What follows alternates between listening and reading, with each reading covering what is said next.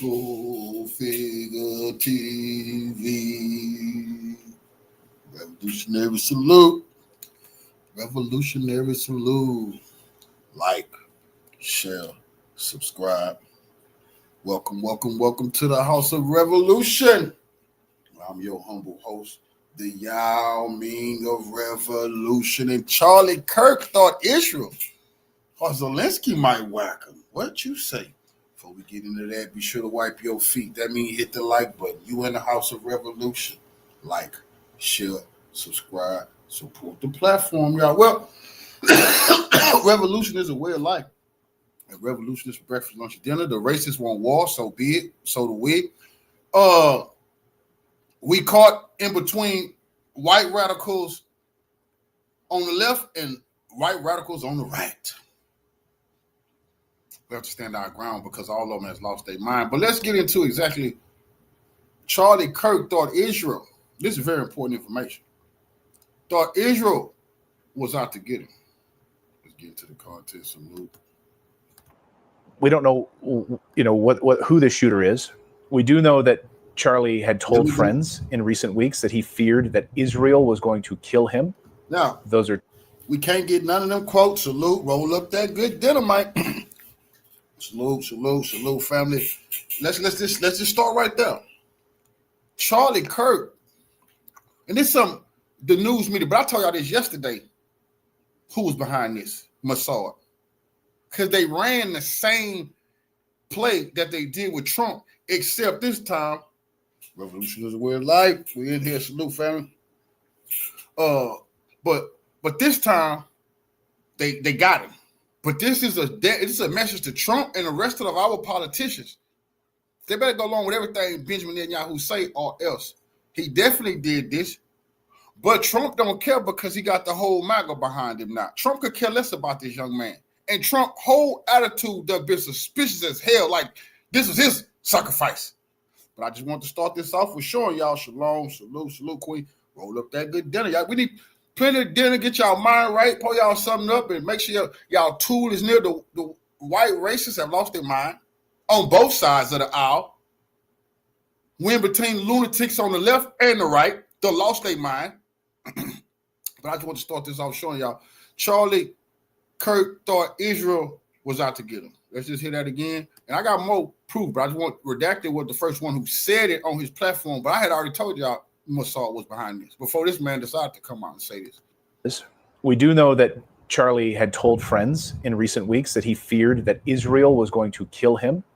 Those are Charlie's words to friends, not mine, because his views on what has been transpiring in Gaza as the genocide has unfolded has evolved significantly from where he was months ago, apparently, according to friends that knew him well. So why was he wearing body armor? Okay. So he thought Israel, and this is buddies, they saying it. He thought Israel might want to whack him because he was very influential with the youth on the right.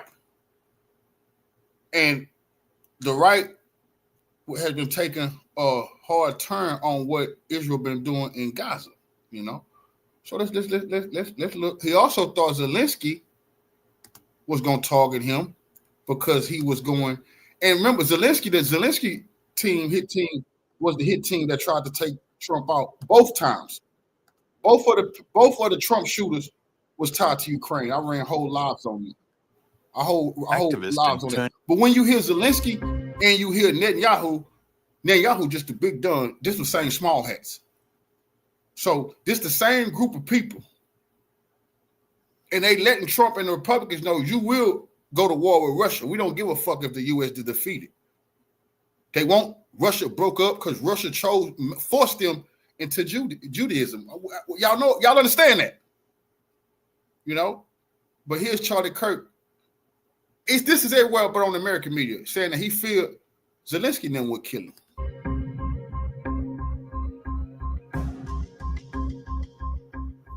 Conservative activist and Turning Point USA founder Charlie Kirk was fatally shot dead during a public event at Utah Valley University in Orem, Utah.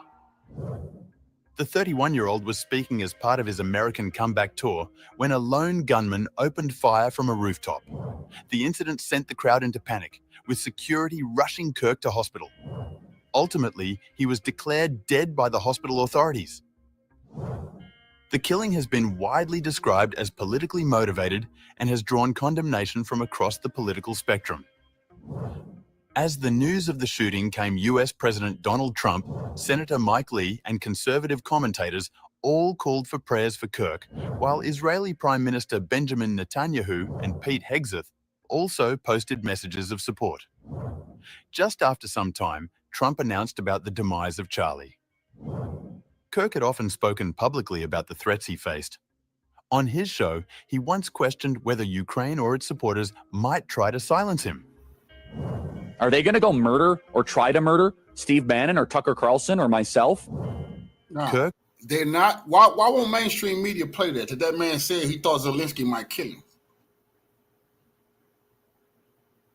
Why won't they say that man say he thought Zelensky might kill him? Then people say, whoa, wait a minute.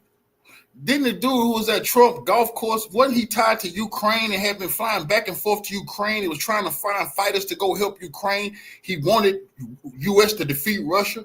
Dang, didn't that first dude who sniped Trump in the ear, didn't he have Ukrainian handlers? What? Then this man is telling you that he felt like Zelensky. But Zelensky just worked for Netanyahu. They might kill him. Kirk was a fierce critic of Washington's funding of Ukraine, describing President Volodymyr Zelensky as an ungrateful, petulant child and a puppet of the CIA. CIA was in 2023, after Zelensky visited Washington, Kirk reacted to comments made by... They have found the gun. We're going to get into that. They found this gun. They released the picture. We're going to get into the trans information. Now, all that is a red herring, but they got me fucked up, bro. They said whoever they setting them people up to get, please. They didn't do that, whatever. CIA gonna write all kind of trans because they're gonna say, okay, the trans killed Charlie Kirk. No, Zelensky, Mossad, and the CIA killed that man. I don't give a damn if you MK Ultra some trans individual to do it. By Sarah Ashton Cirillo, an American-born spokesperson for Ukraine's territorial... That's crazy. This is a man right here. A U.S. Army officer went to Ukraine to be their spokesperson. This is a trans person. Defense forces. She vowed to hunt down Kremlin propagandists, sparking outrage in the U.S. None of us are Putin puppets or Russian propagandists, but the New York Times calls us that. That trans person, we got back up. Ooh, boy, that's what I'm saying. I know all about this shit. I haven't studied this. But this is the way you get your news from. This trans person, they just vowed to hunt down Kremlin propagandists. They already killed one American, Gonzalo Leary, in Ukraine. That's a fact. Killing all kind of Russians in Russia, assassinating them. But they tried to kill the president of the United States also. And see, this person needs to be questioned. She probably put that, this is a he. He probably put that hit team together for Netanyahu that just killed Charlie Kirk. And Charlie Kirk told you he thought they was going to kill him for what he was saying and what he was doing. Rage in the U.S. None of us are Putin puppets or Russian propagandists, but the New York Times calls us that. Kirk insisted the remark could be interpreted as a direct threat against him and others. And then the person who is funded by the U.S. Treasury says, we're going to come murder you. The backlash led Ukraine to cut ties with Ashton Cirillo, but Kirk remained one of Zelensky's harshest American critics. Ukraine's Center for Countering Disinformation labeled him a spreader of Russian propaganda points, while the outlet Texty.org.ua placed Kirk and TPUSA on a list of U.S. figures opposing aid to Kiev. Charlie Kirk's death marks the most violent attack yet against a high-profile conservative activist in the United States. And one thing for sure, I didn't want death for this hypocrite and this bigot. These Christians, these understand, they believe in the book. The book say you reap what you sow. The man was sowing hate. And then just trying to, like I say, the man dying words, you're trying to blame gangs for school shootings. That's bullshit. That's bullshit. And I know why he did it, to rise up the ladder of the bigotry over there on that far right. But he died in that shit. And they're going to have to realize that no matter what they try to do, no matter how they try to put lipstick on a pig, man, the young man was too intelligent to be sitting there trying to blame black people for the crimes of America. And it's too obvious what's going on in America. The whole world knowing. And we're going to make sure the whole world know. They got us fucked up. They never should have started this. Ethnic cleansing. We're going to be doing, I'm going to be running lives on real crime. In real this video, crime in America. I got to see who eating people. Who chopping up baby. Who got kids in cages. Who still got, who is keeping people in slavery. That's white kids. We're going to run all, we're running all that. We're going to run all that content. We really got to get to the bottom of this. Who is the danger here in America? But now let's look at some more of Israel, Netanyahu, and the conspiracy to kill Charlie Kirk, which the fake news not going to show. We're going to talk about Israel, Jews, Charlie Kirk, Ben Shapiro, Benjamin Netanyahu, and essentially try to figure out who killed Charlie Kirk. So yes, this is going to be a really, really heavy and hot one. So let's get started with an interview between Charlie Kirk and Ben Shapiro, in which Charlie Kirk, as in many other videos that we're about to watch, he was, let's say, he talked about the idea of criticizing Israel. And this is a video, and take a look, pay close attention to Ben Shapiro's body language. Charlie, we've pushed back against the media on COVID, on lockdowns, on Ukraine, on the border, so like maybe we should also ask a question. Is the media totally presenting the truth when it comes to Israel? Just a question, that maybe we shouldn't believe everything the media says, because I know I've been conditioned. That was his mistake. This dude here, 10 more years, they would have ran 10 more years, they'd have ran him for president. They pissed because all of them are saying they killed their future president. I have been paying attention to this clown. Now I'm starting to see what they was whipping up with this guy.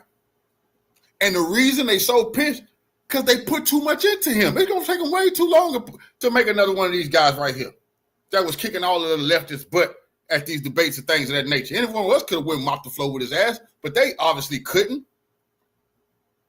He had the hearts of those young bigots. You understand?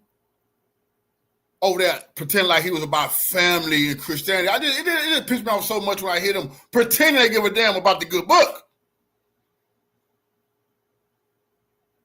If that man gave a shit about the good book, no, listen, don't tell me, Yahshua, don't tell me Jesus would take your side over the babies who being gunned down in these schoolrooms.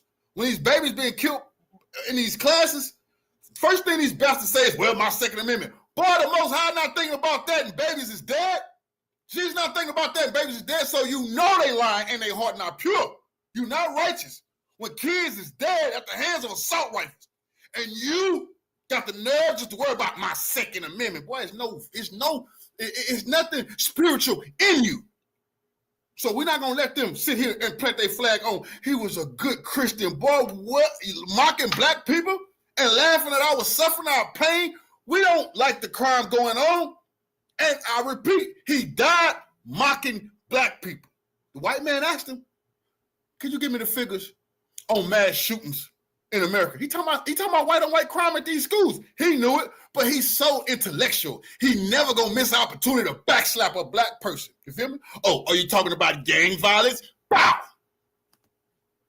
To ask a lot more critical questions over the last couple of years. So Ben, some people would accuse Israel of wanting to ethnically cleanse. Some people in the Israeli government are saying, again, it's all over the place, right? You have opinions all over. In your opinion, what would a good outcome 5 years from now be, and how does one respond to the claims of ethnic cleansing? So, of course, and one more thing, because they like to bring up, you see, how they say like he never did nothing, he didn't deserve to die. Well, once again, I don't wish this on this man. I don't wish a sniper just start whacking nobody in America. That's not how we operate over here. We righteous individuals. But what we have on record is that baby Tamir Rice, 13 years old, got killed by those police officers. And these people that have no sympathy for that baby. None. They didn't care. What did Tamir do? Brown Taylor sleeping in her bed. They couldn't find no sympathy. None. The brother jogging down the street, the white vigilantes hunt him down, kill him. No sympathy for them brothers. There wasn't a crime committed by none of them. They hadn't had a jaywalking ticket. None of those black people. No sympathy. So when they tell me this man never had a time, I don't give a fuck he never commit no crime. We have plenty of people that y'all didn't give a shed a tear for when they died at the hand of vigilante whites. You didn't shed a tear. Tell me about injustice. We live it every fucking day. That's why they fucking with the wrong ones. And they don't understand. It's something else, boy. We will fuck this, boy. This country, it won't be no country no more. And something deep inside of us, we want that anyway. Don't fucking push us. People have all sorts of theories that, Charlie was asking uncomfortable questions. And by the way that Ben Shapiro reacted when he asked that question, when he raised those eyebrows like that, I'm going to play this on mute. You can see he did that and then had this face after Charlie say, hey, why can't we just criticize Israel in some way? Then, well, you know that there are all sort of stuff online. But before we continue, I want to make some kind of a disclaimer. Maybe not a disclaimer, but get something out of my chest. I see online that when people talk about Israel or the Jews or even Bibi Netanyahu, they use these terms like interchangeably. Like it doesn't matter if they're all the same. Which is absolutely absurd.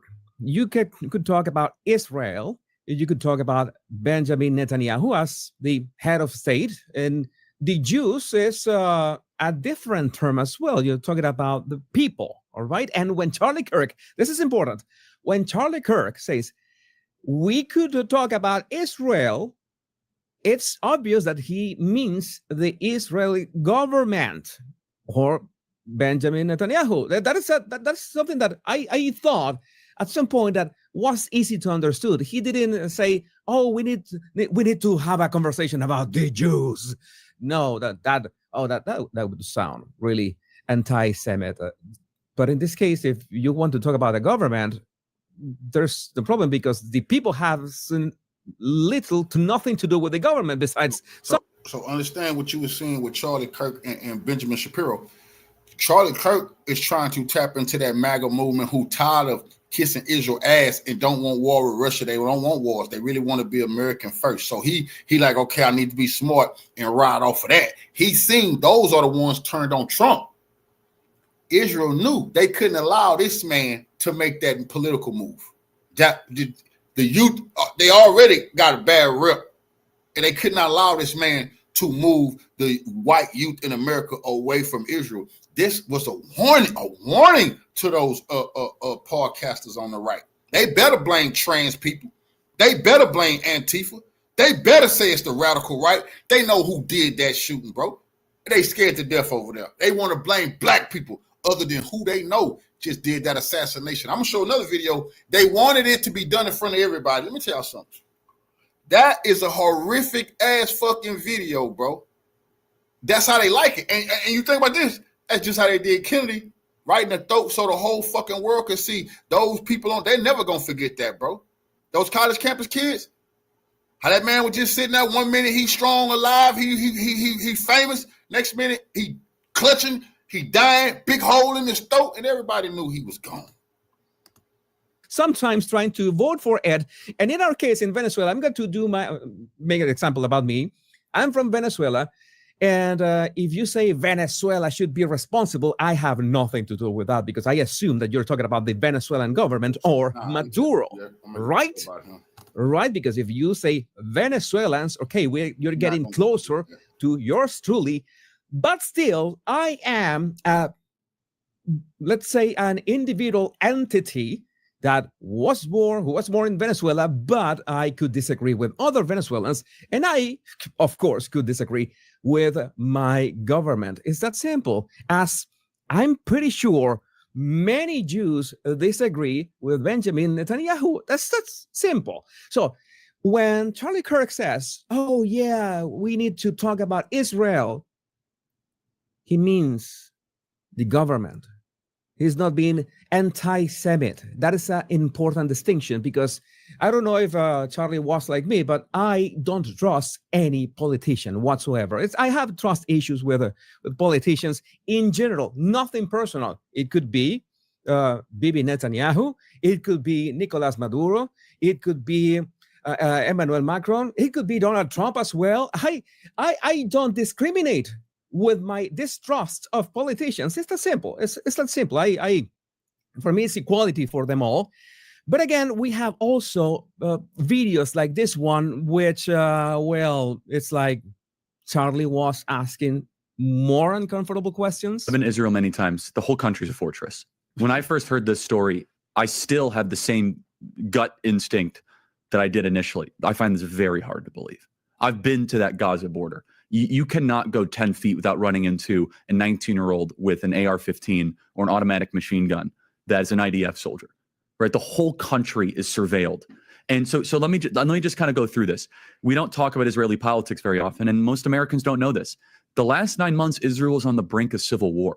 It's not an exaggeration. This judicial stuff, there were hundreds of thousands of Israelis taking to the streets because Bibi Netanyahu is basically redefining the Israeli constitution. That's not an exaggeration, right? He said the judicial branch has too much power. There were protests planned this week against Netanyahu. Notice that he emphasizes about the government. He is not talking about the Jews. Where they anticipated tens of thousands of people to take to the streets. That's all gone, Patrick. Netanyahu now has an emergency government and a mandate to lead. I'm not willing to go so far that saying that Netanyahu knew or there was intelligence here, but I notice the way, in persuasion, sometimes you can say things without saying things. I am not saying that whatever comes after that, but you have thought about that. I am not saying that cows can fly, but if I say that, I form the idea in your mind. So when he said that, everybody formed the idea on their minds that maybe Bibi and Trump came out, and then Netanyahu came out and spoke on this young man, bro. They killed that man. Netanyahu, and I don't know what happened. You have to open your mind to what Charlie tried to convey at that moment. Maybe he said at October 7th, hey, just leave the door open for a couple hours. Leave the door open for a couple hours. That's what Charlie Kirk was more than implying in that interview with the PBD. I think some questions need to be asked. Was there a stand down order? A stand down order. That is the correct term. And there's a pause, a very uncomfortable pause, a very dramatic pause, because it's. Stood down. I'm not going to lie. I was not a political commentator at the time. I had nothing to do with politics. I was not talking about that. But when I saw the news, and I've always praised Israeli technology, and I said, how can this exactly happen if the country is essentially this mega vault that you cannot just open or violate or enter without being reduced to smithereens? Is there a stand down order? 6 hours? I don't believe it. Israel's the size of New Jersey. When I took a helicopter ride from Jerusalem to the Gaza border, it's 45 minutes. Wow. 6 hours. They're live streaming the killing of Jews. Did somebody in the government say stand down? That is a legitimate non-conspiracy question. The whole... Well, the non-conspiracy, everything can be a conspiracy when you look at it long enough. But yeah, it was a legitimate question of many people, because we trust that Israeli defenses are ironclad and have always been ironclad. How could this happen? I remember that there's one video from Konstantin Kisin. He explains on trigonometry how this could have happened, because it's like Hamas just focus all their firepower in just a very specific points, and maybe that's the way that they could pierce through. Still, how come this savages? And it seems that Israel already had intelligence about the attack. Then how could this happen? Charlie was asking the same question that many of us ask ourselves that same day. Of course, we saw the videos of everything that happened. Everything was horrific, but the question remains. Because they set it up, allowed it to happen, then they went berserk in the Middle East. The same thing happened 9/11. Bush, everybody stood down. They let it happen. Then they went berserk in the Middle East. You got your war on terrorism, which lasts to this day. They're bombing Somalia. They're bombing Syria off what happened on 9/11, 2001. You see? A legitimate question. As he said, a non-conspiracy question. But You know how it is. You know how is the internet. And we country continue. is the IDF. The whole country is. Yeah. And you're trying to tell me that they're going to concerts and kibbutzes and schools and buy.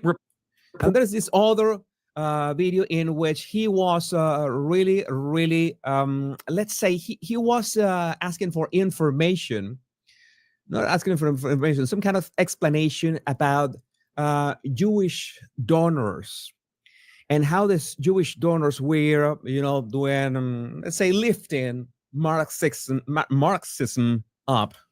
And Jewish donors, they have a lot of explaining to do, a lot of decoupling to do, because Jewish donors have been the number one funding mechanism of radical, open border, neoliberal, quasi-Marxist policies. You're talking about Soros. Cultural institutions and non-profit. George Soros. Okay. Now, we haven't talked about this yet, but maybe 10 days ago, Trump told the FBI and the Justice Department to look into Soros. Trump actually started attacking George Soros, the small hat, and that's what he really talking about. You see what I'm saying? You see what I'm saying? Soros is behind a lot of this too, so it could have been Soros knocked him off. But the message is to Trump and the rest of them politicians too, bro. Stop playing with the small hats. And that was a cold message. Stop playing with them, bro. They own you now. Come on, man. We need a major war to get from up under these people. Profits. This is a beast created by secular Jews. And now it's coming for Jews, and they're like, what on earth happened? See? And it's not just the colleges. Notice that he specifies. Nobody talking about this. He said secular Jews. This got beside himself, bro. This is who is he to be talking about this? Who is he to be talking about this? You trying to lead all the young American whites? You done captured the right. You the darling. You the rising star. You that golden boy. And you talking like this? And you want to know who killed them? Shit. Created by secular Jews. Beast created by secular Jews. And now it's coming for Jews, and they're like, what on earth happened? And it's not just the colleges. It's the nonprofits. It's the movies. It's Hollywood. It's all of it. It's like time for you guys to wake up and say no more. Draw a line in the sand. I don't care. And also, you realize that this is why people are saying, oh, it's that Charlie started noticing, that word that. But look, this I'm gonna say about. I believe that that's the Boule trying to see the Boule. They just want some material. I don't know. That might be radical whites, but I don't know if that's radical whites threatening those HBCUs. But this is real true. Black people have to be on alert because we are absolutely going to take some of the violence because these people are irrational and they piss right now and they just want to take violence. They want to do violence. It don't matter that they killed each other. You see what I'm saying? Because when they think about the left, they think about the bootlickers who over there helping the left and shit like that. We just have to stand up straight. But I believe that the bootlickers is calling in security threats on their goddamn self. They want money from the government. I could be wrong. I could be wrong, but for him to get whacked, and then today HBCUs is being threatened, and gunmen don't threaten. These gunmen just show up. These racist bastards is not calling up there saying we're gonna come kill you. They just popping up at our churches, killing our people. They didn't call Buffalo grocery store and say we're on our way. That racist bastard just showed up and killed our elders. They didn't tell the people we're going into that dollar store down in Florida. They just showed up. That white boy just showed up there and killed them. So when people calling, man, somebody's playing games with our people, and I don't like that. That we use in it's like in internet slang. He started noticing, and he was promptly deleted. There are reports that I think that this is more than hearsay. It's just hearsay. Harrison H. Smith just posted this tweet and then doubled down on it. I'm not gonna name names, but I was told by someone close to Charlie Kirk, hearsay, double hearsay, that Charlie thinks Israel will kill him if he turns against them. And when somebody asks him, is this true? They just say yes, but maybe somebody close to Charlie doesn't mean that that was actually true or that Charlie actually said that. Again, this leads to nowhere. And I see everyone is sharing this everywhere. One last thing is his interview with Megyn Kelly. I'm going to play just a tiny clip. But it goes to the point where if, for example, if I have less ability sometimes online to criticize the Israeli government without backlash than actual Israelis do. And that's really, really weird, isn't it, Megan? So essentially, this goes for this interview with Megyn Kelly goes for like 7, almost 8 minutes. But what they were talking about on those 8 minutes, and Megyn made a good use of her interview with Piers Morgan, and which she's made it clear that she's not that used to talking about Israel. And they both were making sure that people understood the same thing that I said at the start of this video. One thing is talking about Bibi Netanyahu. One thing is talking about Israel's government. And the other thing, another complete different thing, is talking about the Jews as a whole, as in the same example that I did. One thing is the Venezuelan government that can go F itself if it was for me. And another thing is talking about Venezuelans, and another completely different thing is talking about me as a person. As some people can agree with Maduro, some people can disagree with Maduro. I disagree 100% with the guy, but it's the same principle.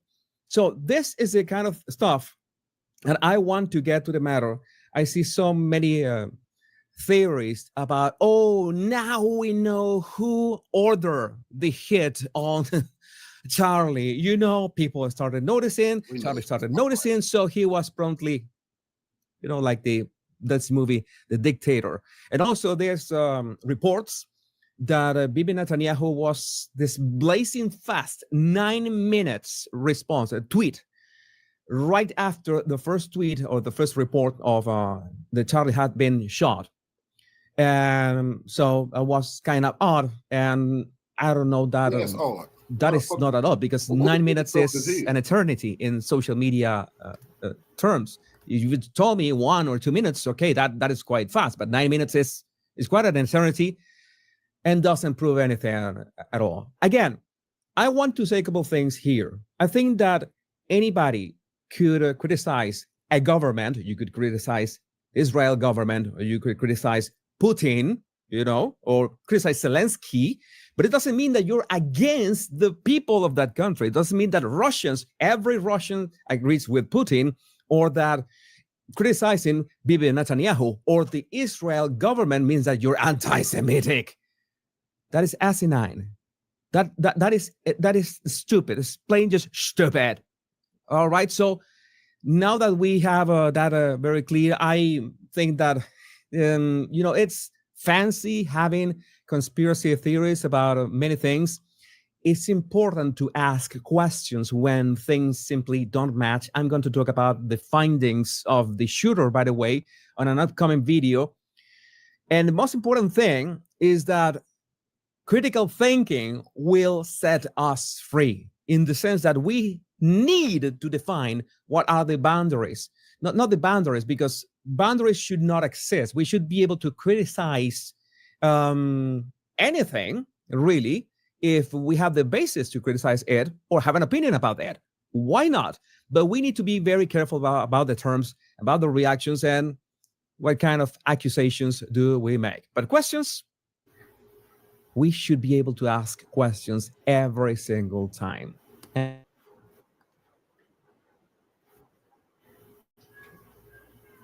Yeah, we got plenty of questions. What do small heads know about what happened to this young man? Why did Charlie Kirk feel like Netanyahu and them wanted him dead? Huh? We get into the bottom of this.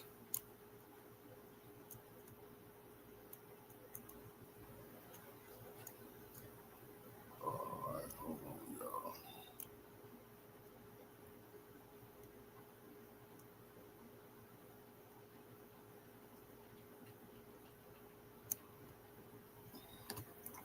No.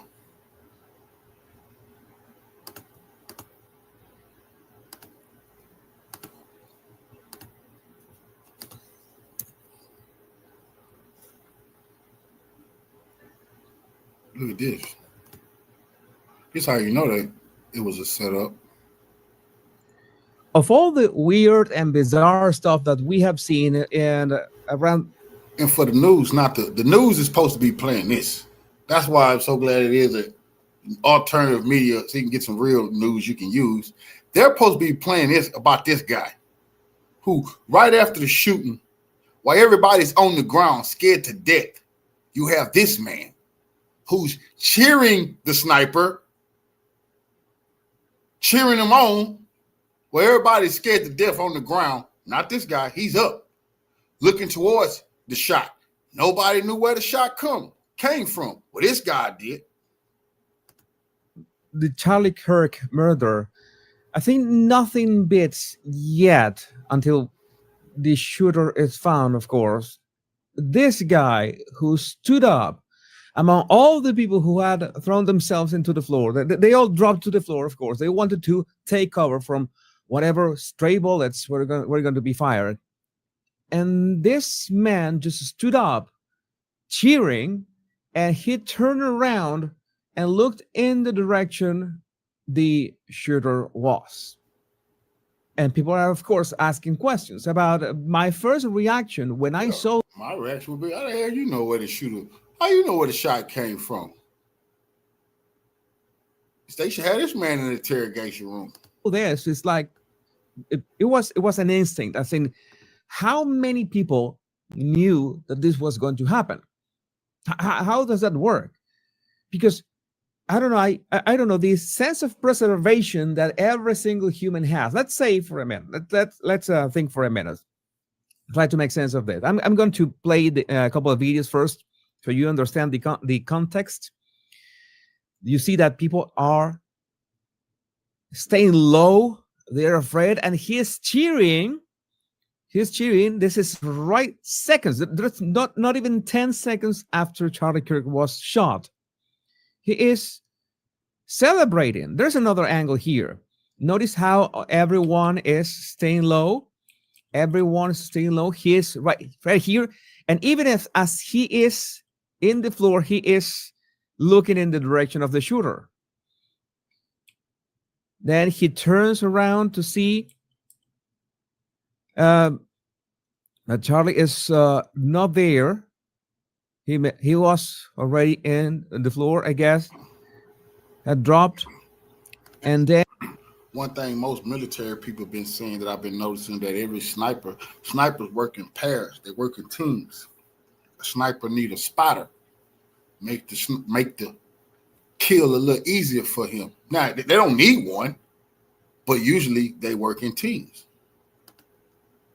Then you can see everybody is really fearing for their lives, trying to take cover and taking cover for their loved ones. And that's when you see he is celebrating. He's already celebrating, like a chanting. Come on, bro. And that's when I still haven't seen this on the news. I had got this ready for us. This was this morning I seen this. How the hell is the news talking about this? And all the news, but you haven't shown people this guy who's cheering it on, who looked at the direction of the shooter, where everybody's scared to death, don't know if any more shots is going to ring out. He knows they're not going to ring out, and he looked like he knows they're not going to be shot towards him. It's when he stands up and begins flailing his arms around. You see that? Wait for the camera. Here he is. You see him again. Who celebrates someone's death? What is that? So my first impulse was to think, okay, this is some kind of cult, and indeed it is, right? This is some kind of a crazy cult in which you have people literally cheering. And you have on 9/11, you had people recording the destruction, and then you had something that was called the dancing Israelis. You had a group of Israelis who recorded as the Twin Towers were burning. They was caught dancing. They were dancing to it. And they were arrested. They had all kind of, they were guilty as shit too, but they were sent here to record it. And they told the FBI that they got sent back to Israel, and they was on the news in Israel talking. They were sent to America to record the event. How the hell can y'all go to America to record the event if you don't know what's going to happen? But as the death was happening on 9/11, the towers were falling. You had the dancing Israelis You know, that's what that reminded me of, this guy right here. Now, as somebody filming the murder, you had this guy dancing and celebrating. And planted in there as if this guy was part of, you know, all the operation. Because as I've said in other videos, this cannot be the work of one lone gunman. So I thought, but if they are into this, why do they just expose themselves? And then I remember this other guy who just was like a patsy, that they apprehended him and he was thrown to the floor, as in he was a distraction so the shooter could escape. I don't know if they have interrogated that guy or not, but I couldn't process. Like, revolutionary salute to our family. Golden mask for the donation to the war chest. Revolution is a way of life. Absolutely appreciate the love, soldier. Salute. For a full minute, how could this be a thing? Now, I can understand that when Charlie Kirk was debating, of course, there were students. Then the racists are upset. Come on, that's why I say they cowards, bro. They just talk a lot of shit. While the man is dead on the ground, dying, this man's celebrating in their motherfucking face. Why y'all online talking shit? That man celebrating in their motherfucking face. At least that man didn't wait till he celebrated that man getting killed. It's Charlie Kirk supporters everywhere. They supposed to stomp them up and whoop them out. They didn't. Come on, bro. Everybody pretending this shit, man. This man celebrating right in their goddamn face. But they want to be mad at black people. Hey, look, that ain't us. That's not us. And he didn't do it later. He did it right after the shot. Who were right wing and left wing. And that's something understandable. Bear with me with this. And you can understand that left wingers were against him in the debate. That's all foolishness. But at the same time, I suppose that self-preservation instinct, it doesn't matter if you are right wing or left wing. If you hear gunshots, you will literally drop to the floor and be worried about your well-being, about your life, not to catch a stray bullet or something like that. Imagine the level of derangement that one of these subhumans must have, that even in the face of that self-preservation, even in the face that you're fearing that there could be more bullets, you stand up and begin cheering for whoever shot Charlie Kirk. Why this not seconds, on the news, bro? And I mean, not even 10 Why this not on the news? Why the news is not showing this guy right here? No, I'm gonna show. We're gonna get into a video next for who he is and what his story is. But the news haven't showed this all day. That's how it's just all kind of, they running all kind of plays right now. This supposed to be on the news, but they don't want whites to be raised with whites. This guy's celebrating. Seconds after the gunshot was heard. Explain to me what kind of subhumans we are dealing with. I think I have to say it myself. I have to confess that up to this point, I was really naive in terms of the extent of the mental illness that is rampant in the United States. The mental illness because of the parasitic mind virus. And this is just a product of that. And this is something that I have no rational explanation. First of all, that didn't just start. This mental illness, this violence, it came over here allegedly on the Mayflower, the Nina, the Pinta Maria, wherever those ships were. That's when that disease, that sickness, that illness came to these shores, claiming that they had been persecuted and they wanted a better life. All those was lies. They come to take other people's lives and kill them and say they was godless. It destroys people's civilizations. This is nothing new. That's the problem. People got to wake up and understand and realize this bloodthirsty nation has been murdering since its inception, has been killing one another, harming one another. They used to challenge each other to duels on the White House lawn if they get upset about a bill that couldn't pass. They can challenge you to a duel. And as a man, you had to get out there and kill or die. The Wild Wild West. Law was at the end of a gun. That was mental illness. What do you people don't want to be killing all day, every day? They do. So this is nothing new. Left, right, my ass. No, this is a sickness of individuals that have to be addressed. Nation. Besides thorough and deep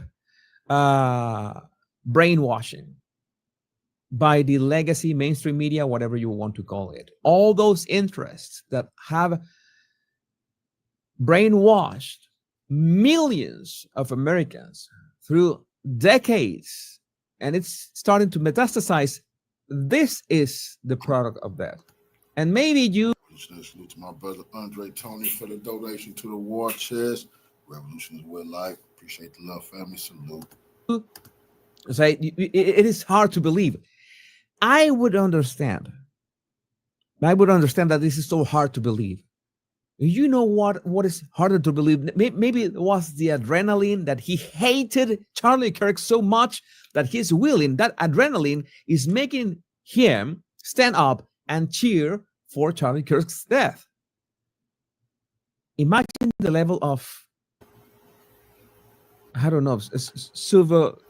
Imagine the level of vile, disgusting, outrageous behavior that a man who is a man of peace and don't want violence and who just want everybody to come together and try to love one another and move on peacefully, you murder him. We talking Dr. King. You call him Dr. Coon. You mock him, you know? You just laughed at him. See, this is the problem that I have with this society, that they're so shocked. This man, Charlie Kirk, he's a blogger. He's a political activist or whatever. What the hell did you kill Fred Hampton for? The man wanted to be peaceful. All them gangs in Chicago, that man had a revolutionary organization that just was trying to vote and feed the homeless and clean up the community. Why did you kill Fred Hampton? Why did Malcolm have to get gunned down? He had seen the light and wanted to bring people together. He even said whites could, work with us, but we had to get ourselves together. He didn't see you as the devil anymore. Why do you have to go along with Malcolm being murdered? We talking about some of the greatest that's been on these shores that was murdered at the hands of your worst of your society. And these men that I just named, they just wanted for everybody to have something and move together. They didn't want to try to do what Charlie Kirk was doing. No. You see, Charlie Kirk was trying to push the ills of America onto us instead of where they was supposed to lie. See, Dr. King told the truth. America, the biggest purveyor of violence in this goddamn world, so he had to die. So now, America, I don't like the attitude of America when they sit here acting like they just so shocked that something like this could happen. Well, I'm not shocked. This type of shit could happen. Everything that goes on in America is at the end of a motherfucking gun. You just sent naval ships to Venezuela talking about drugs being trafficked. So what, you gonna nuke them? That is the problem. That's why Charlie Kirk died. Because when you can't get your way, you want to go to your arms. Come on, America. This is who you are. What is this subhuman race who you are. Stands for? Violence and death. How can you reason with people like this? How can you debate with people like this? And Charlie Kirk died debating people like this. And if you don't believe there can be people truly evil, I'm preparing a video about this, but you absolutely need to watch this clip first. I support Charlie Kirk's killer. Charlie Kirk died because as smart as he is, he believed his own bullshit. He should have been smart enough to know he should never be in open spaces because they have political assassins amongst them. He should have knew better than that. But he going around talking about black on black crime and they got to be weary of the black man when nigga, most of them will never, ever, ever even get in an argument with a black person. That's a fact. Most white people will never in their life have to worry about no black on black crime or no black on white crime. That's a fact. Most of them know goddamn well it's their own kind that was gonna kill them, gonna rob them, gonna steal their shit, gonna break into their home. It's gonna be white people. They know that. But ain't no money in telling that type of truth amongst them. And what he fell victim to is believing his own bullshit. He's too smart to be preaching the black man is the one that got the field when they knowing goddamn well it's the white man that is killing in these political arenas, killing one another. They know that. And that's what cost him his life.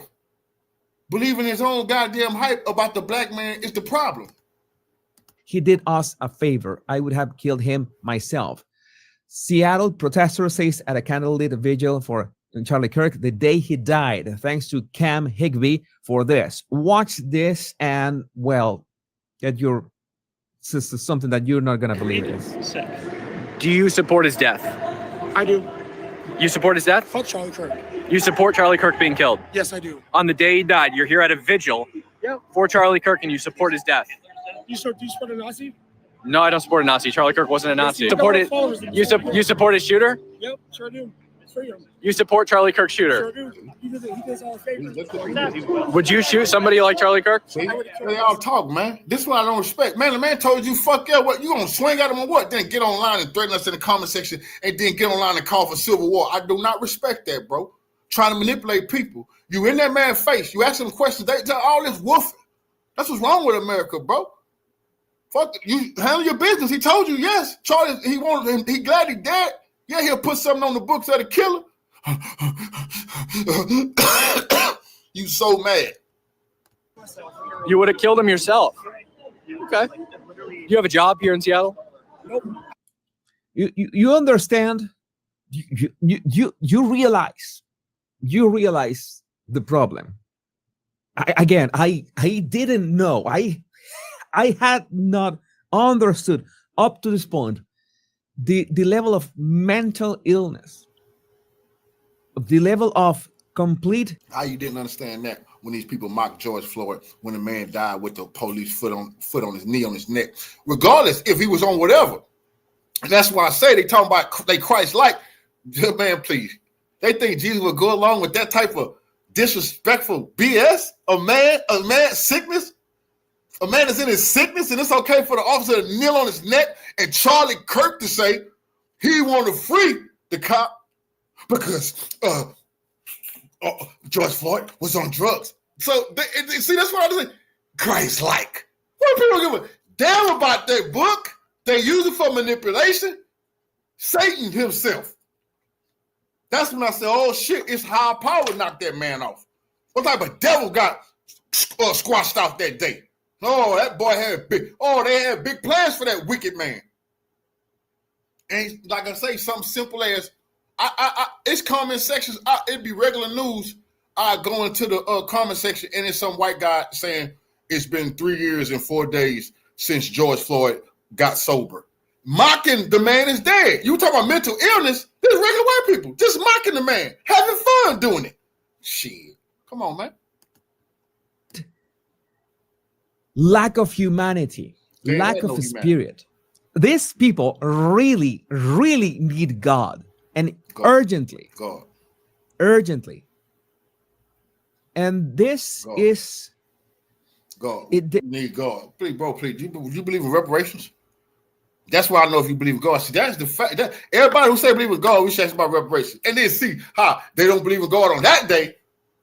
Not that, wait a minute now. Slavery was a long time ago. You see what I'm saying? They all biblical. They all for us until we talk about reparations, paying what you owe, cleaning your slate. You 35 trillion in the hole, bitch. How the fuck you ain't got right with us? That's what we should be asking these people. Man, we should not. They need to take care of this business. They need to take care of this business. One group of them gotta go. They'll burden on the rest. Look, just go ahead and handle one group. Just take care of the other group. All right, we don't give a damn which one it is. Enough for the talking. Talk about Civil War in America. Get to it. Shit, as long as I've been living, I've been hearing y'all talking about this Civil War. God damn. This is not an isolated problem. This is not just, there's just a few bad apples in there. No, these are people, some of them, let's say that just a tiny fraction of them are becoming violent. That is like a lottery. That's a lot. Okay, welcome to the violence lottery in the United States. You have a ticket whether you like it or not.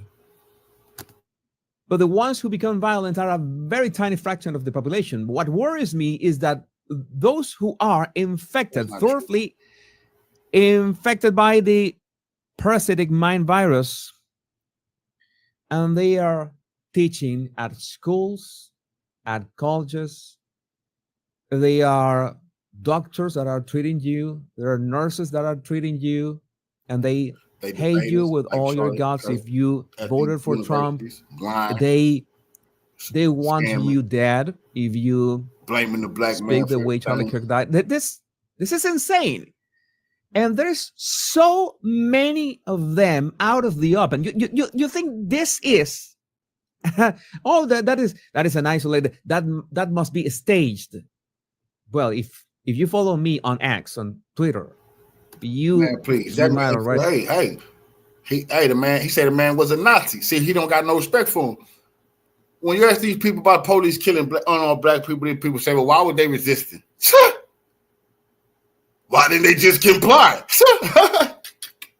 Come on, man. Don't we forgot about that? Why didn't our dead loved ones just comply with the cop when they were beating them to death? Why didn't you just comply? That's what they don't care. Who was murdered? What happened? But now all of a sudden, Charlie Kirk died by gun violence, something he didn't give a shit about. The man said, hey, it gotta be some gun violence for order for them to have a Second Amendment. That's his quote. His legendary quote is, it's gonna be some gun deaths. No shit. You're one of them. People talking about that is meant to be. That's prophetic. He mocked. And like I say, we're never gonna let them forget. The white boy asked him, can you give me the statistics on mass shootings? They talking about white on white crime on these college campuses. And that boy said, are we talking about the gang violence? Just to be a smart ass, a bigot and a racist, and then bow. So he died in hate. He died with hate on his heart. Wasn't nothing righteous about that answer that he gave. They know that. Right. Mocking black I have realized that. No, and they're suffering in the community. Tens of thousands of people, and every single one of them needs to be exposed. And you know why the right, they so shook right now? Go look at the big blog of content creators. I've been looking at it. They are so fucking afraid because he had it all. What they say is everything. You know, he had it all. Millions. Nice business. Celebrity amongst the elite whites in this country that's on the right. He's young, wife, kids. The world is his. And he chose to antagonize people for hit man up, man, no better than Charleston White. The fuck is it? If Charleston White got shot, believe me, nobody will be surprised or be saying, wow, why did that happen? Antagonizing people? This was an antagonist. And people look at Charles like, man, why you doing that? Why you done made it? Why you got millions? You good now. Why you still doing that? Nigga, look at Charlie. Charlie, why you still playing racist? Boy, you made it. You doing good now. Why you still antagonizing blacks for no reason?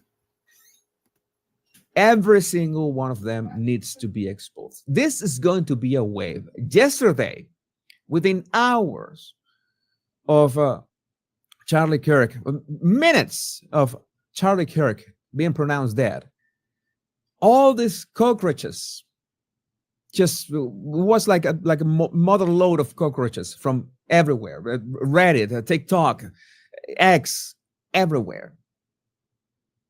They went out of the woodwork celebrating Charlie Kirk's death. And so many accounts, so many of them said, let's do something. Let's screenshot all these people. Let's let's make sure that we find all these people, because so many of them were not anonymous. If an account is anonymous, you can't do much about that. You can't do unless you do some research. But so many people sharing stuff from their LinkedIn with their professional bios. And it's not like, oh, I mistook LinkedIn for Facebook or something like that. No, they purposefully did that. Again, these people do not care about your life. That is a lie. And what are they capable of? You tell me.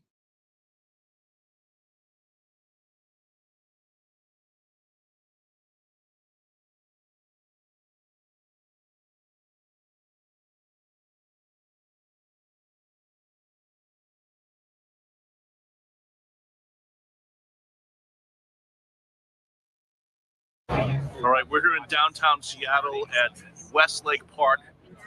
Easily more than 300 people for Charlie Kirk's vigil.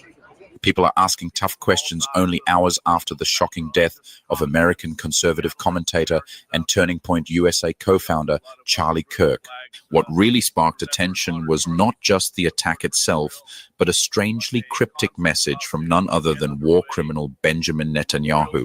News service and Benjamin Netanyahu had made a comment and made the announcement that Charlie Kirk had passed, that he was in fact dead, that Charlie has died. They made that announcement roughly 20 minutes after the shooting.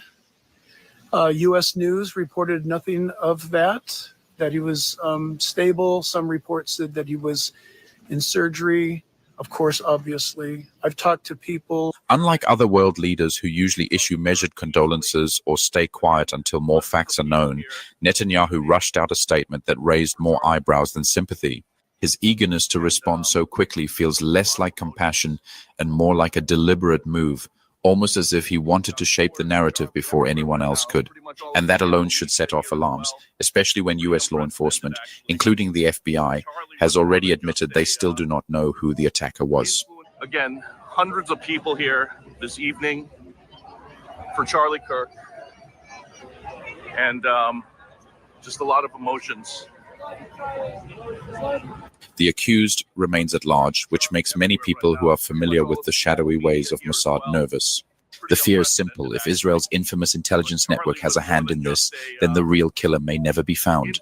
Now, let me be clear, I was never a fan of Charlie Kirk. His unapologetically pro-Israel stance, even as Gaza bleeds under genocide, made him an uncomfortable figure for me.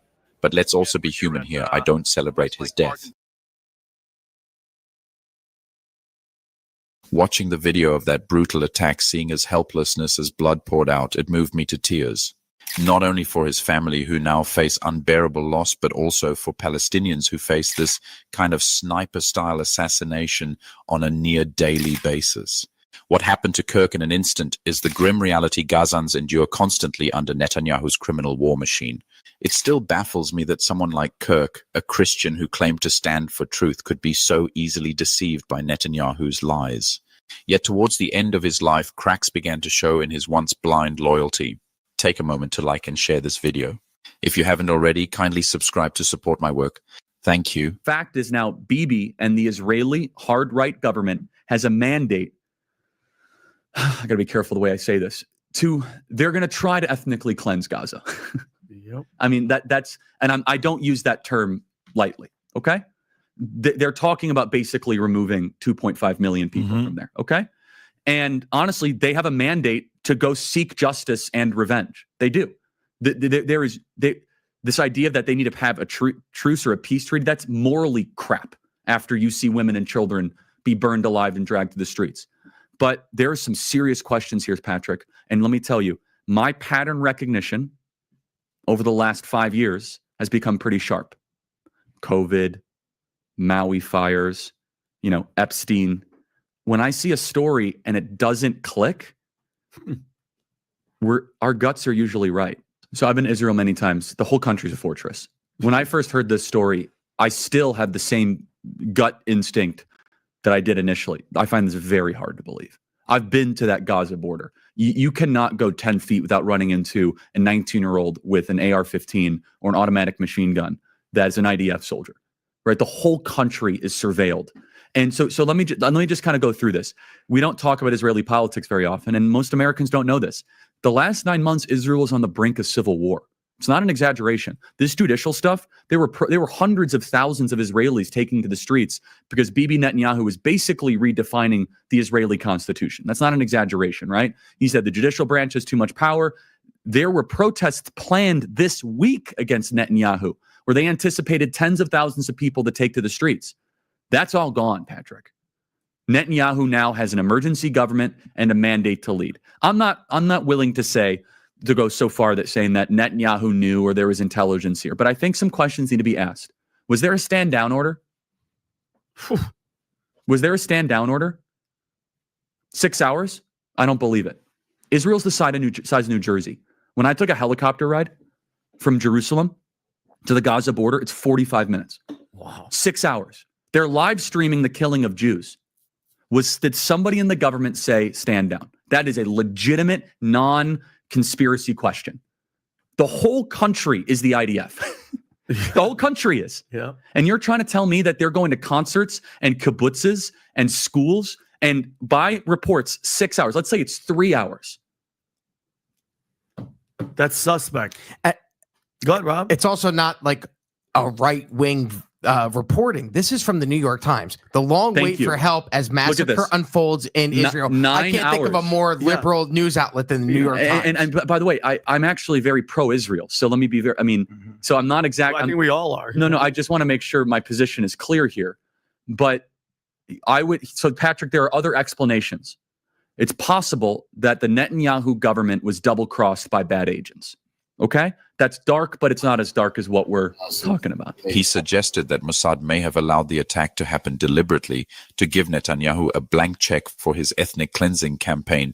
That's not something you say without making enemies in Tel Aviv.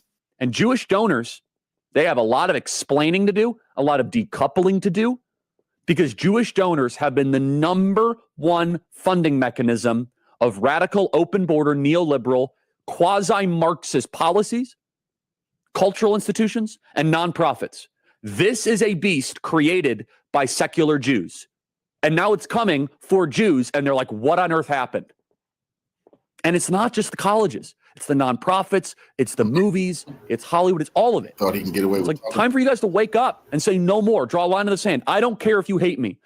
Kirk also openly supported Candace Owens, one of the rare conservative voices willing to call out Netanyahu by name. For someone at his level, that was risky. We put them in power. We displaced the Shah. She ain't got we displaced the democratically elected leader Mossadegh and put in the Shah, which then, of course, led to the Ayatollahs of Iran. And then finally, is a nuclear weapon against Iran a threat to America? Probably. Could be. It's a threat to Israel, but is it a threat to America? I mean, India has nuclear weapons. Pakistan has nuclear weapons. So is it worth a potential another war with Iran? And the people that are, let's just say, advocates for preventing Iran from getting a nuclear weapon by all means necessary, they're the same architects that were perfectly fine with the Iraq War, the same designers of the Iraq War. The primary way Iran can hurt this country is by sucking us into another Middle East quagmire, and they know it.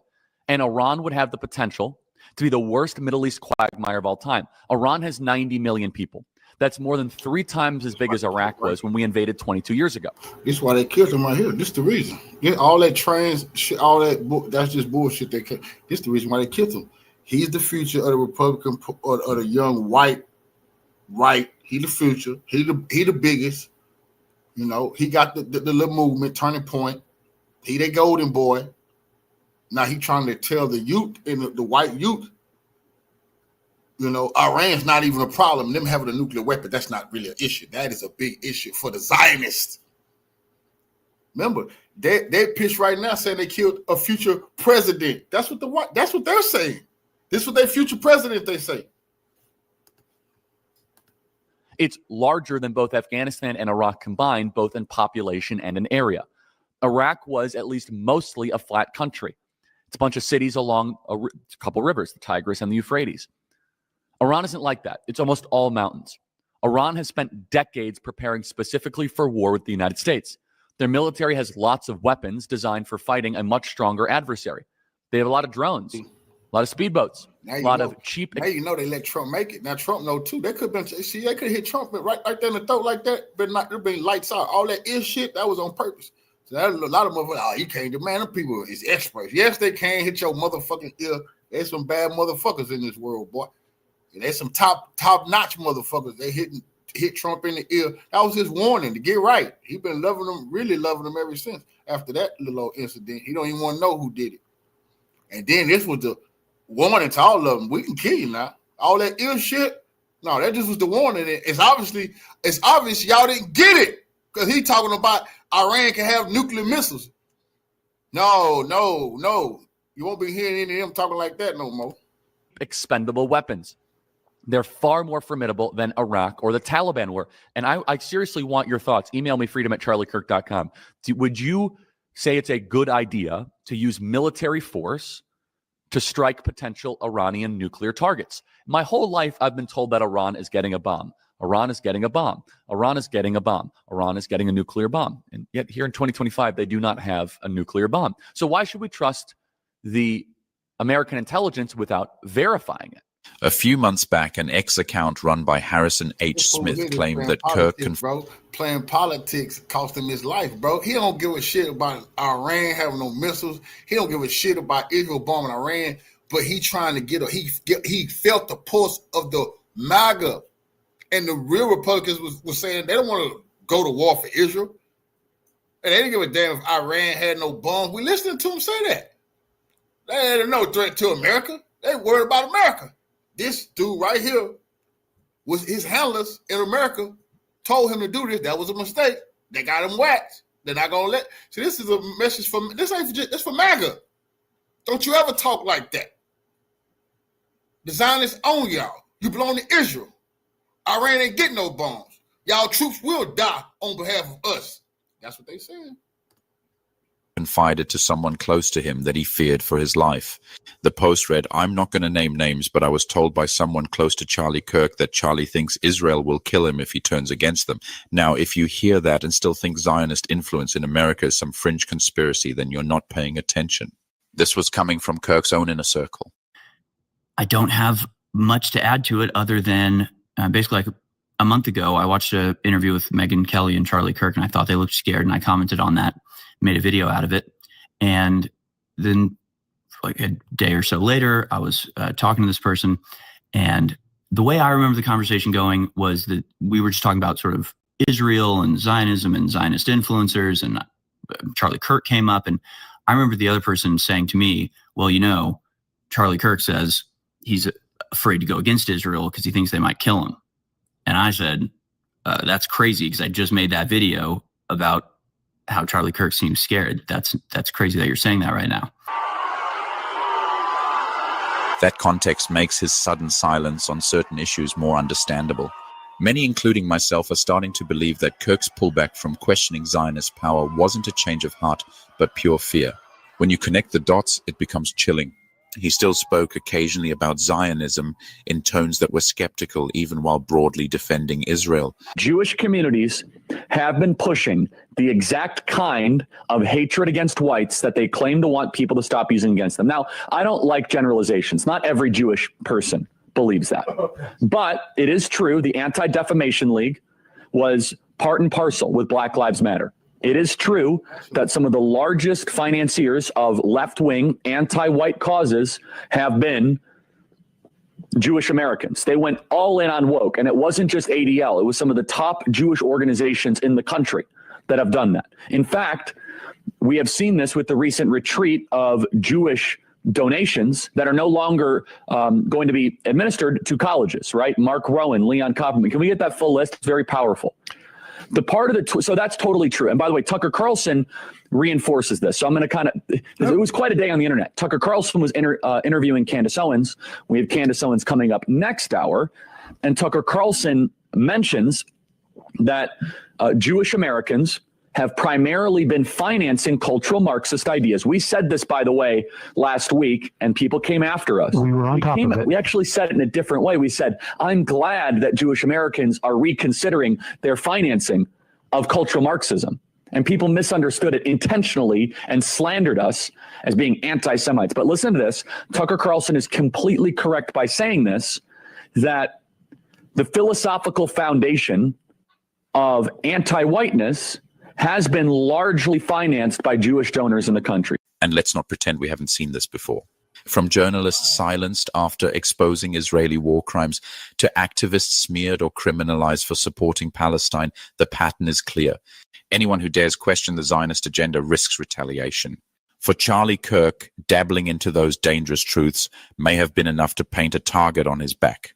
His death leaves haunting questions that Netanyahu's cryptic message only makes louder.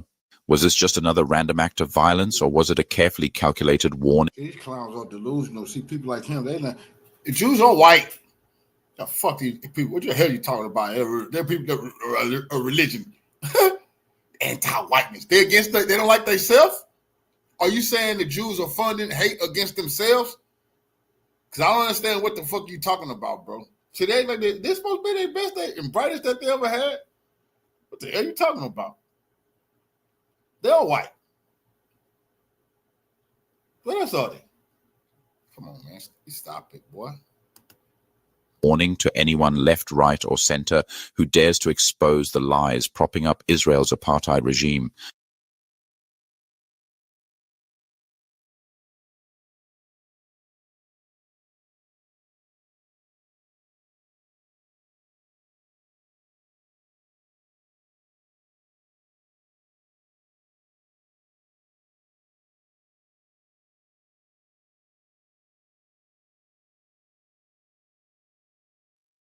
I mean, it seems that this day is never going to end, and we have weirder and weirder developments on the case of Charlie Kirk's assassination. And I already made a video about this cheering guy who was, celebrating just mere seconds after Charlie Kirk was shot dead, essentially.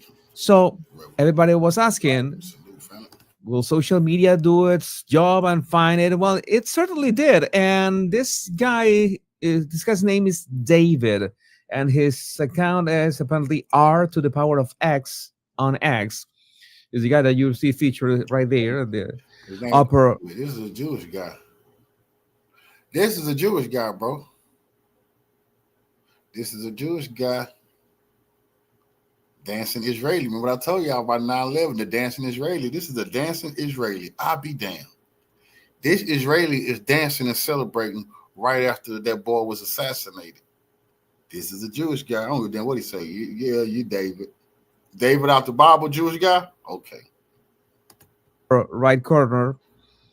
And his explanation for his behavior so far is bizarre and crazy and insane, to say the least. This doesn't make any sense. Do you remember that I also showed you this clip in which you see that everybody was lying down and he was just standing up and cheering and everything, while any sane person would be, trying to protect themselves. And let's see what he did.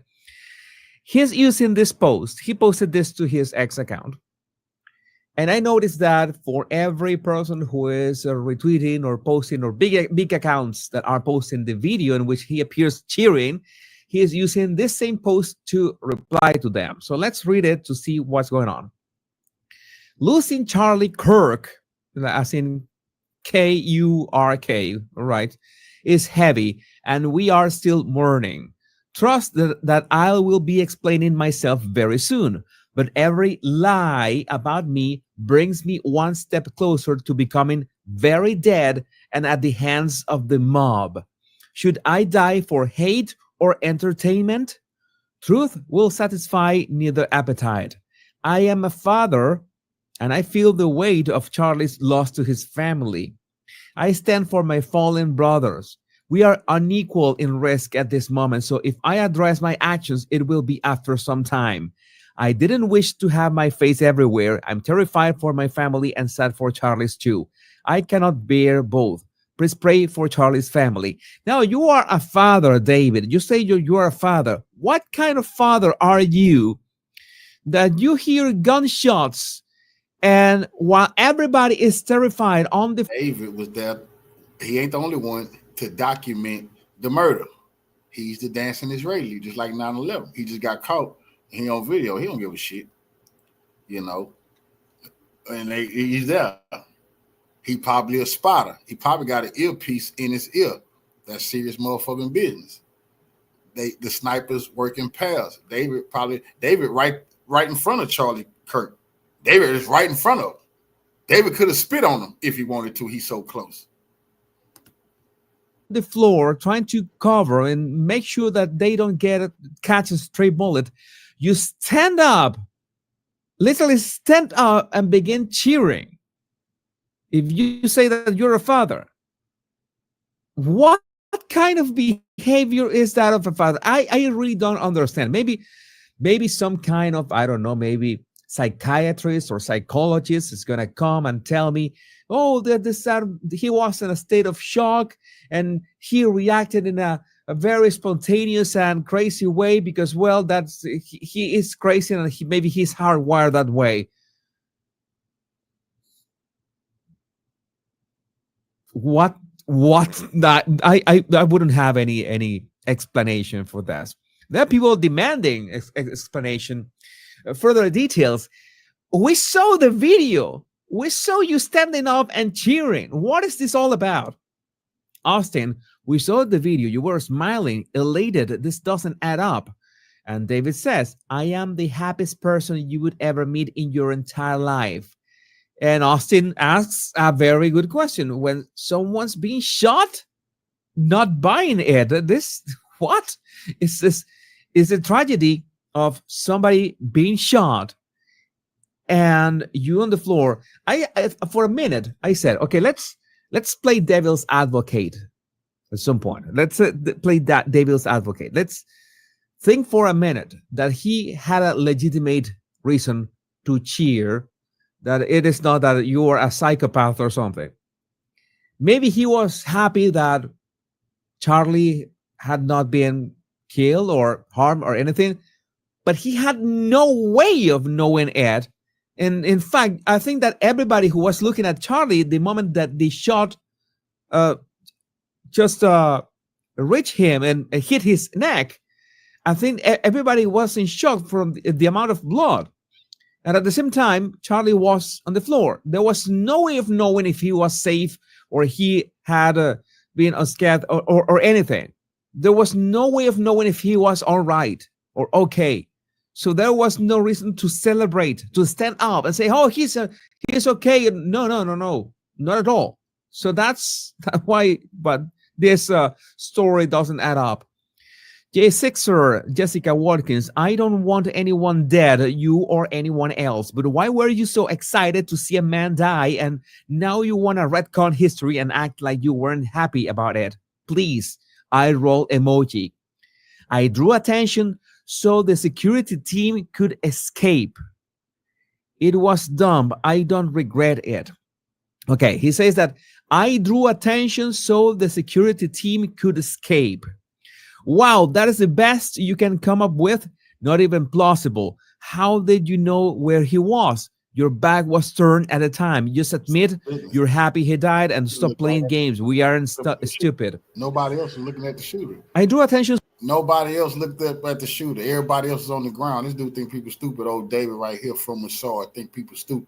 Now he's saying he drew the attention. He wanted the shooter to shoot him. So man, this is crazy. This man ain't arrested yet. So the security team could escape. You're gonna draw attention. Okay. I can understand that maybe you can draw attention, but you're waving your hands like this. You're smiling and you're doing this. You can see it for yourself. It's like he's right there. He's waving his hands Oh yeah. And with his fists clenched, man, that is unmistakable. A celebration gesture. You don't have to be the body language guy to realize that. No, man, that is the best thing that you can come up with. And then this is his bio. I screenshotted everything just in case this guy just nuked his account.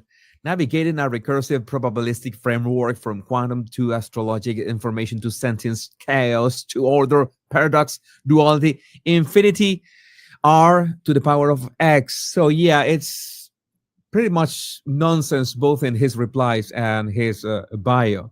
What else do we have here? I promised to talk, but only after silence and only to two. I've already secured one. The other will come. We don't know if he means people or dogs or cats or aliens or AIs. I wish I could respond to everything coming in, but it's not possible. So forgive me. Yeah, it's not possible to justify that. There is a lot of rage directed at me, but I promise you understand when I speak, and I eagerly await a return to silence. Some are upset because I smile, some because I cheer, and others because they don't have the information yet. For everything Charlie represented, I was there for him, not for his words. I just wanted to meet him. Please, like praying emoji. I'm not like everyone else, and it's not just to judge me by an edited clip. The clip is not edited. The clip is not edited, David. The clip is entirely, we see you among the people, and you posted this image yourself. He posted this image, this screenshot from the video himself to his account. Where am I? My bearings right here. He posted this image himself, and you can see that, I don't know, maybe he was kind of smiling. I don't know. But again, I'm not like everyone else, and it's not just to judge me by an edited clip. The clip is not edited. You would not wish it upon yourself, please. Yeah, nobody would wish it upon anyone, but you see that 99.99% of the people are laying low, right? And you stood up, turned around, and began cheering and happy. And it's like, if you wanted to attract attention to security to escape, you have to, I don't know, wave your hands and scream and be angry because they shot your hero you came to meet. Hey, shoot at me, do something like that, be angry. You were smiling and cheering. I don't know. That's just, I don't know what who this guy wants to fool. Everybody wants an explanation. I hear them shouting, "Crucify." Is it said that Christians can only be saved upon his death? I'm not Christ, don't make me Christ. And be careful of your shouts in anger. Your rage is embraced. I understand that something should be done, but the mob's lynch is not justice. It's recursive death for killing the wrong spirit. What is this? It's I really don't get it. Oh my God, this almost has like 900 replies. Yeah, people are saying that it doesn't have absolutely zero sense. I'm not gonna post the comments. You can imagine how the comments are. I'm just gonna post all the replies of this guy. I am not the same as everyone else. I stand for the fallen. I don't bow to hate. I stand for Charlie. Yes, and with that attitude, after being shot, nice, so cute, excellent. I don't know. I don't buy it. I'm right here, and if you'd like to talk, I'm ready when you are. All you have to do is just turn on the camera. You know, the same device that you used to tweet this, you could use to record a video and talk to the camera and make it clear why you did that. Because I'm pretty sure that you either have a very good explanation or you're trying to make one that satisfies people's curiosity. Because, hello, this is something that we have been talking about for a couple weeks now. from the CEO that snatched the CEO in the Coldplay concert, the CEO who snatched the tennis hat. You are at a public event. There are cameras everywhere. You are bound to be caught in that crossfire, not of bullets, but of lenses and cameras and filming and video recording. That is going to happen. So your behavior is not going to be analyzed by body language analysts. No, it's going to be seen by regular people, and regular people are going to, well, be very good at interpreting body language, because that's what we do every day. We read faces, we read expressions and gestures. That is not something that technical sometimes, especially when it's so spontaneous as your gesture. So again, I don't know what to tell you. And this is something that I want to make this remark. This is something that he posted before he was exposed as the guy who stood up at when Charlie was shot. Senator Mike Lee tweeted, "I am tracking the situation at Utah Valley University closely. Please join me in praying for Charlie Kirk and the students gathered there." And David replied, "If it is in your will, O God, if I truly will it, if reality can bear it, and if the world is better by it, then let life return and let it flow stronger than the power of martyrdom. If not, let the martyr's sacrifice stand and let its meaning endure." And you can see that he had tweeted this before all the outrage, because there was only like 4 replies on this. So he posted this: "If this is your will, O God, if I truly will it, if reality can bear it." So it's like he is a believer, an actual believer, and he posted this before the outrage. So why did he just stood up, being a father, being responsible of a family? You're a father, you're responsible of a family. You put yourself in danger for, all right, your hero. Charlie Kirk was your hero. Okay, let's think of that. Then why laugh and cheer and have that body language? I really, this is so confusing. Let's expect his some kind of explanation anytime soon. And when it happens, we will be there to find out more about this case, because it is strange enough. But let me know what you think about this in the comments. My name is Jesus Enrique Rosas. I'm the body language.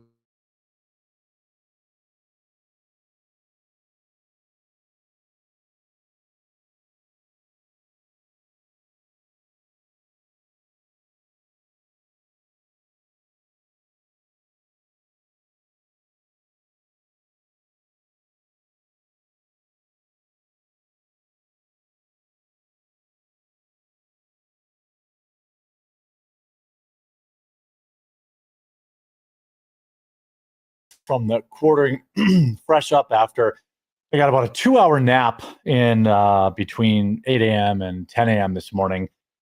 Couldn't sleep much last night. Was hoping, praying that this monster would be caught. And it seems like, unironically, the walls are in fact closing in. We had a report this morning that they had found the weapon, and we're going to talk about that. And we have pictures and surveillance footage to share, as well as a massive reward of $100,000 for anybody offering information for this person to be caught. Now, based on the pictures I've seen, yeah, that's the FBI I'm hearing is offering $100,000 reward for that killer. That's out fucking raising $100,000 FBI. That Turning Point USA supposed to be offering that on his family. FBI, I fund FBI. You fund? I ain't putting no $100,000 up for that man killer. That's disgusting, bro. That's serious business. I seen it earlier. FBI is offering $100,000. If it's the FBI, hell no, I might have to sign a petition about that. Because you best believe if it was any of our greats and they did that, boy, white people be so pissed. They be like, hell no. They better sell some barbecue dinners or something. Somebody's going to recognize them. It's just Somebody's going to recognize him. The pictures are too good, which makes me hopeful that I'll be releasing another video later today talking about the capture of this loser. And I want to give Tyler Bauer a chance here to talk about, he's...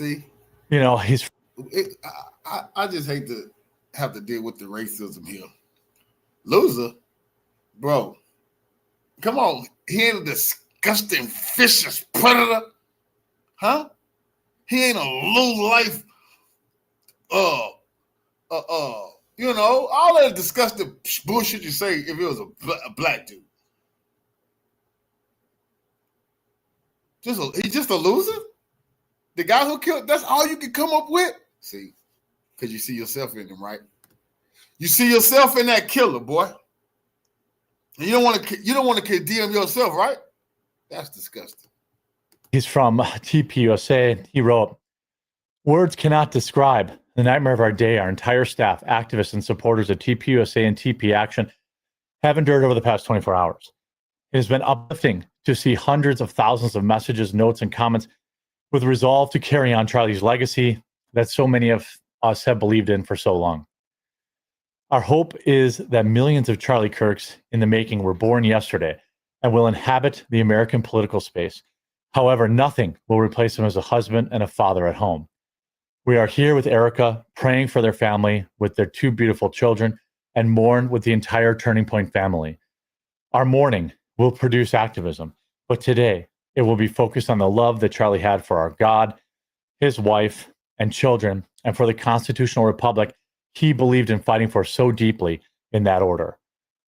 Commit to love and grow your family to honor Charlie. Fight for our country to remember him. Thank you to everyone who continues to share positive messages of Charlie in the movement that makes evil distraught and disperse." They show a picture of Charlie here, their vigil last night, all their employees. It says, "May Charlie be received into the arms of Jesus, our loving Savior." Another vigil. We have this, I think, at a college. Pray for the Kirks. This is good to see. And ultimately, I hope that more people will be inspired to become the next Charlie Kirk. Thousands of them. And I know I have been really radicalized, and I can't think of another word for it. When you see somebody you respect appear, somebody that, you've worked with their organization, you see what happened to him in high definition on the internet. I don't really know a better word. I watched that. I immediately decided I wanted to go to church. And hundreds of you have emailed me inviting me to your churches. It was incredible. I have a church local that I'm going to attend, but the fact that so many of you reached out is proof of Charlie's influence, impact.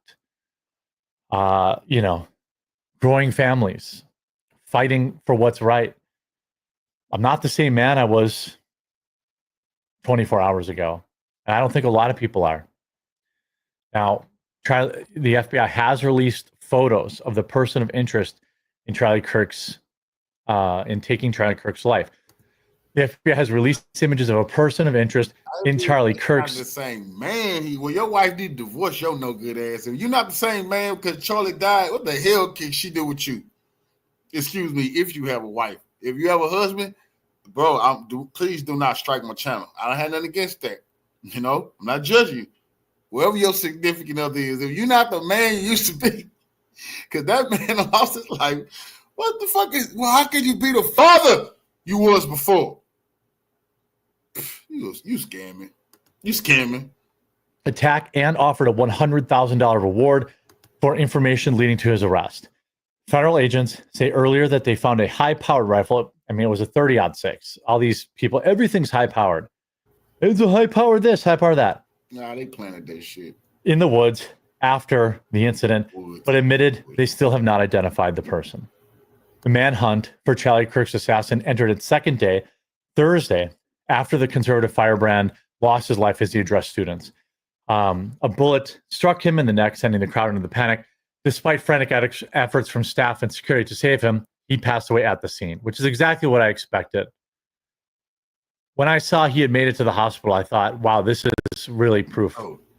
And you know, yesterday God exists. I mean, a school shooting happened yesterday too. A little crazy, deranged little young white boy walked to the school, killed 2 of his classmates, wounded a couple of more, just took killed a couple people. You know, not regular day in America, regular day in their community. That's sad. Those children did not deserve to die from a little lunatic little white boy. But him being killed overshadowed that. And the right, see, when that happened, they don't give a shit. Charlie didn't give a shit. Charlie said, hey, it got to be some gun violence. He said that so that people could have their Second Amendment. They got to accept some gun debts on the right. He said it. But they got to accept that. That's what their martyr said. He died a martyr for them. They were trying to make me like Jesus Christ or something. These people crazy. We fighting against all of that bullshit. He was a racist bigot. Said a few things that made sense. Hey, racist bastards make sense too. Have you ever listened to Hitler? Man, make a lot of sense. He's still a racist. So I'm not allowing them to say, well, you couldn't agree with him on some shit. Well, I agree with Hitler on some shit. I disagree with Hitler on a lot of shit. Like they supreme and over us. Please, I'm not going to show the video ever. If you feel like you need to see it for your own edification, I can't stop you.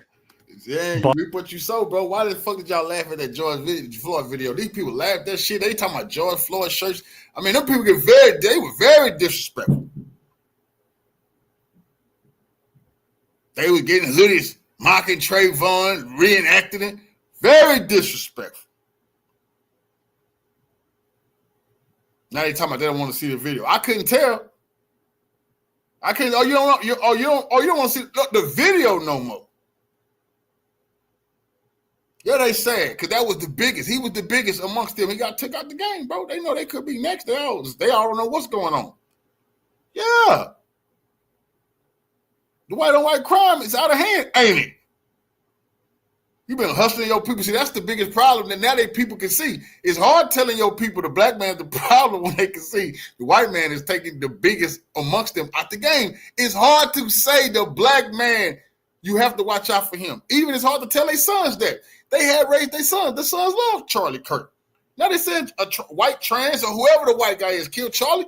Them kids ain't stupid. You lied to them, father. Why didn't you tell them they got to look at Dylan, Brad, Lil Johnny? Because they could be the one. Take them out.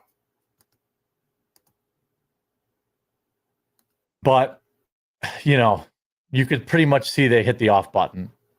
Something in the spine there, base of the skull. Looks like they missed, by the way, by a few inches. What the hell? They missed low, is what I'm guessing. But I knew, even though I said thoughts and prayers and things like that, I just knew in my heart after seeing it, that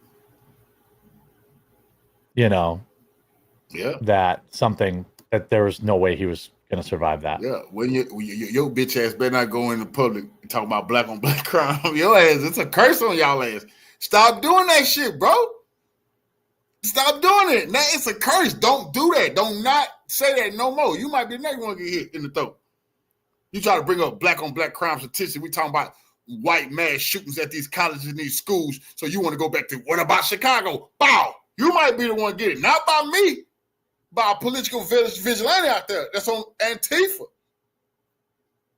Come on, man. Don't do that, bro.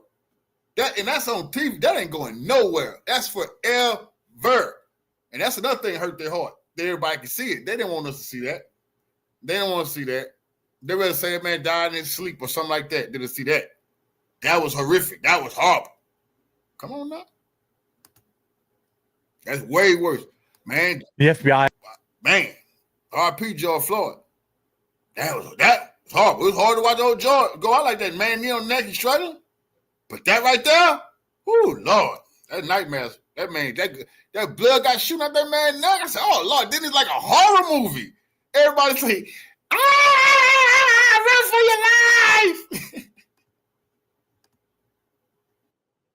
Has now released an image of the person of interest in their investigation. The photos show a person wearing a hat, sunglasses, and a long-sleeve black shirt. We're asking for the public's help in identifying this person of interest, connection to the incident. Now I'm going to put the picture here just so everyone can see it. Man, I seen that dude. Somebody knows this guy. Bro, this is bullshit. What the fuck y'all playing with? I just went to the store, get some cigars. I just want to go. That dude was in there. You got to give me more than this, bro. I ain't trying to say all y'all look alike, but I look like every other white guy. Little white guy. What the fuck is going on here? This is bullshit. FBI. Come on, man. Y'all got to use some of that high-tech shit. For real, y'all have us out here. Y'all talking about 100,000 on this man right here? Come on, man. Y'all know goddamn well y'all seen this dude today, too. Come on, this is disgusting. Somebody saw this guy earlier that day wearing this shirt. He lives with somebody.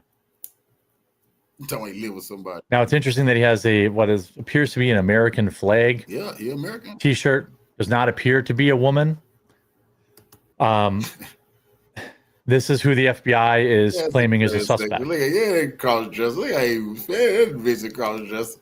Pretty grainy from security footage, but matches this. Look at that little fish club. That goddamn cross-dresser. That's the cross-dresser. He killed her. He just dressed up like a man today. Man, police know who that is, bro. Jeans, black long shirt, black hat, sunglasses inside a stair. Training, bro. That hurt. Oh man, Charlie Kirk got killed by a train. That's another thing. They hate when that Charlie Kirk got. That's why they hurt when it was Messiah. There was no Messiah. We take all that back. There was no SEAL Team 6, regular old training. What was his lover? That's really gonna hurt when we find out it was his lover. That's what they don't want us to find out. It was a lover's quarrel. Charlie probably told this individual he was gonna leave his wife. He lied to this person. Can't we play with them trash sex like that? Them hormones and shit. Well, wait till that come out. But it's a fact. Charlie, you got killed by a transsexual, bro. Farewell. No. Here's the initial tweet they shared. We're asking for the public's help in identifying this person. You can see in the replies, let's see here. Very similar pattern. Land of the free, home of the brave. People are working on the T-shirt. That looks like the shirt. People have already identified the shirt. Oh, y'all ain't can you confirm the shirt has writing on it? It looks like it. It looks like this shirt. Probably. Can't really see if there's writing or not. This is the shirt the person of interest who the FBI is currently searching for in relation to Charlie Kirk was wearing yesterday. The imagery is for disabled veterans. Yeah, boy, that's the ultimate. I would not be surprised if it was a veteran. That ain't no damn veteran. Nah, I don't people that shit. Tell me. Y'all, that man, that wasn't no fucking veteran. Nope, no military service. Probably slept with some veterans. Probably tricked with some veterans. Nope, that cross-dresser right there ain't served no motherfucking army. Y'all, no, fuck that. No, y'all just teach out. His daddy taught him how to shoot. That's how he was an expert marksman. No veteran probably served the country. Bullshit. If that's what y'all call sleeping with veterans, serving the country, hey, whatever hanky panky you say, whatever. But now we over with that. That this was some type of super secret service James Bond. Fuck that. It was regular old cross-dresser killed him. We done with all that, bro. Y'all ain't getting that. Jeremy, obviously, hey, anyone could have made this shot. Y'all ain't getting sure, if you're an avid hunter, but in that moment, in that high level of pressure from 200 yards, that wasn't, you didn't pick up that weapon that day. This is at minimum somebody who was either trained or practiced a lot and practiced firing from an elevated angle, practiced every aspect. Now, people are sharing this. Is this who you're looking for? If this is just so you should say so. The face looks somewhat similar. But again, be very careful about people sharing images. There's no evidence that this person is. There's this thing that says high school photo of a person. They had a song called Charlie Kirk is dead at 31 on his SoundCloud. She, her pronouns on Facebook, lives in Salt Lake City, possibly. There is a song called that, and it's by a band called, or artist called God's Finest Scalpel. I know that cross just killed that boy, man. That's really gonna piss. Now, as far as the upload dates, SoundCloud did show that part of the, it's part of a set published on August 7th. Interesting. The upload precedes Charlie Kirk's actual passing on September 10th, which raises a ton of questions whether or not it was predictive, ironic, or just a coincidence. It certainly could be just a coincidence. I ain't no coincidence. It could be. That's people identifying the shirt, people identifying suspect. Come on, man. Look how that motherfucker walking with hands all clutched. That's the same. That's the cross dresser, bro. You know, this is just a person of interest. Use Grok to enhance the photo. On the right is the original. So here is an enhanced version.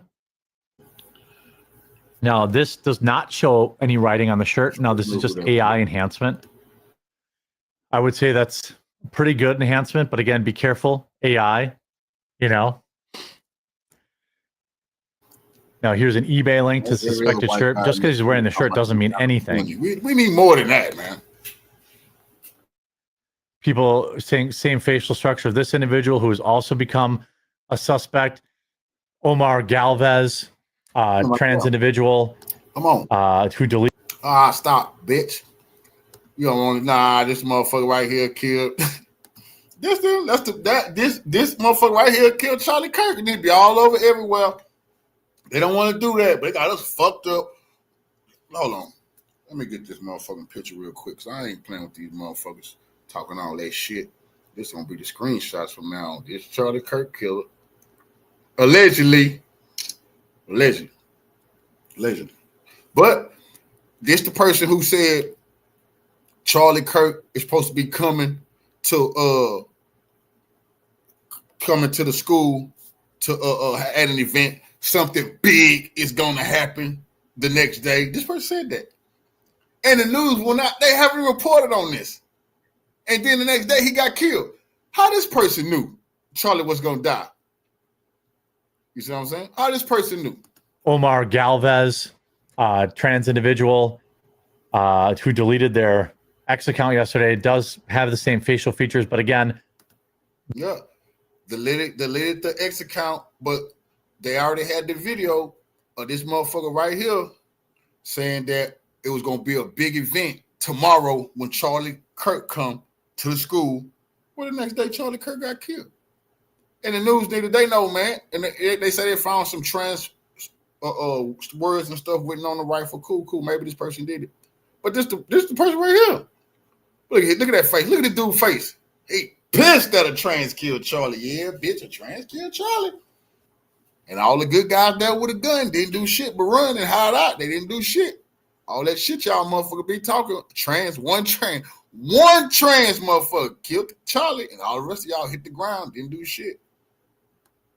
That's for someone who is actually trained in this to find out, not me.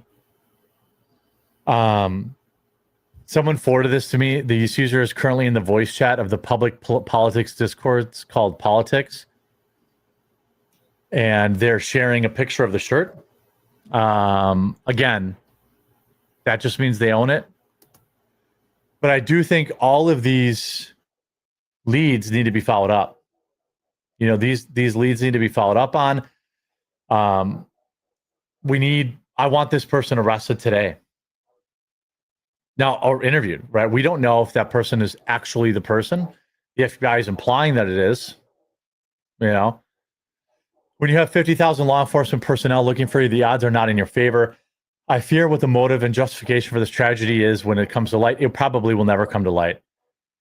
I still don't believe this man will be taken alive. I don't believe that we're ever going to get any kind of meaningful manifesto or... Charles did not want to leave his wife. Be playing with pop bet that motherfucker on one of them gay apps. Didn't want to leave. All them conservative motherfuckers, they get caught sleep with them boys and stuff. That ain't nothing new. Charlie was in the dark secrets, and his lover popped up. Allegedly, I don't know. I got to dig deep. I got to get some more evidence. But look like his lover popped up, killed him. It's just simple. If I can't have you, no one can. This is a simple case of if I can't have you, nobody can. And that's how we're going to report this story until somebody can show us other proof. This was a lover's quarrel between Charlie, the down low conservative guy, and his trans lover who looked like he killed him.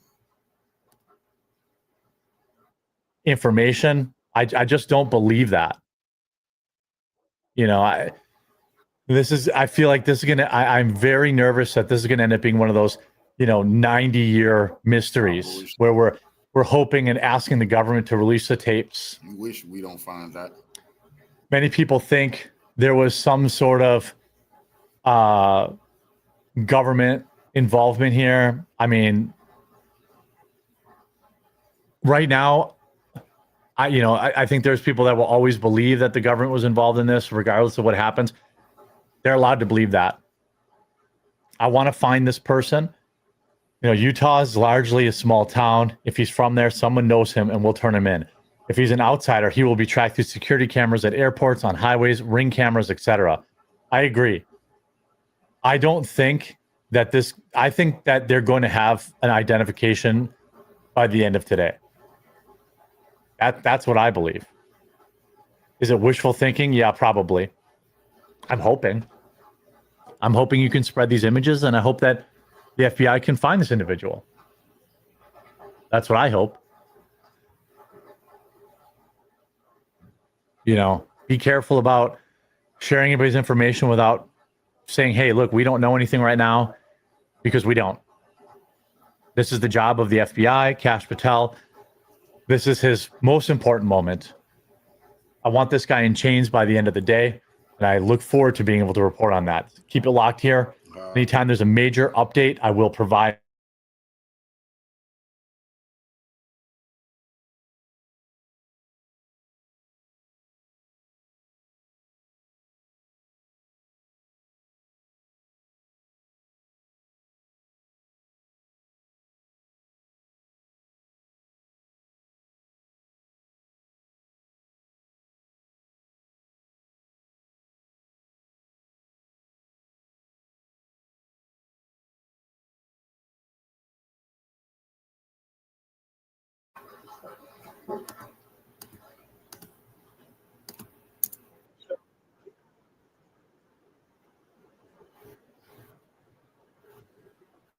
And now as an adult, his legacy was so impactful, they thought the need to mock him.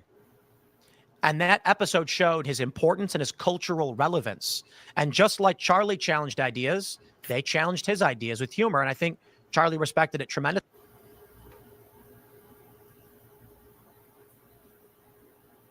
I think he changed, when he changed his profile picture to South Park, he was basically saying, like, it is an honor to be mocked by you, sir. So we'll talk about all that. We have some reactions, of course, that I think are a little bit more callous. International Business Times saying, who's next? So we'll talk about that. And then, of course, we're going to be joined by Connor Tomlinson at 12:30 to talk about his view on the violence, but not to mention the impact that Charlie Kirk had, overseas in the UK. For this special morning show, Tate Brown is actually joining. Good afternoon, he is here as well. I think we have the camera. There he is. Look at me sitting there. Good afternoon, everyone. Obviously, you've seen me relief host, that sort of thing. Really grim circumstances here today, but obviously not happy to be here, but I am here. So yeah.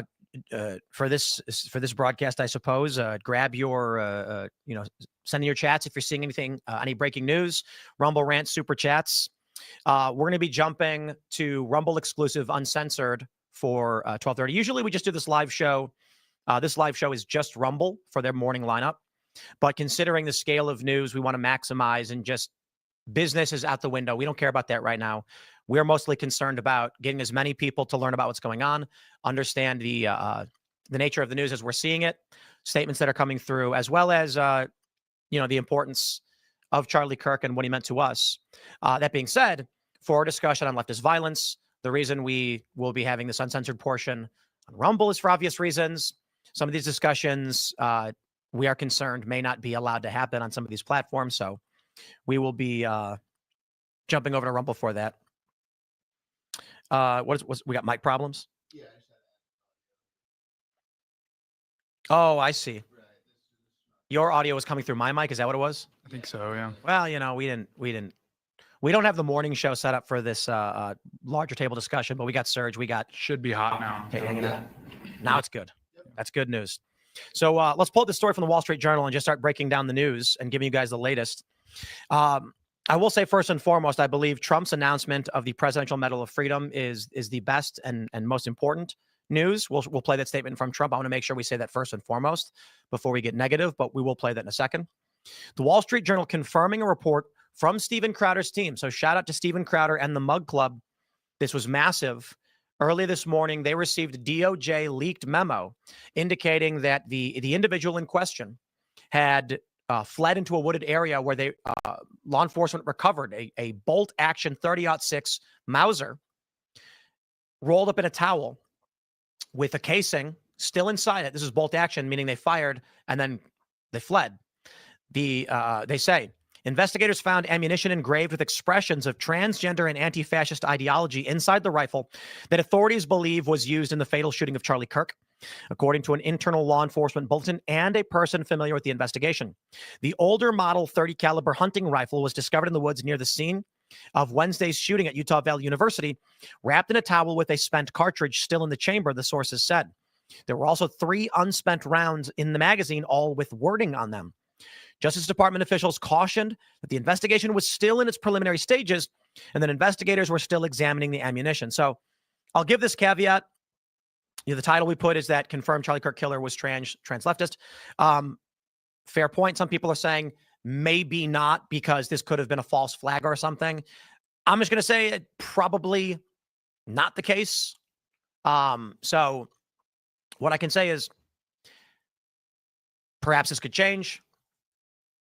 In my opinion, with the corroboration now from even CNN, who doesn't want to admit it, the fact that law enforcement is saying we found this, I think it is extremely unlikely, improbable, and just tracking Occam's razor. Somebody who's writing these things on their weapons wanted a message to be heard. And so while false flags are certainly possible, I doubt it. There's a lot of people that are saying this was a professional hit. I say absolutely not. And I'm not an expert. I can only tell you this. I said it in my morning stream. I go to a range. There was a 12-year-old kid. He had a bolt-action rifle. At 100 yards, he made every shot. His dad was teaching him how to shoot, and the kid sat down at a table with the rifle, and he made every target. And it's between 100, it's like 80 to 120 yards, perhaps. He's sitting back, and it is not considered, as far as I know, a difficult shot. In fact, when I looked this up, and to anybody expert out there, please comment. Tell me if I'm wrong. I actually read several articles stating that at 150 yards with a bolt-action rifle with a scope, it takes about 1 to 2 hours of training to hit. 1 to 2 hours. Very, very minimal. This person probably planned their escape. They wanted a message to be sent. I tweeted this the other day. If this was a professional hit and somebody wanted to take Charlie Kirk off the board, there are ways that it could be done that weren't so public and visible for everyone to see. And so my view is that this was political. These individuals wanted all of us to be afraid and to know how brutal and gruesome and what had happened. Some people have pointed out, so I've talked with a few people, a few more learned people than I, confirming what I had already believed to be true. Some have said the bullet bounced off of Charlie Kirk's vest. Rifle rounds, especially 30 caliber, aren't going to be bouncing off of a vest. Charlie was not wearing plates. Possibly. I mean, if he was wearing, we call it FRAS, flexible rifle armor system, hexagonal ceramic plates. If he was wearing that, you'd see it. If he was wearing a plate carrier, you would see it. The round struck his neck. And the best assessment I've seen is that an individual who made the shot did not have proper training, didn't understand at that range the drop they would experience. So they had a bolt-action rifle that was properly zeroed, aimed, fired, and the bullet dropped. They were aiming for the head, and it went for the neck.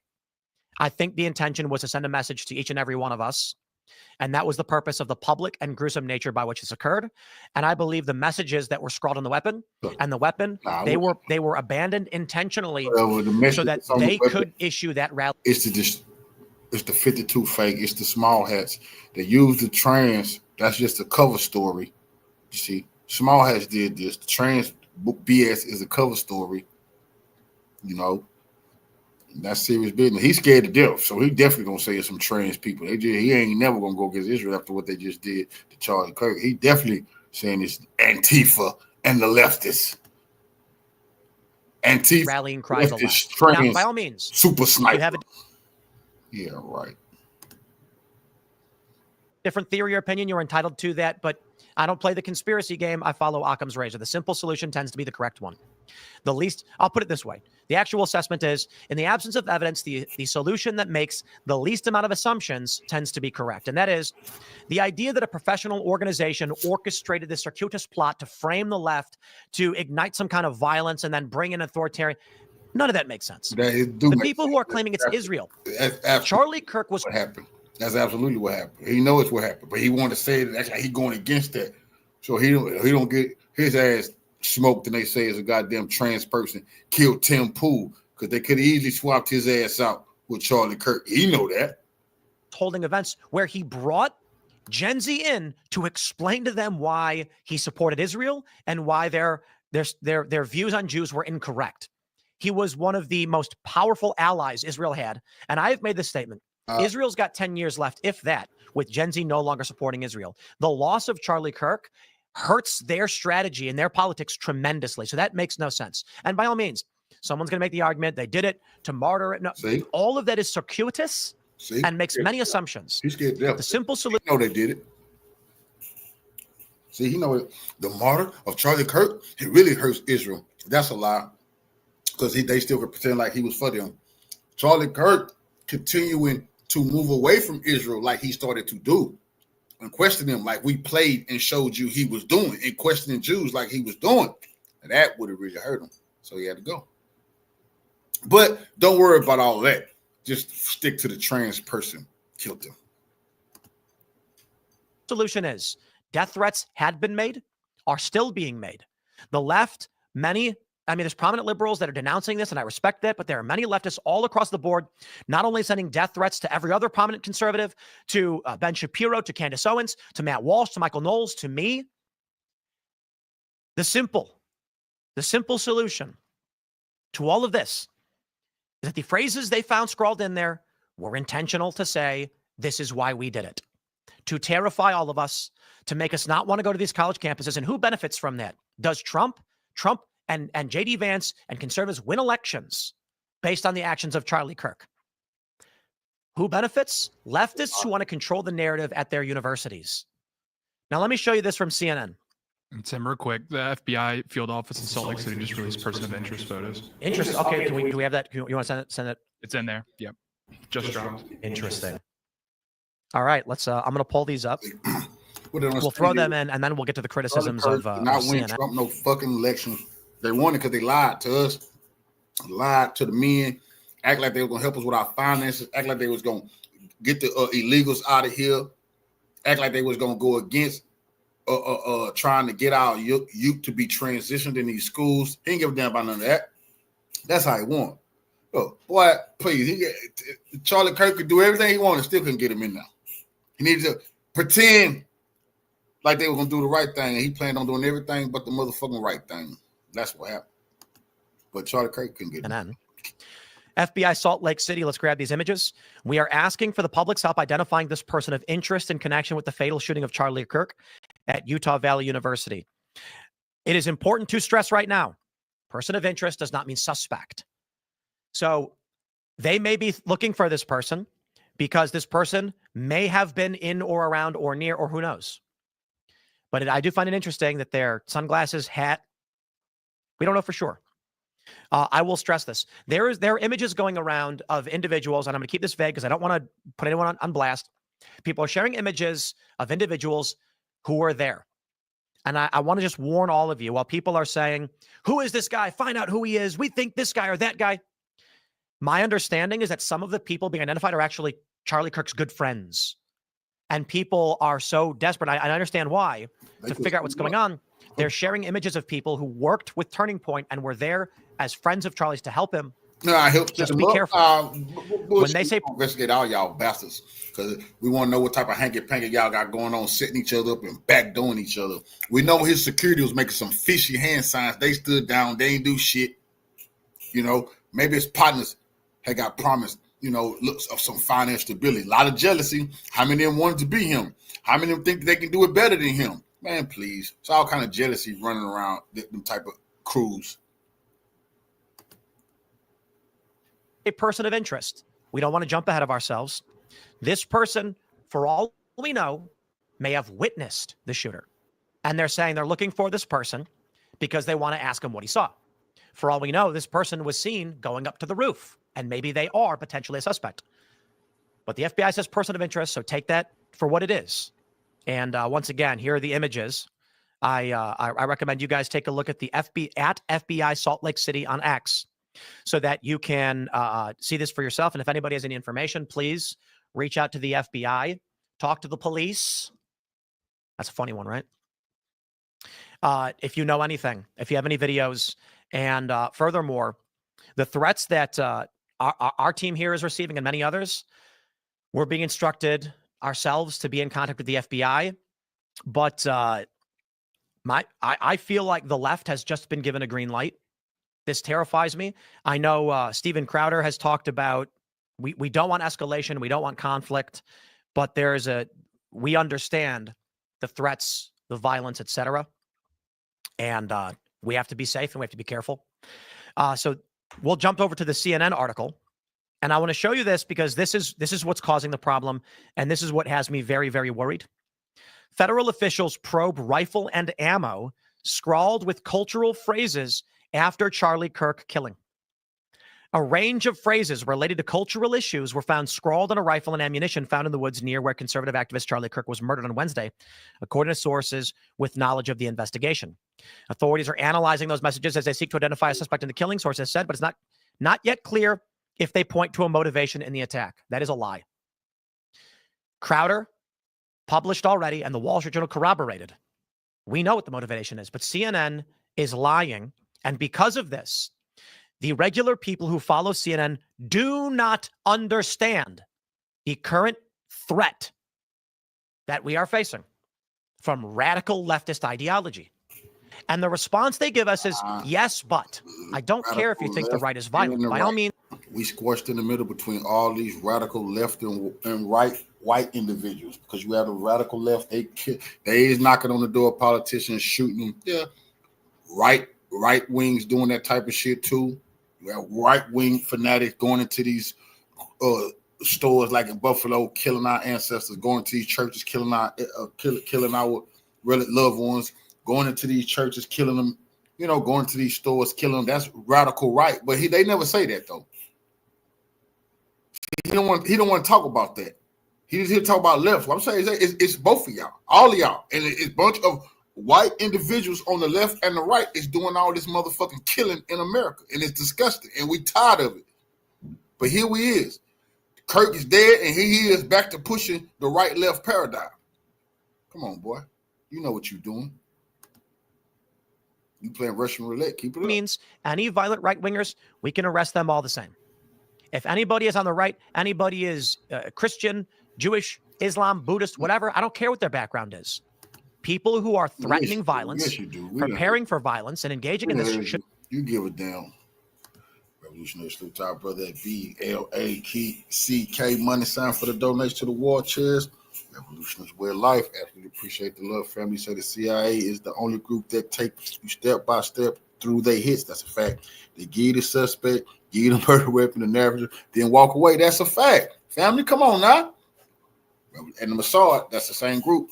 Revolutionaries Way of Life. Absolutely appreciate the love. Family, salute. These people think we're gonna fall for this bullshit. Get on here and just left. You see, that's what I'll tell you. Right now, there is a concern. Charlie Kirk was killed because of radical. They're gonna tell you about Antifa. This is what I hate. They keep blaming Antifa. They crank up their right-wing racist killers, but then they racist killers go into the grocery store in Buffalo, kill our people, go into the churches like in the Carolinas, kill our people, go into the store, the dollar store in Florida, kill our people.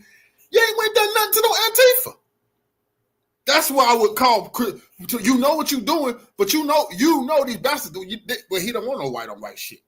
He just wants some violence. But he know what these racists gonna do. Go find some black people to harm. Cause they ain't never gonna look for no fucking Antifa. I haven't seen them deal with no Antifa yet. None of them. But I've seen them racists get out of control. Then a brother get lynched. Truck drivers coming up missing left and right. Yeah, with this type of bullshit. Leftist ideology. CNN is obfuscating these details, in my view, intentionally for political reasons. And because of this, the public who relies on CNN is ill-informed. So, we got a studio issue or? So we, moving forward, they say, authorities are analyzing the messages, but it's not yet clear if there's a motivation in the attack. Among the markings were initials that authorities are seeking to match with suspect profiles, one source said. Robert Bowles, the FBI special agent in charge of the Bureau Salt Lake City office, said at a news conference this morning that agents recovered a high-powered bolt-action rifle in a wooded area where the shooter had fled. The FBI laboratory will analyze the weapon, Bowles said. So we have Google Earth pulled up at UVU, and we can see here. Let's grab the rooftop where you can see it's actually pretty small right here. This is where Charlie was. This is the roof where they believe the shot was fired. Now, there are a couple of, quote, wooded areas, but if we zoom out, Serge was pointing this out to us right away when the news broke. There's no wooded areas. There's no woods. It's a desert. He didn't flee all the way to the mountains, closest woods. So when you zoom back in to the building in question, which is here, they believe the shot was made from this distance, which is 455 feet. There are two areas that make sense where he may have dropped the weapon. These row of trees, I wouldn't necessarily call a wooded area, but perhaps. You can see here there's 9 trees in this 3x3. There's a little bit more than that around it, but perhaps he went in there. Considering it's only a handful of trees, I don't think that would be the spot. I'm not entirely sure, but when you come over here, this seems to make more sense. So the belief would be then he fled from the building, and these are the closest quote-unquote wooded areas. You have this row of trees, which I don't think anyone would qualify as a wooded area. Maybe. This, maybe, not really. But if you look right here, this actually looks like a decently wooded area.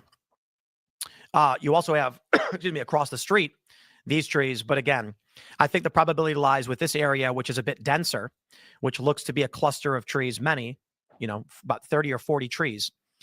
So perhaps the individual then fled to these trees, dropped their gear, left the weapon behind, and fled. Now, I've had people tell me they believe it was a professional hit.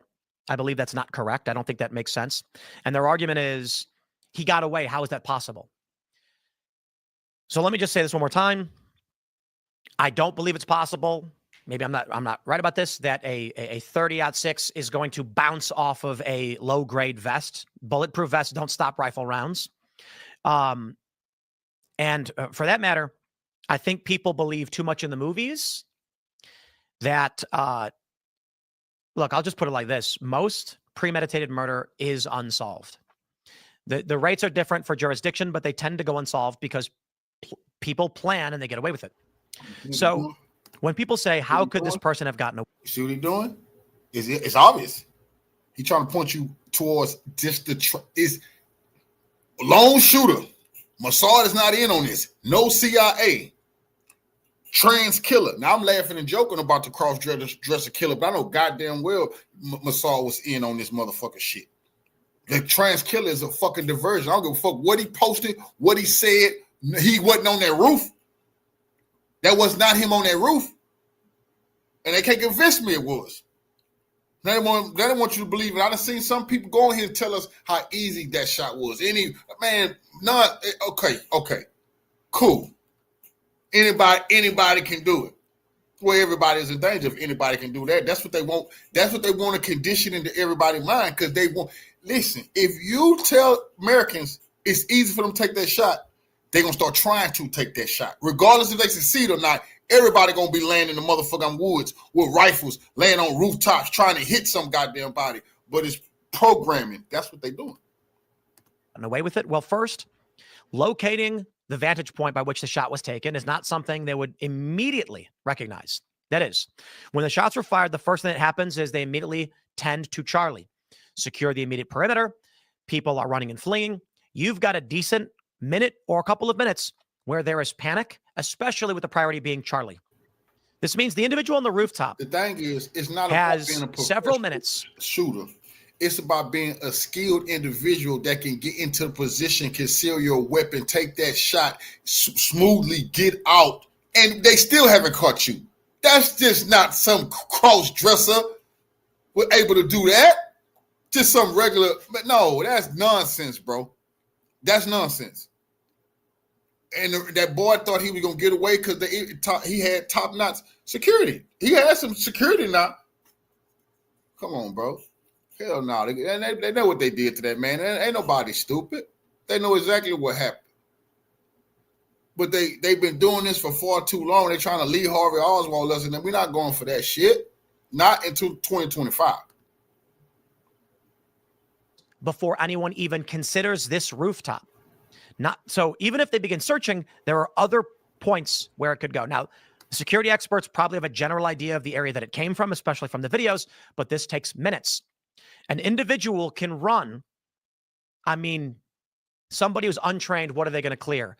High adrenaline panic, a mile in 8 minutes? I'm being generous. Let's say this person actually premeditated this and did some basic training. Everybody going to remember that. We're talking about serious training. That's why what he's saying don't make sense, bro. That's a professional. No professional gonna run away from no kill like that. You're gonna leave real smooth. You're gonna make sure you don't stand out. That's a professional. You just killed Charlie Kirk, a regular person who this your first time. You'll be panicking, trying to get away. You're gonna be noticeable.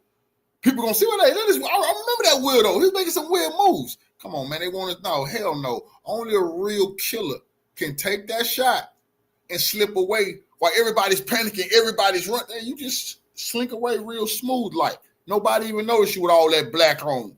Come on, man. But he's been paid to get the trail off of Israel and the CIA and put it back on to the trans people because that's where they want him. That's where they want him. That's who they want him to put it on. I believe with what is it? Do you guys think a 6-minute mile is unreasonable for someone high adrenaline? Yeah, it's with basic training, running full speed. Feasible. So we're saying that within a few minutes, this person flees from the building, runs several hundred feet. That's it. This probably took only 2 or 3 minutes to discard the weapon and merge with the crowd, change their clothes, allowing them and affording them the opportunity to escape. I think that is not unreasonable. I don't know for sure. Who am I? I'm just some guy. Change their clothes. But we do have a bit more to go over. So again, we'll carry on with this, my friends. And for those that are watching, I will just stress once again, we do have an interview. We'll be joined by Connor Tomlinson. That will be at rumble.com/Timcast in about 10 minutes. With all due respect to the breaking news, we want to maximize reach and make sure everybody understands the seriousness and how much we care about this. Revolutionary salute to our Queen Blanche for the donation to the war chest. Revolution is a way of life. Absolutely appreciate the love, Queen, and help me keep the lights on. It's the House of Revolution. Salute. Hey, this is disgusting, bro. That's why I tell you, boy, your people, he dead and gone, and they don't give a. They're not trying to find his real killers. These people just get, how long will they mourn me? R.I.P. Charlie, all that type of balloon releases. Man, people don't give a damn. The trans did it. They don't give a damn. They scared to death. That was a real statement. So now, all these people were saying it was a professional killer. We can go show you yesterday, professional. Oh, that's only a legendary sniper could take that shot. What today? Oh, anybody, man. You know, get a couple of days of training. You can do it too. What? Ooh, shit, they scared. The business is out the window. We're not looking at sponsoring or anything like that. The reason for bringing the uncensored portion to Rumble is because concerns of censorship over the serious nature of this and the limitations we have with platforms outside of Rumble. So just so you understand, in 10 minutes, we'll be moving over to rumble.com/Timcast for the more uncensored portion of the show. We do have this from the internet. There's some videos we want to show you. We do with you. We through with you, brother.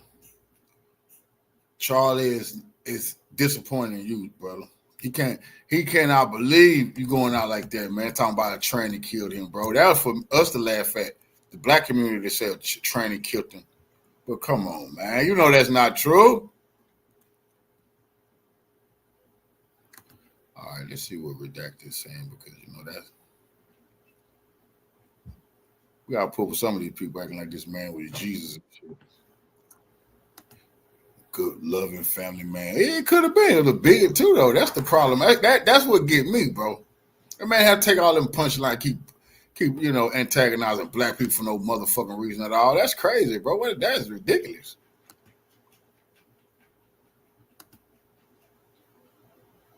You see? They won't listen up. You got to be more careful when you're disrespecting these white political killers, man.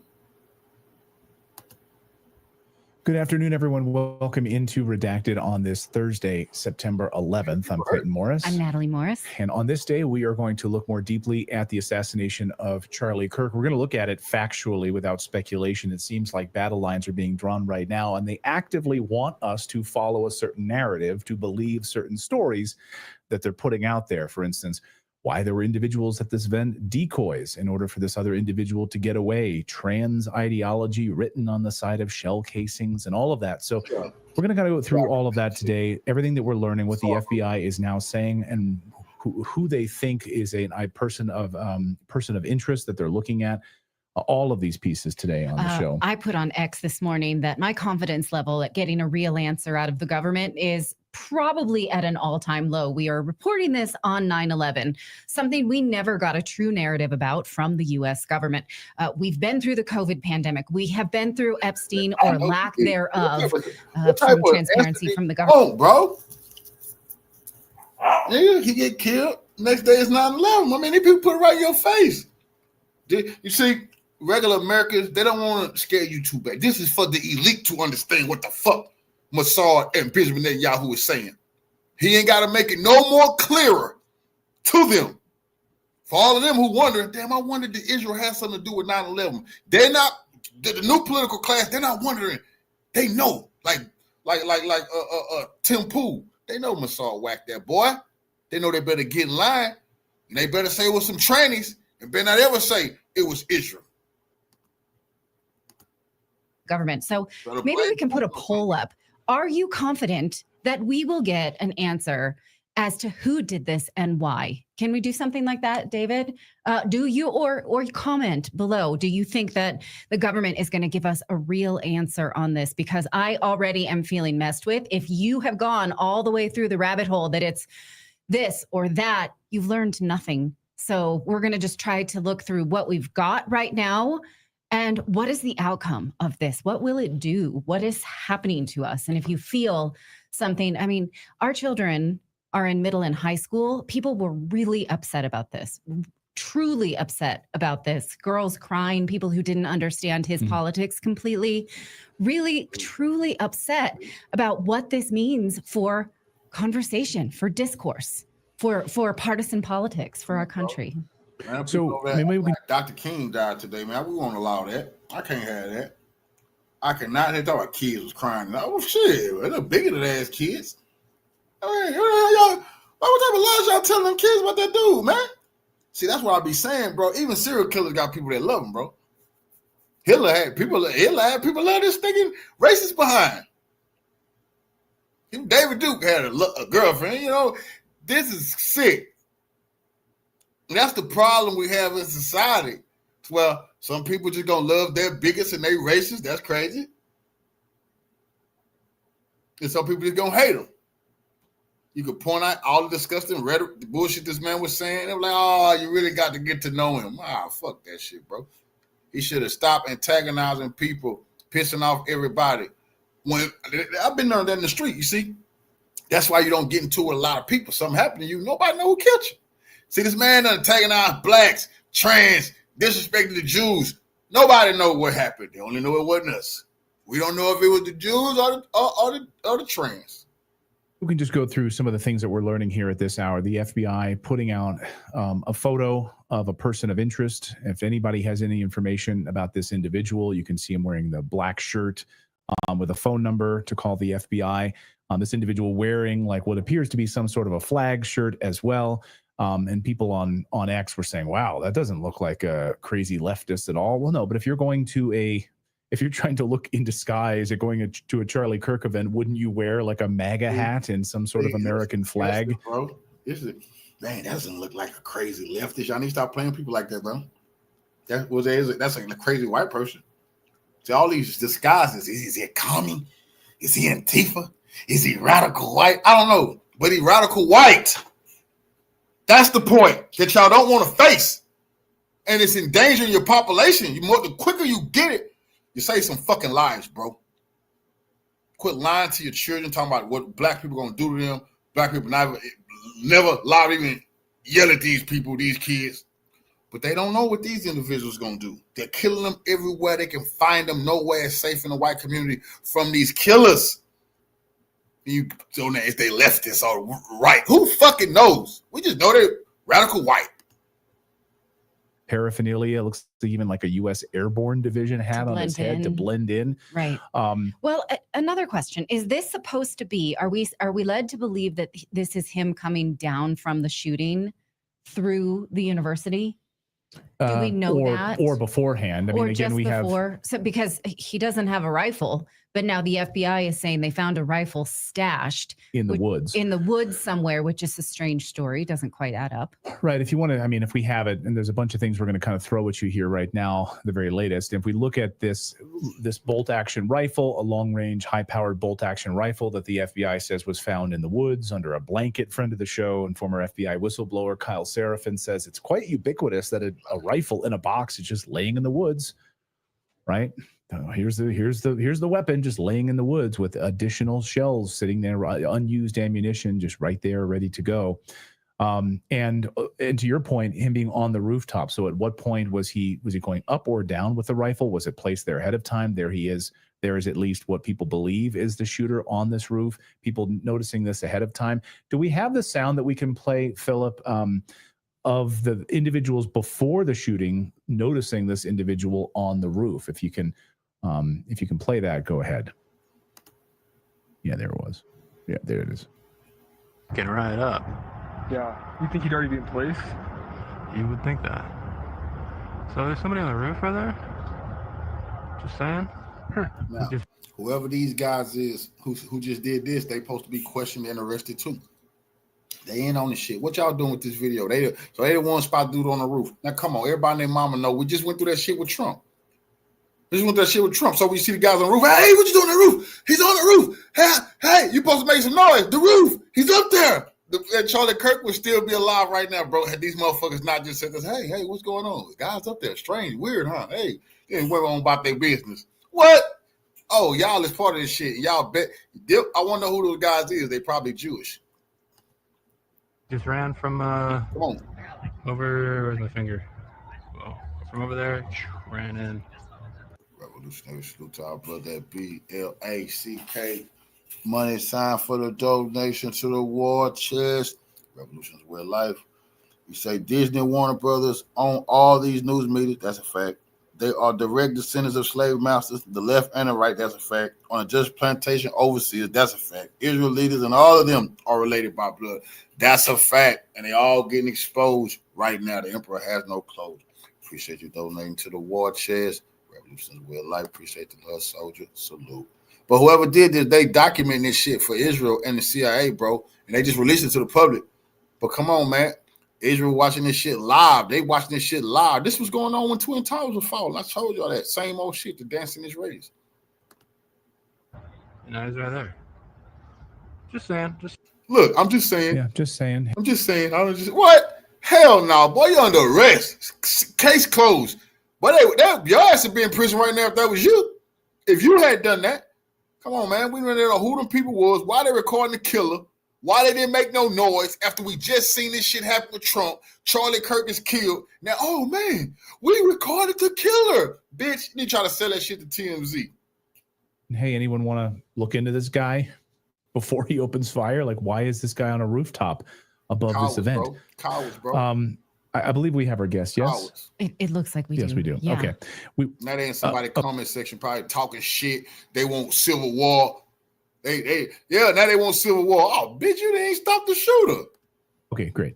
We want to bring in Carson Carpenter now. Carson has worked with Charlie Kirk, has worked for them on many different live events, attended several campus events with Charlie. Carson joined us on Election Day or on Inauguration Day live outside of Washington, D.C. at the arena there, cataloging the excitement of the election of President Trump with a lot of young people, a lot of youth. Carson, welcome back to the show. Great to see you. Thank you for having me. I wish it could be for better circumstances today. Right. I mean, before we get into some detail, I want to really set the stage what your experience is like on some of these campus events, but maybe if you just want to tell us your initial thoughts when you learned about Charlie's passing. Yeah, I mean, just travesty, honestly. It was my friend who had texted me and then another friend who had called me right after. And I thought it was President Trump who got assassinated at first, but then I found out it was Charlie Kirk, and it was someone who I'd worked for. And it was just truly heartbreaking. And I just thought of what those kids had to witness in Utah, seeing that live in person in front of them. And I'm just praying for them and their mental health right now. And to just see that type of event unfold in 2025 in our beautiful democracy. Our beautiful democracy. Sit your bitch ass. You don't get to say that. And the reason why is because you and your hero Charlie said, hey, it's going to be some gun deaths. It got to be some, y'all willing to accept some gun deaths so that y'all can have y'all right to y'all Second Amendment. Now you're talking about what those kids went through. Those grown people, they kissed us. But those are grown people. We're talking about those babies killed at those schools. You and Charlie didn't give a shit. You Republicans never give a shit. Y'all don't give a shit. We said, man, why are them people going out them high-powered assault rifles? Well, Second Amendment, Second Amendment, Second Amendment. Now Charlie knocked off by assault rifle. Oh, this is just so disheartening. Why you didn't say that about the kids? Tell you, man, hypocrites, man. Karma, bro. You reap what you sow. What has Charlie been sowing? That's serious business, man. That's why it's people been fired over telling the truth about Charlie on TV. Some of the white people just say, fuck it, man. The man wasn't no good. They getting fired, but they said it. Some of the white people on TV wasn't going to pretend like this man was an honorable individual when he wasn't. He could have changed his life. He could have stopped antagonizing blacks, but he chose not to. And his last words were antagonizing us. Are we talking about gang? Are we talking about gang violence? Then white on white crime took his life. It would be something our founding fathers would just not be able to comprehend, yes, honestly. Are you kidding me? Are you kidding me? Your bloodthirsty, racist, sexual predator, founding fathers, what they wouldn't be able to comprehend about y'all? What? What are you talking about? You see, that's what I don't like. America need to get off the bullshit. Stop living in a fucking fantasy world. Why are you talking about our founding fathers, dude? Get off the bullshit. In 1776. Oh, brother, lay off of it. You ain't Charlie Kirk. I tell you, boy, I'll be the one smoke blunts with you, mate. Salute, hold on. Salute my brother at Plant Bay 15 for that donation to the war chest. Revolution is a way of life. Absolutely appreciate the love, family. Because they think Charlie Kirk now, the founding father. We don't want to hear that shit. Are you going to talk to the right radicals and tell them stop running into these places of worship that black people in and stop killing them? Let us make it at the grocery store. Stop trying to be vigilantes. You stop training in the woods talking about a civil fucking war. This is bullshit. Because guess what? We getting out the way. The white left is on y'all ass.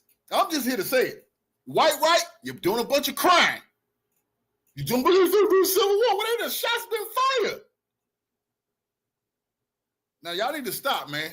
Y'all need to stop right now before one of y'all don't make it. One of y'all groups ain't going to make it. About these events. You've worked with Charlie on a lot of these campus events. I think a lot of us were shocked that security was almost non-existent. There's a small security detail that Charlie had personal security. In a lot of these events, of course, states across the country, it's required under state law to have a staged ambulance on site where you could actually administer some sort of help. Instead, they had to throw him in the back of an SUV. No ambulance. That's because he was bleeding out. First responders, it seemed like, weren't there as part of this event. Bro, I know it was the ambulance at that school. These white people need to stop doing that shit. That's a fucking college. They got a medical facility there. Charlie was bleeding out. They couldn't wait for the ambulance to get to where they was at. They need to stop doing that. Like, they didn't even have a proper medical. Yes, they did. Charlie was dying on the scene. So as people said, fuck that shit. Let's get him out of there. Which was the proper thing to do. The man finna die in front of everybody. You know? So they had to make a business decision. We witnessed him lose damn near half his blood just that fast pouring out his neck. So no, it ain't no like no, the ambulance, I can guarantee you an ambulance was on that fucking college campus. Charlie was shit. Time was of the essence. They had to get him out of there, bro. To be able to save his life. Is that common at these events, the type of security and maybe like lack of emergency personnel that would be at something like this? Yeah, it's a strange circumstance of what went on, especially about the event space. It was surrounded by buildings in a horseshoe fashion. And for a lot of these events, Charlie will have his own security detail around him, obviously. And then it is campus police, the campus police department, that is supposed to take the rest of the perimeter. And for an event like that, there was probably close to 2,000 to 4,000 people there. And that perimeter would have been impossible to extend out to the 200 yards of where the shooter was on the building. Bro. And y'all wasn't worried about the real enemy, which was the political assassins. You're too busy race hustling, talking about black on black crime. That was your bread and butter. Charlie had enough people on him just in case some brothers pull up on him and then they can try to rough the brothers up. Wow, that's it. That's it. He was not, because he fed into his own bullshit. He was too smart. He should have been thinking about the political killers that would be the ones to get him. He should have made sure people was looking at the fucking roofs at all time. He should have been thinking bigger, but he was too caught up in being a no-good bastard who was disrespecting black people. So he was just like, y'all just make sure it's any black faces. Just look at the black faces. All of these are my people. Boy, please, the people in the crowd celebrating. As soon as you get shot. But he fell into his own bullshit, man. And it cost him his life. We wasn't the one going to do it to you. The campus police would usually be about 50 yards to 75 yards out for a perimeter. But something like this would have been super hard for them to secure. And at a lot of other campus events, there wouldn't be surrounded buildings like that in a courtyard. And at ASU, it was never like that. It was never set up like that, where there were rooftops that were exposed around Charlie and his tent. It was always in a wide open walkway, and there would be a building right next to him that they would be able to secure pretty easily. But to see something like that went down, definitely will have to be investigated into about the security failure that happened. So what you're saying is that this was an unusual layout, which begs the question, somebody knew that. Because if his other events had better security, and police had better access to securing him, somebody knew that this was the weak point. Because I've looked through the schedule of the tour. He was scheduled to come to Colorado next, moving on to Virginia and other places. So someone had to know. They was going to kill him on this tour regardless. He just got caught slipping at the first day of the first tour. That's all that happened. He was one going to make it past this tour. They just got him. They just caught him at the right place. And they killed him. That was just it. Oh, the layout of this one as a weak spot. That's sort of what that tells me. Maybe you can react to that? Yeah, absolutely. I think that it was the university that had the most knowledge about where the event was going to be, obviously, because it was hosted on their campus. And a lot of times for these events with this many people, they have to just be complicit about where this event space will be happening, right? A lot of times universities won't do it in other areas. Maybe they didn't do it in another area because it was a political event. They maybe didn't want it inside, but Charlie loved being outside with the students and it was beautiful weather up there. So we don't know the speculation behind that, but I would say that for this type of setup, it was unusual and it was probably provided to them by the university.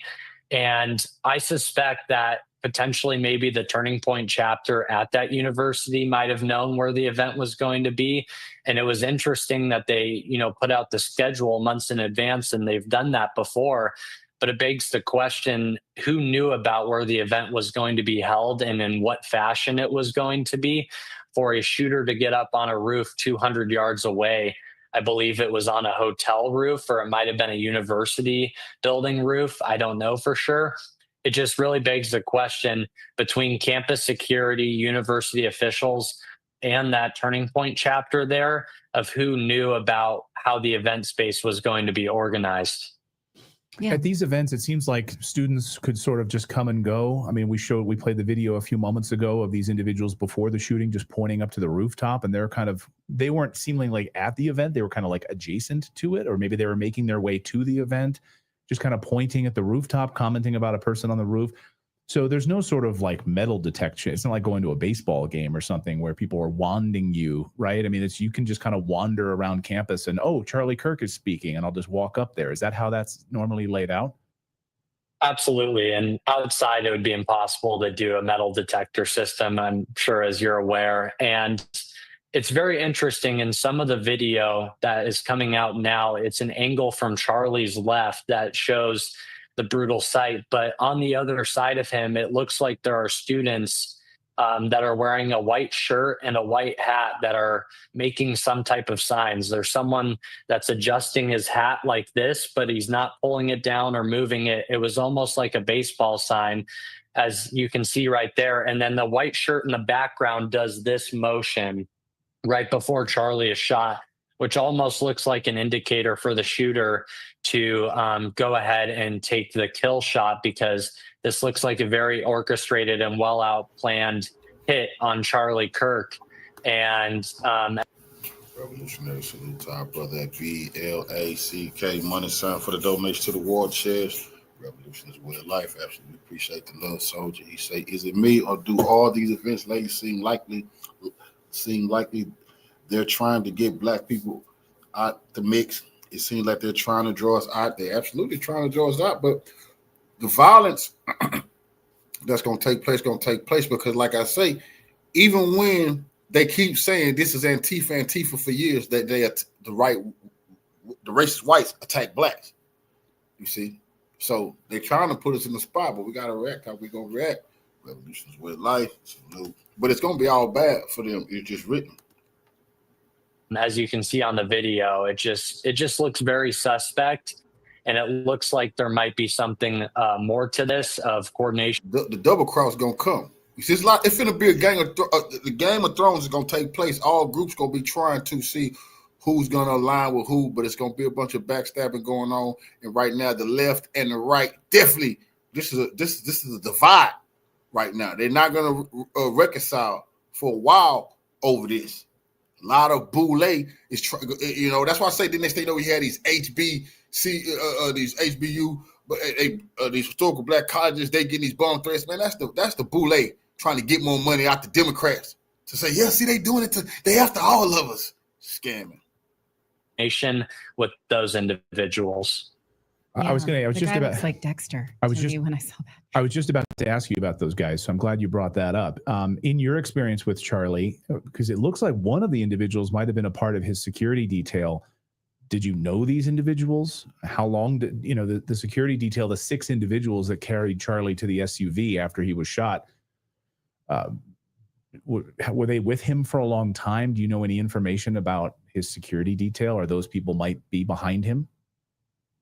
So the guy in the black shirt is always with Charlie. He's like his right-hand man when it comes to securing Charlie in the tent. But I had never seen this person with the white hat before.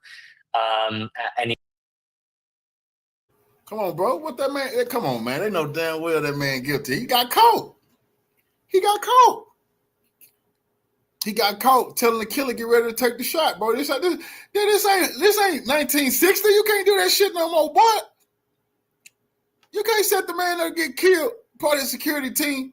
Yeah, he got his phone out and everything, but his bitch ass definitely did that baseball signal. I just seen him. Any other events? And it's do you know any information about his security detail, or those people might be behind him?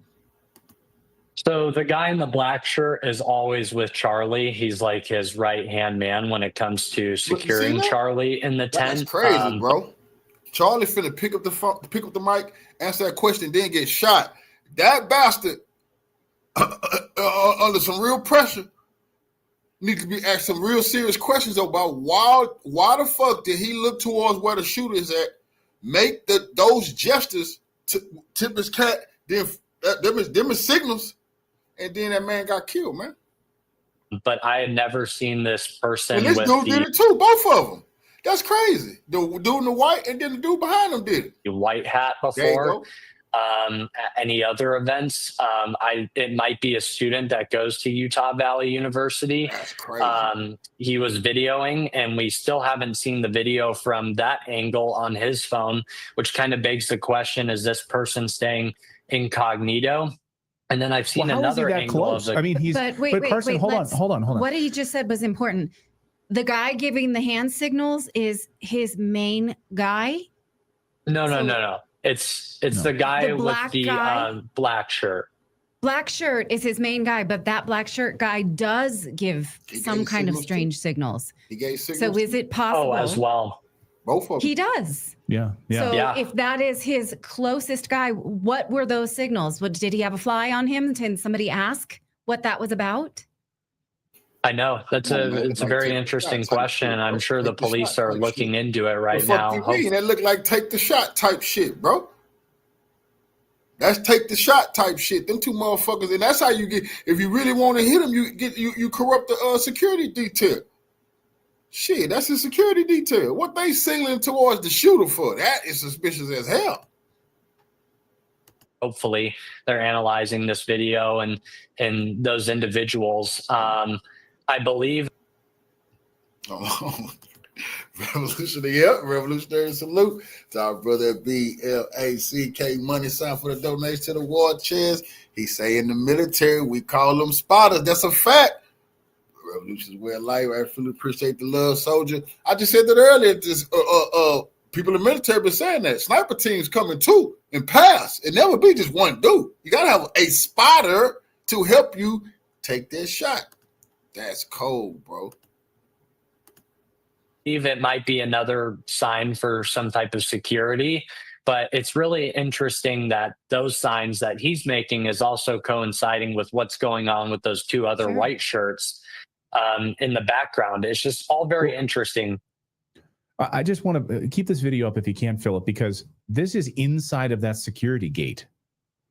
You know, there's a gate around where you have his security in a black shirt, and then you have this individual in a white shirt making these weird hand gestures behind the security gate, almost like adjacent, right next to his security guard. So if we don't know who this guy is, how in the world is he right behind Charlie Kirk inside of a fenced area? Obviously, we don't have the answers to that, but this is just one of the mysteries we're going to continue to look into. May I ask a question? At the events that you've gone to that are in this fashion, was he scared? I'm sure he was threatened all the time. Was it just something he lived with? So when he came to Arizona State University, we were helping him throw out hats and him to go talk with the students. And it was almost like a happy place for Charlie to be behind the tent and then out walking with the crowd. He was just exceptionally happy to be there and interact with the students. And he's someone who always just came with a smile, right? This was his most comfortable place out of any place that he could be. And when we'd walk out into the crowd with people, he would be getting mobbed by people asking to take his picture, saying he's a huge inspiration to them. And one time I was in the crowd with him and he leaned down to me and he said, "Isn't this awesome?" and just had the biggest grin on his face. So I think absolutely he knew the risk about doing these style of events. Oh, bullshit. Bullshit. They didn't tell you that shit. It's like, Jesse, you sound like Jesse Jackson. He leaned down to me. He told me I was next. He seen something in me. He looked at me and said, "If anything ever happened to me, you got to take the..." Oh, no, he didn't. Stop lying. His message to resonate with especially the younger generation and have that accessibility to him, he knew it was necessary to continue his message. And we should point out these individuals in the video. I mean, we have a lot of questions, and we're asking what's possible. We're not alleging anything. We're asking, is it possible that this is some kind of sign. So yes, this is not even an allegation. It's not even alleged. We're only asking about possibilities. Right. And we'd like to know, are they looking into this? What was that sign, if anything? Maybe it was nothing. Maybe it was just, it was hot that day and you're adjusting your hat. I know I adjust my hat all the time, sure. especially on a hot day. So, in Utah. But anyway, we'd like some answers about that. And these individuals who are right behind Charlie. A lot of people on the internet are raising this question. What were these hand signals, if anything? Hopefully we can get some answers on that. Carson, thank you so much for joining us. We're sorry for your loss. We know you knew Charlie well and worked with him many, many times. And this is just devastating for a lot of people, regardless of political ideology or for the transmission problems. We're following the assassination of Charlie Kirk. Trying to get if he disrespected you because he's a bigot. Quickly, it was really interesting. Like, get that guy off the air, get that guy off the air. So something is not adding up here. Bill Stanton is the author of Prepared Not Scared, your go-to guide for staying safe in an unsafe world. He's a safety expert, security expert. He knows these types of situations very well and how to be prepared. Bill, welcome back to the show. Good to see you. Guys, always good to see you. You're doing a phenomenal job for your listeners and for the public in general, exposing so much and talking about this today. I thank you. Well, thank you. Nice of you to say. So maybe we can go through some of the inconsistencies here. Maybe I want to start with these decoys. It would seem I'm calling them decoys. You can call them whatever you want. Multiple individuals apprehended, one of them with a pellet gun. This individual was yelling out, saying, I have the right to remain silent. People were saying, this guy, he's like a homeless guy. This guy has no money. Why are they arresting this guy? Other individual with a pellet gun also apprehended. Yeah, bro, I never understood that. Somebody paid that old man to say that. They say that's a dude is a homeless guy. That's what a lot of other people were saying on video yesterday. Like, they knew the homeless guy didn't shoot. They're like, nah, that's Buddy, man, the neighborhood drunk. Oh, he couldn't hurt a fly. What are you doing here on this college campus, bro? Who told you to come here? And then when the police when they arresting him, I got the right to remain silent. But who told you to act a fool like this? Everybody paying attention to him while the killer is getting away. Nate got this man picture all over the news. They caught him. This old man is the guy. Man, that was a play. Another older gentleman. So can we talk about that piece of the story first and what you understood? Sure. I mean, it's definitely muddying the waters, if you will. But my first question is this organized, or was there such an overzealousness by law enforcement and or the news agencies to latch on the first shiny object they saw to make an apprehension? So that's what we have to disseminate first. Was this an organized ploy? Bad example, I am Spartacus, where people are throwing confusion, and that would tell me there would be a lot more people involved than a lone solitary gunman versus law enforcement, media looking for anything and everything and adding to the confusion. So we would have to disseminate that, and we could argue that either way. But the body language of that person allowing himself to be arrested, saying things that arouse suspicion, does seem to indicate that he is not fighting in order to keep attention on him for someone else to get away. That's sort of what I see there, but I'm no means an expert. How do you feel about that? Revolutionary salute to my brother BLACK, money sign for the donation to the war chest. Revolution is real life. He said he needs to stay off the tanning bed. He had to get ready to make his TV debut. Revolution is a way of life. Appreciate it, family. Salute. Listen, this is the thing about conspiracy theory. Just because it's a conspiracy theory doesn't mean there's not validity to it. Or it could just simply be a far-left individual who is saying, I have a right to remain silent, which makes my antenna go up as sure as yours, as many of your listeners. But maybe it's just a person like we see that get pulled over in the car and says, listen, I'm a citizen of the universe. I don't have to comply with you. So it's really, really tough. I'm thinking less is more, meaning that these are individuals just adding to the confusion, making, muddying the waters, obfuscating the true target. And we can go on and on, like the guys with the hats, with the signals. Yeah, I tilt my head, but my inner voice is telling me it just can't be that obvious.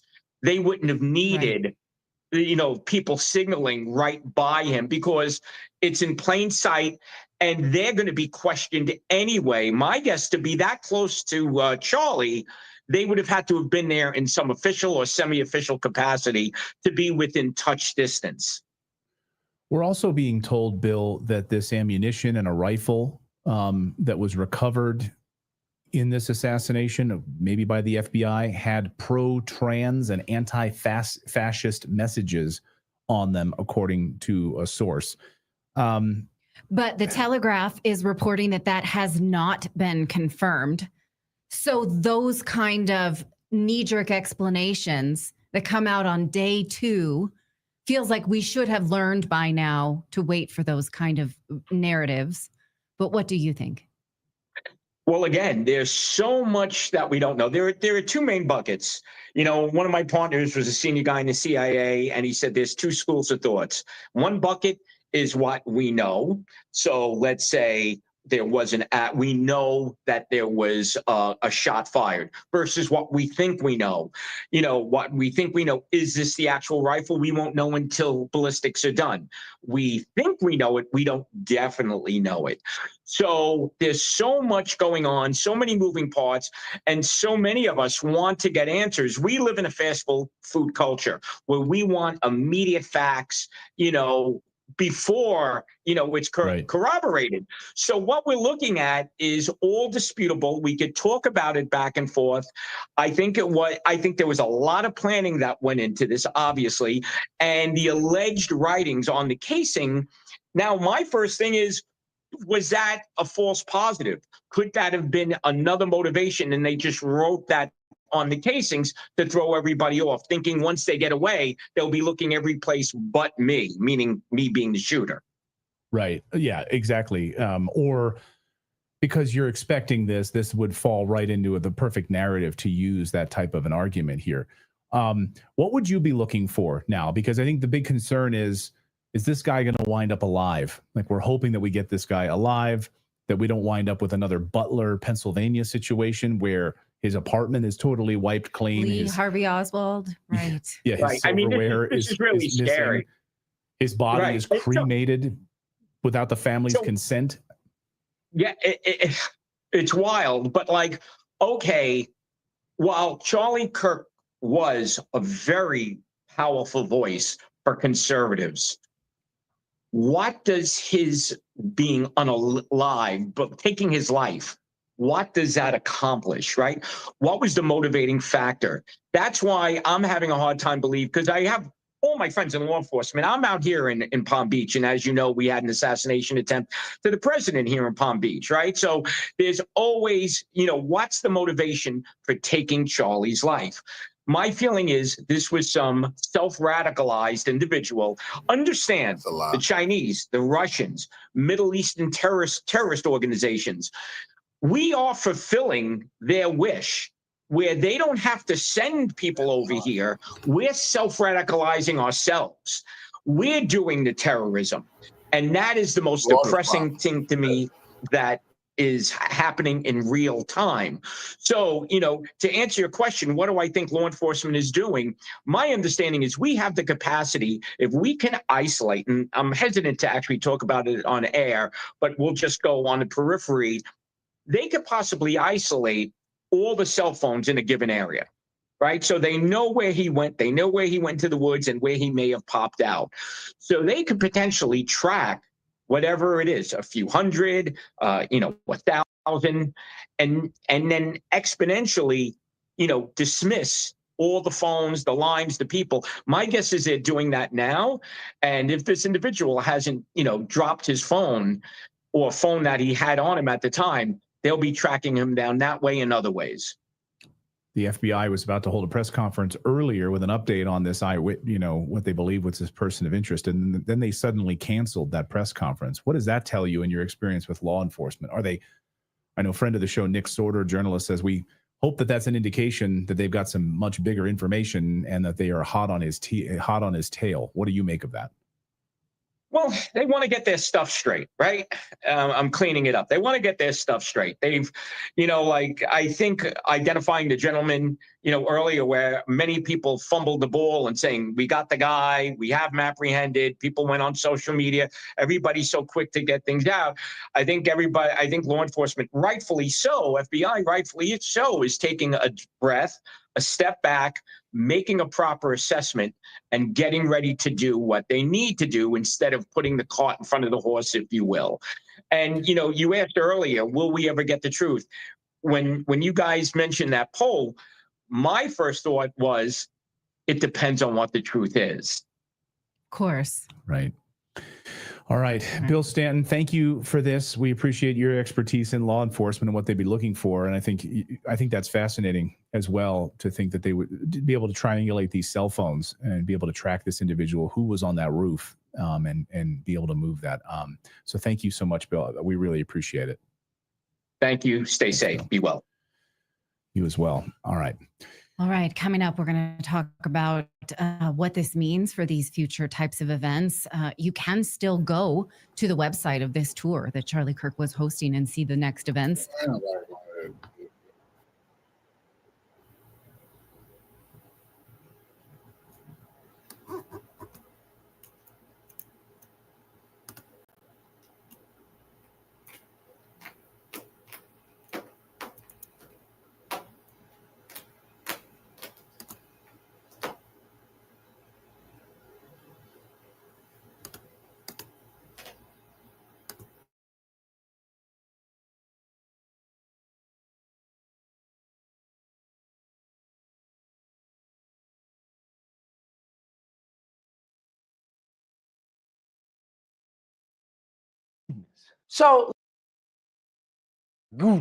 So let me just say, I have been, and you guys know this, I've been an ardent supporter of Dr. Umar. When he had first announced his school, I was probably one of the first people to donate to the school.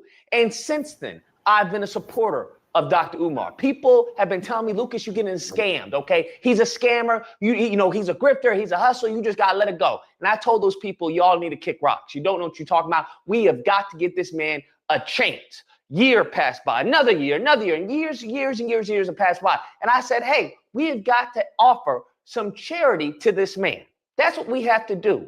And you know what? It's a shame to see how many people were attacking Dr. Umar. And I said this time and time again, even recently, when he said the school was up. They try to take the school and everything. And he announces, have a date with the doctor, and then try to revise it and say, this is going to be a reality show and everything.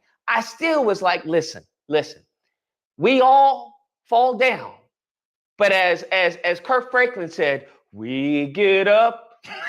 That's what I was saying, bro. That's what I was saying. Because I was like, listen, if he gets his school up, every Black person should be at that school helping. Whether it's cleaning, whether it's teaching the skills, whether it's offering, teaching the kids, whether it's offering your services, because that would be a massive impact for the empowerment of the group, of the collective. So I had faith. I had hope, all right? And as time went on, I was shown to have egg on my face. And I'm not going to lie, there's still an ounce of me that's hoping that, because he's got a 1-month extension. And I'm like, hey, maybe he pulls this together, maybe something, maybe a miracle, right? And I guess that's how they get you. They get you off of the hope, right? This is something that I've actually derided other people for. Like, all y'all got is hope. You have no plan, you have no strategy, you just got hope. Here I am, falling victim. But what took me over the edge, the straw that broke the camel's back, was his recent posting, given what recently has happened, all right? Some people describe it a tragedy. Other people describe it a blessing, a miracle. Damn. He put out this post lambasting Black people.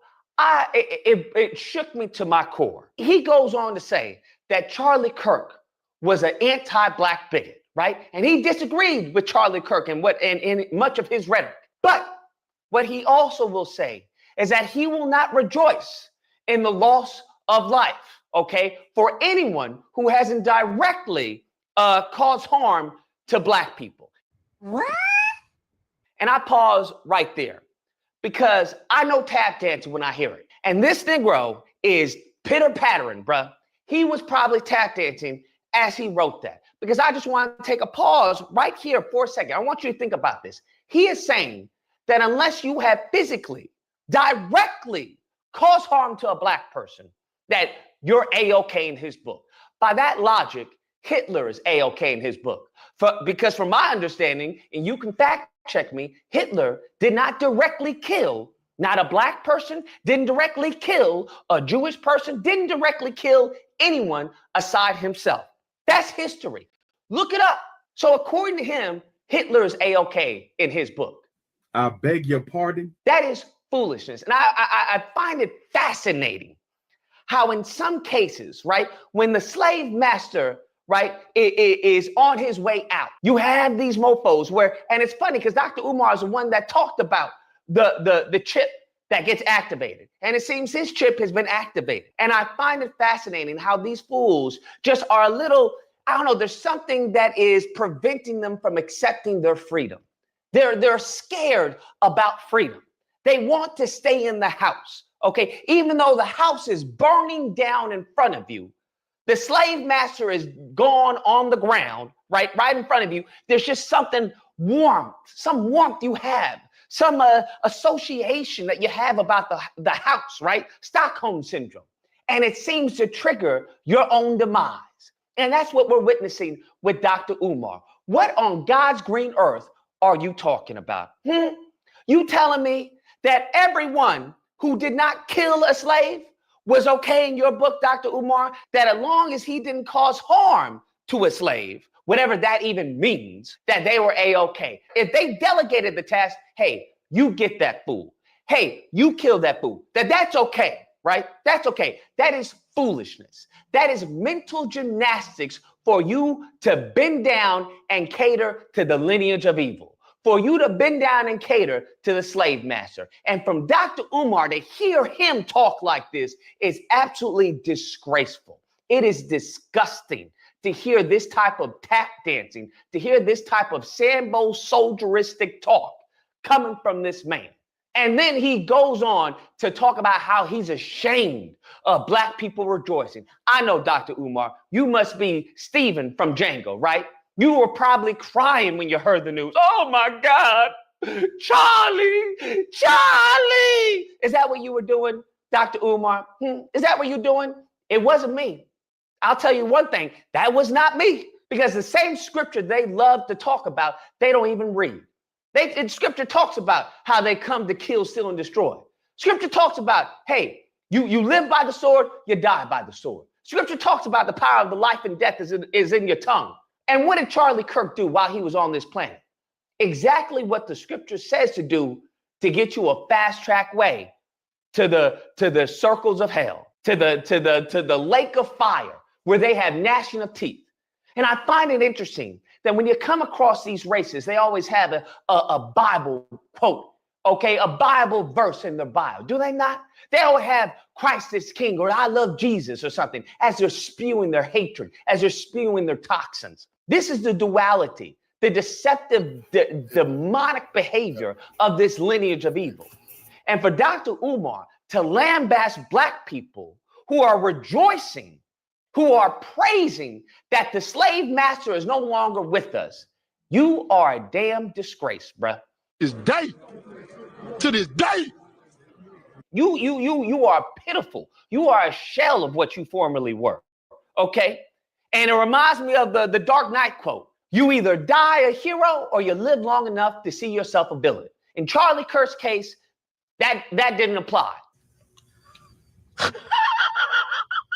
And Dr. Umar saying this foolishness, how are you going to be upset at the slave celebrating his freedom?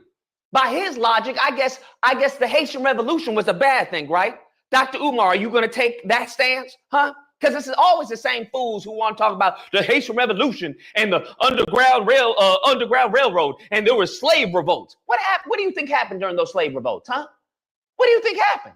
I guess the black people were wrong, right? That's what happens. The Haitians were wrong. Is that what's going on? That anytime when the Civil War happened and people celebrated the Confederates losing, that they were wrong, right? Because they were rejoicing. Is that what it was? Huh? What about the people who were for the Confederate? Are they in the wrong, Dr. Umar? Huh? Are they in the wrong? Because they weren't necessarily on the battlefield, but they were hoping the Confederates won. What about the people who haven't killed any black people, but they celebrate when they see it on their feed? Are they in the wrong? If those people were to fall a tragic demise, would we be in the wrong for celebrating that, Dr. Umar? If you don't miss me with this tap dancing, buck dancing buffoonery, I'm absolutely disgusted. I am sickened by that post that Dr. Umar sent out, and he has no support of mine. I hope he fails, and I hope the school fails. That's my stance officially as of right now today, because all that school is going to be is nothing more than a manufacturing plant for tap dancing Sambo soldiers. That's all it's going to be, because he has lost his way. And the last thing black people need is to have a school that produces anti-black blacks. Last thing we need is to have a school that produces people who have sympathy and empathy for the enemy. Didn't they just change the Department of Peace or Department of Defense to Department of War? They're not playing. They showed a video clip of them bombing what they told us was a whole bunch of drug cartel smugglers or whatnot. We don't know that, but they celebrated that. They said that's a good thing. And in the meantime, between time, you have Dr. Umar and these goofballs out here talking about, you can't be doing that. Oh, we shouldn't be celebrating this. This is horrible. Oh my God, Charlie. Charlie, oh my God. Oh no, my God. Whew, Lord, I don't know what to tell you. Listen, I'm saying that I will not cast judgment on anyone who rejoices in their enemy's demise, because that's exactly what this country has done. We celebrated when Osama bin Laden was no longer with us. Did we not? We celebrated when we toppled countries, when we got Hussein. We celebrated every single time. But it seems that when we celebrate actual domestic terrorists, that's when we're at fault. That's when they tell you, like an Amber Geiger situation, well, you've got to forgive. That's what you've got to do. You've got hate in your heart. I can see it.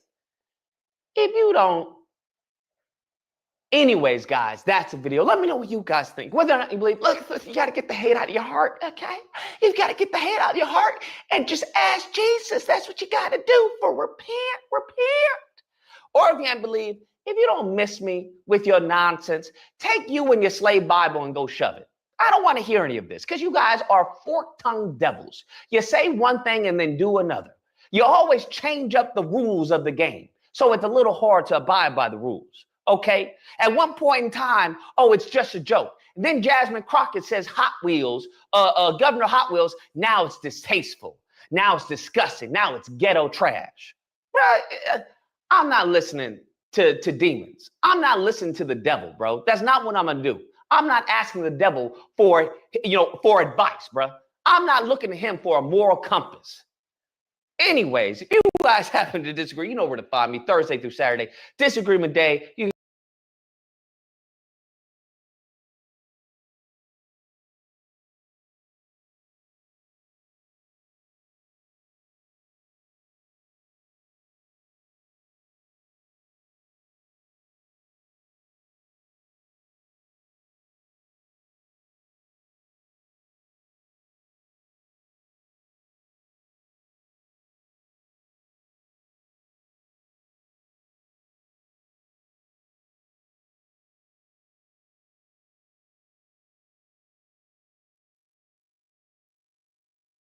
Charlie shot in Utah, giving a speech there.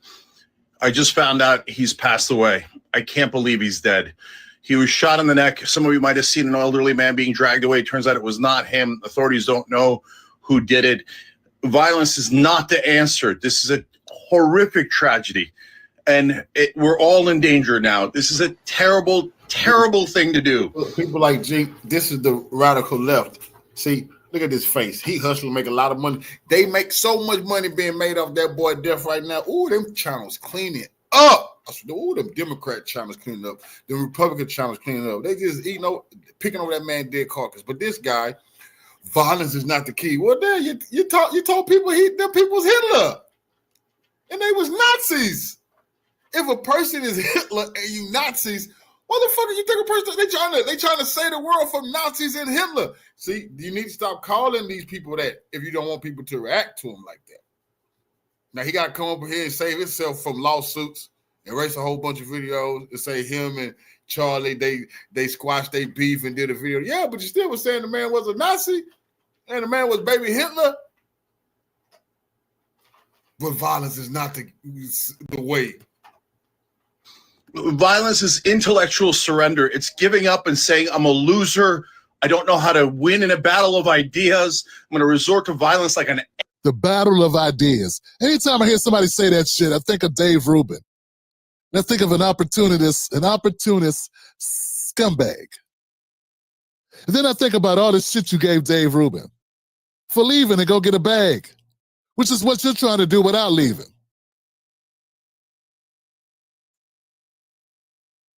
I told y'all about TYT 10 years ago.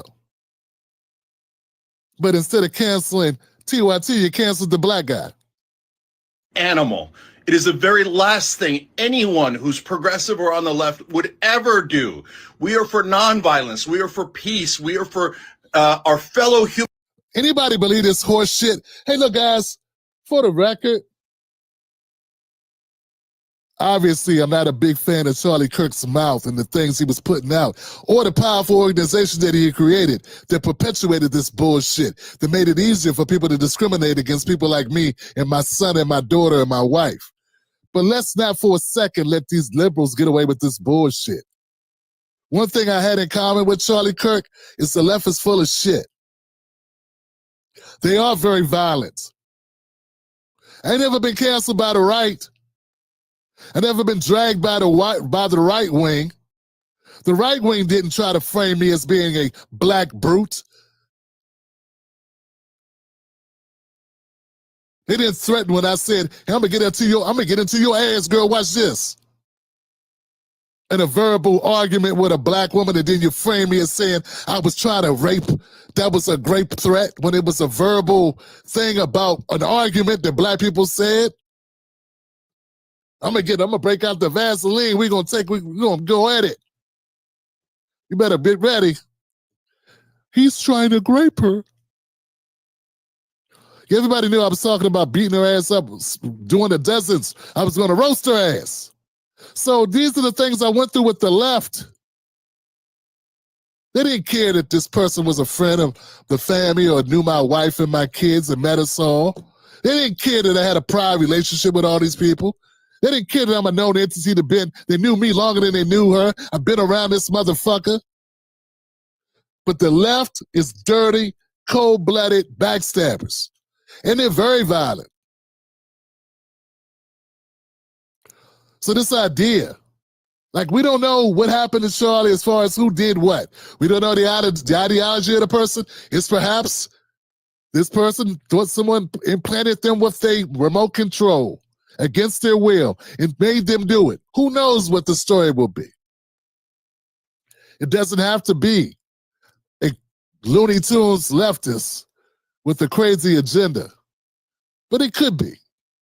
But I ain't gonna let Jenks sit up here and spew this nonsense. We're supposed to be the good ones. Now, the Democrats are the party of war, mass incarceration, and a lot of other horrible shit of using black people for votes, propping up people like George Floyd, just to get us distracted from getting our paper right. That's what the Democratic Party is. But unfortunately, for some temperamental MAGA people, the fact that I'm a bold black man that'll say that about the Democrats is not enough because they require everything from you. They require you to ignore even the most racist, anti-black rhetoric coming out of the mouths of their golden boy. So screw you too. Both parties suck, Johnson.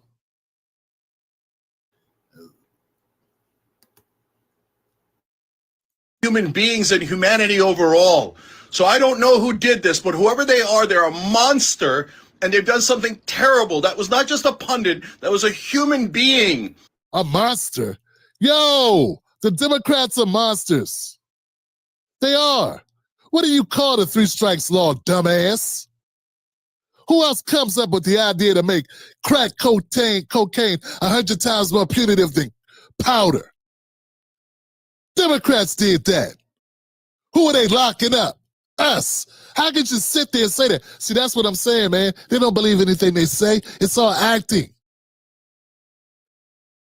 And Charlie was a good guy. Look at him. He's crying. He's blubbering. Did he cry like that? For Dara Thompson, who was thrown off a bridge face first by an undocumented migrant? Fuck no. No, he didn't. She was 19 years old. She wasn't rich, and he didn't cry. Did he cry for Tamir Rice? No, he didn't. He got loud. Loud is easy. Tears are different. Tears show real emotion. Anybody can get loud about some shit. This guy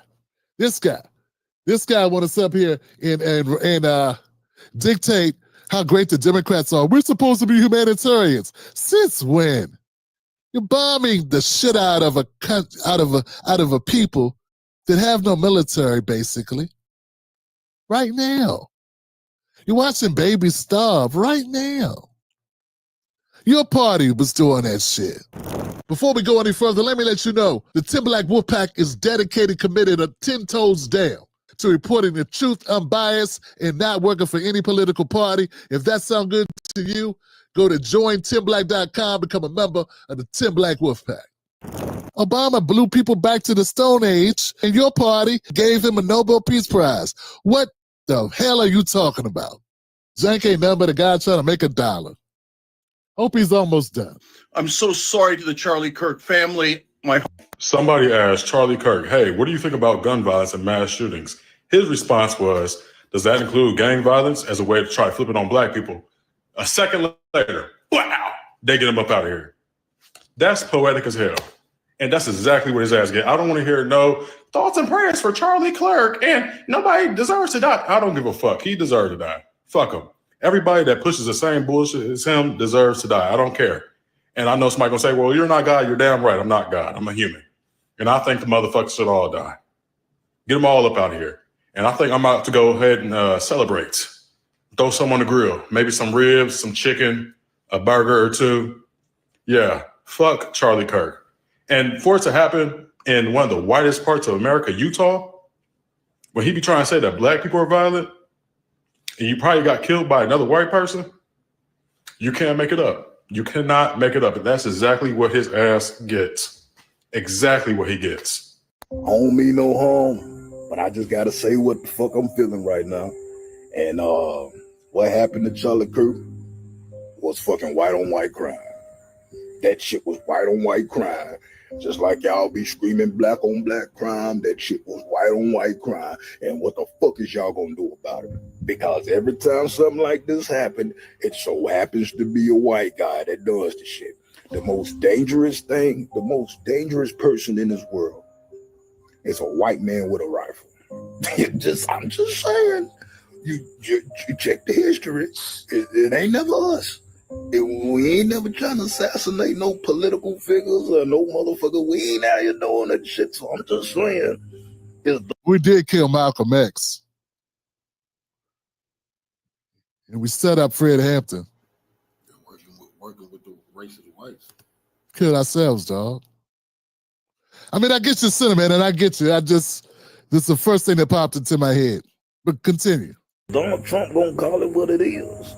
Because this shit was just unnecessary. Now, one thing I can say about Charlie Kirk is this motherfucker stand on business. You know, you ain't gotta agree with everything he say, but 9 times out of 10, the motherfucker be right. 9 times out of 10, because he come with facts and not feelings. You understand what I'm saying? But today was the day. Today was the day the motherfucker said he want the best liberal they got. And got what the fuck he asked for. Hey, man, say, man, this shit crazy. So Charlie Kirk died today. He was murdered. He was murdered. He was murdered. And people are replaying the video. They're replaying the video as if it's something. They're replaying the video as if it's something to be replayed. I don't know. He's 31 years old.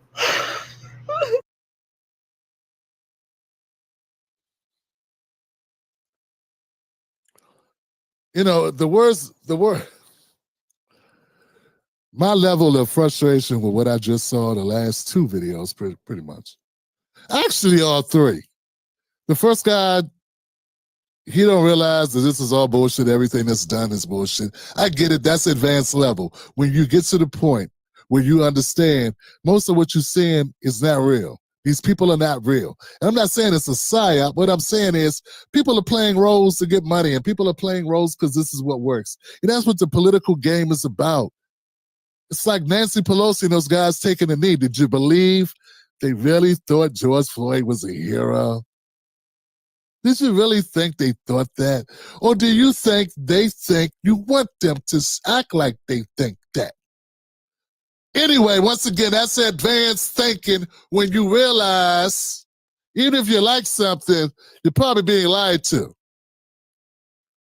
That's why you like it, because you wouldn't like the truth. And this other guy saying Charlie Kirk was right just means you don't read books, you don't know anything about your people, you don't realize that saying, hey, why are black men aren't in the family, and then you don't talk about any of the reasons why. Because we went to shitty schools that got us prepared for nothing except jail, then you got to jail, and then you end up not able to make enough money in order to support a family. And one of the biggest barriers to marriages sticking together is finances. Hell, half the country's divorced, even if you take black people out the equation. And the biggest problem is finances. And if you end up being the lowest bottom when it comes to wealth, and you got money problems, I mean, I think you could just look there. But you know, if you listen to that simple logic, you wouldn't have all these YouTube channels of people making money going, black people, why we can't live together? Why black women and black men can't get along? And blah, blah, blah. When 40% of white marriages fail too. And why? Money. It's the number one reason people break up. People break up over money more than they break up over infidelity.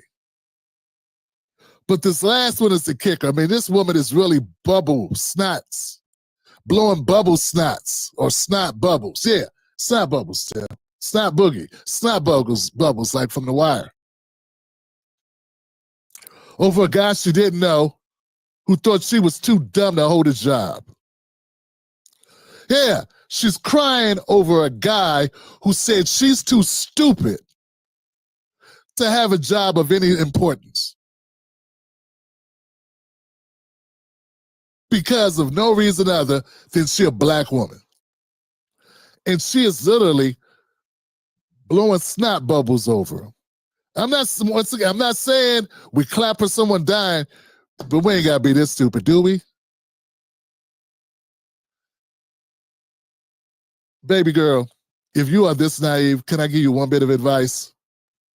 When a guy said he has been tested, tell him to wear it anyway. And when he says, I pull, don't trust him. Tell him wear it anyway. Next.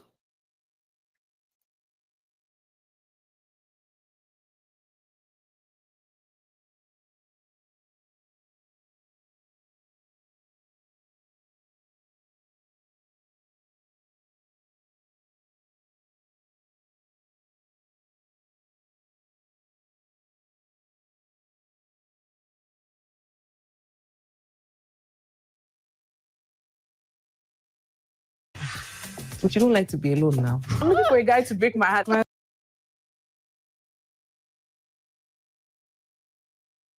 2025.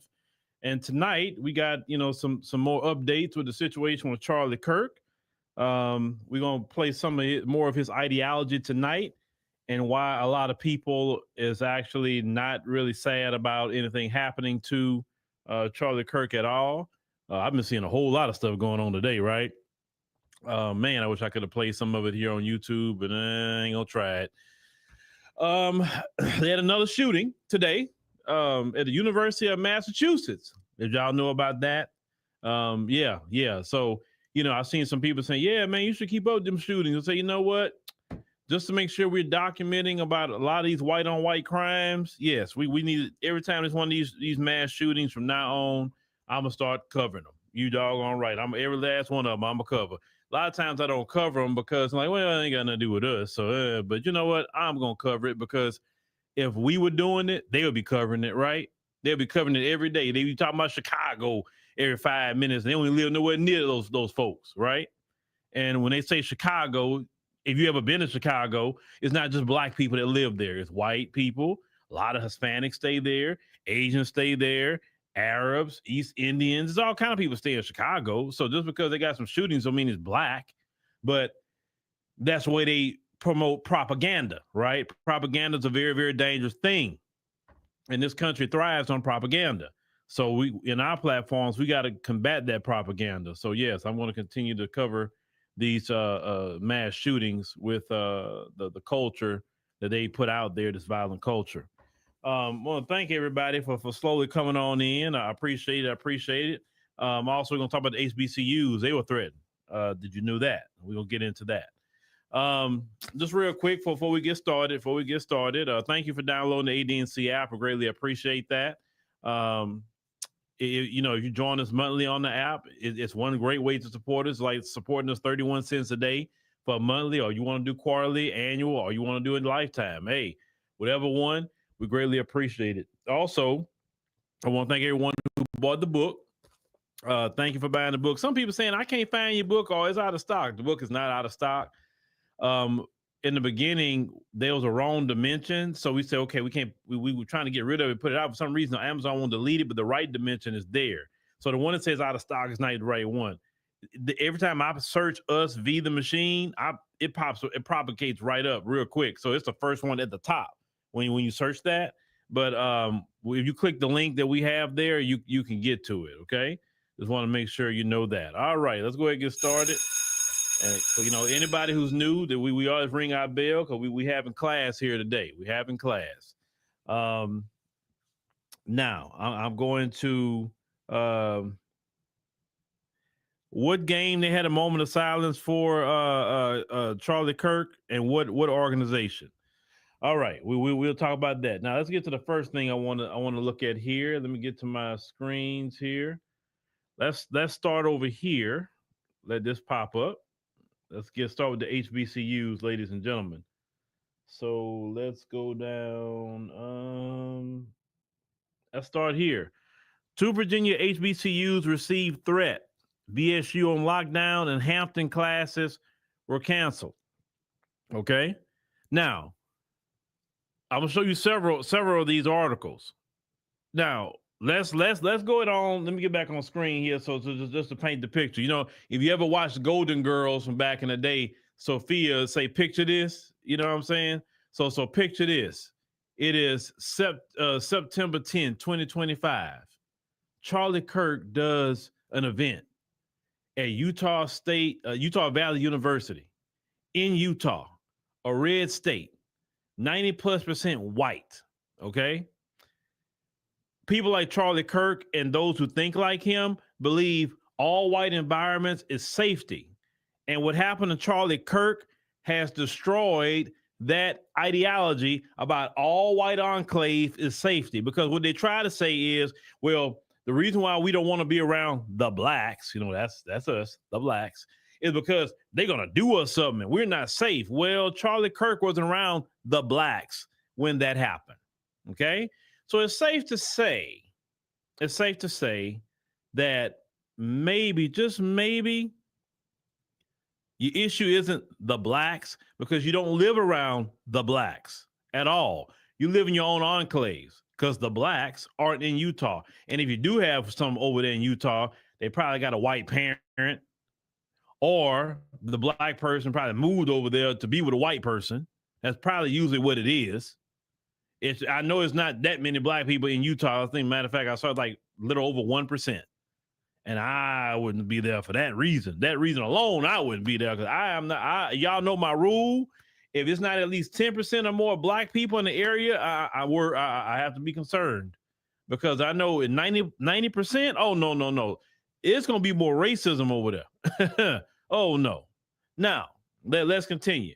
So Charlie Kirk was in an environment that the white supremacists would say is safety because it was none of us.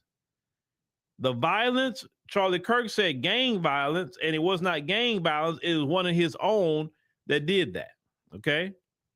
Now, instead of addressing the violence, they're all on social media now screaming about the leftist liberals. And now they're even threatening that they're saying now it's war and all of this. So, listen, they're what we talked about, that culture of violence, which we detail very well in the book. Make sure you get the book. That culture of violence, they want to be violent. I don't care what side they on, whether it's liberal or conservative. And I'm going to tell my people, stay away from them conservative events, stay away from them liberal events. We need to stick to black events. Okay? Because they're going to go crash out. And I don't want my people in the midst of that. If y'all want to have some political event, y'all have a black event. Okay? Don't be in the middle of them. You have been warned. Because if something happened to you, I'm not going to say nothing about it. There's no sympathy here, because we told you, stay your behind out their way. Let them figure that out. Whatever they got going on in their business, let them figure that out. I don't care what they do to each other. That's not our business. Stay out of it. Stay out of it. Because what I've been seeing today, and I'm going to tell y'all this, some of y'all doing too much. I'm talking to my people now. Y'all doing too much. Okay. Yeah. Okay. Yes. We didn't care for Charlie Kirk. Got it. But some of y'all are they got diss tracks. They got a diss track out about Charlie Kirk now. Y'all dance and all that. And look, it could be funny to what y'all doing, but reality speaking, y'all need to back off on that, because Charlie Kirk wasn't that big of a factor for us as black people. And a lot of black people didn't even know who he was unless you're in the political sphere. He was not an elected official. He was nobody's making laws. He wasn't no judge. He wasn't no prosecutor. He wasn't no police. Yes, he knew all those kind of people, but that wasn't his position. I think for us, don't get tempted to get in the midst of their stuff. Let them crash out all they want on each other. Let them do it. We don't care. We only worry about black folk and what black folk do, okay? Sure, we'll look at it. Sure, we'll commentate on it, but that's far as it go. Remember, Minister Farrakhan said, don't laugh, learn, right? Don't repeat what they do. All right? Now, let's get back to this article here. So, the 2 Virginia HBCUs, all right. So, at least 6 historically black colleges and universities, as they received threats to their campuses Thursday, including 2 in Virginia. Virginia State University was on lockdown. Hampton University has canceled classes as it urges students to stay inside after threats were made to both Thursday morning. Now, everybody's asking, why threats coming to the HBCU? Once again, Charlie Kirk, nothing happened to him on the HBCU campus. Wasn't a black person. So why? But see what they do. So they really don't want to go at each other like that. So they always, every time they get mad at something, they always try to turn it on us. You understand? So we can't be in the middle of their mess, because we got to make sure to be vigilant and watch ourselves and what we got going on here. Now, neither university immediately provided specific details about the nature of the threats. They say VSU in Petersburg, south of Richmond, put out an alert Thursday saying its campus is on lockdown out of an abundance of caution. They say due to the threat they received, everyone on campus should limit the outdoor movement to only essential activities. VSU officials said all Thursday afternoon classes were canceled. Then they talked about, the potential threat of lockdown. So basically, they were threatened. Okay, so that's these campuses. I'm not gonna read every single thing here. All right. So then let me go to. All right, Fox 5 Atlanta. You know, they talking about how they, they was targeted. Okay. What university is that? Clark Atlanta. Okay, so you see all the police kind of in these areas here. I don't know why that popped up on the screen. Okay, we don't care about that. All right, so Clark Atlanta issued a shelter-in-place order on Thursday as campus police and Atlanta Police Department investigated threats made to the campus. They said in the statement, the university said as a precautionary measure was taken to ensure the safety of students, faculty, and staff. Officials did not provide details about the nature of the threats. Now, of course, no injuries. And now they said they also talked about it happened at Southern University, okay, as well. They were threatened. Let me see here. Hold on. Let me see. We'll go to. We got one more we was going to show here. Also in Florida, Bethune-Cookman. And shout out to Bethune-Cookman. I was on that university one time doing interviews out there. Shout out to those young brothers and sisters. They had to cancel classes and shut down. All right. So that was Georgia, Florida, Virginia. Okay. So Bethune-Cookman had to be on lockdown, as you can see here. All classes were canceled. Daytona Beach Police Department said it's investigating a reported threat directed at Bethune-Cookman. It asked the public to avoid the area to further notice. Okay. So a lot of these HBCUs was threatened. Just want to show you here another article talking about terroristic threats disrupt life at HBCUs across the U.S. All right. So they say the threats are disrupting, the lives of thousands of HBCU students amid a string of fake emergency calls that affected American universities in recent weeks. So it says 7 had went on lockdown, as we talked about here. So it's at Alabama State University, Virginia State University, Hampton University, Spelman College, Southern University, A&M College, Clark Atlanta, Bethune-Cookman. Okay. So they said the FBI is supposed to be looking into it and all of that. Now, of course, Jasmine Crocker said heartache is for the constant trauma that students constantly experience simply because some lack the courage to do better. Okay. So let me see. Here's another thing I wanted to cover here. Let me see. Hold on. Maybe getting ahead of myself. Yeah, I'm getting ahead of myself. So let me not go to that next article there. So let me get back on the screen. So what happened with Charlie Kirk had nothing to do with black people. Sure, black people are laughing about it. Sure, black people are clowning about it. They are. They are. They are. But outside of laughing and clowning, black folks had nothing to do with it. See, if Charlie Kirk actually went to HBCU, he would have been all right. If he did a debate at HBCU, he'd have been fine. Now, when he got roasted, maybe cussed out, maybe some very, very spirited debate with him at the HBCU, yeah, that would have happened, right? But he would still be here if he was actually going to the HBCUs, because we don't do things like that. We don't climb on roofs, and we don't sit up here and snipe people. That's not what black people do. Sorry, that's not our culture. It's not what we do at all. We do have criminals in our community. Sure, we do. And they don't even do that. Most of our criminals are getting at their ops, whoever that may be. And most of the ops isn't a political figure. You have not seen a Crip or Blood or GD or anybody else go and do anything to a political figure in the community. You don't see that. So all that talk about gang violence, this, gang violence, that, no, you need to be talking about that white on white violence. That's what's going on. White on white crime. White on white crime. There was a video that we posted on our X account out of Idaho. Okay. And somebody drove in the middle of them having a vigil, and boy, they went to beat the brakes off this person that was riding on a scooter. They didn't call the police. They didn't let law enforcement handle it. They just went to being violent. Okay, violent. They were kicking and punching and all this they were doing in Idaho. You know, Idaho is not a state where we're at. That's them. Okay, so you start looking at the criminality in places like Idaho, Iowa, Utah, all these places, because remember, people like Charlie Kirk and others that think like him claim that all white enclaves is just safe. It's safe. There's no crime. There's no scamming. There's no fraud. There's none of that, because, hey, the blacks aren't there. And it seems like you get in more trouble when the blacks aren't around. You know why? Because it's just a culture.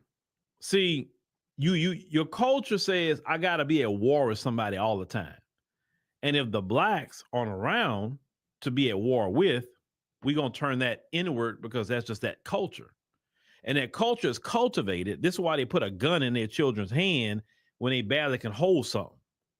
Because they want to teach them at a young age how to take a life. When we thinking about trying to teach our kids maybe to do some sort of, I don't know, sports, maybe they could sing, maybe, you teach them something, right? Something that we can enjoy with our kids. The majority of black families do not try to teach their children how to take a life before they're even 5, 6 years old. I've seen videos of them with their children 5, 6 years old putting guns in the hand of small children. And I'm like, why do they do that? But I never understood it's a cultural thing. It's cultural. That's what it is. It's a culture. I don't see Hispanics doing that. I don't see Asians doing it. I don't see Arabs doing it. I don't see East Indians doing it. I don't see nobody else doing that but them. So it has to. So I say, no, that's cultural for them. Putting that gun in a child's hand.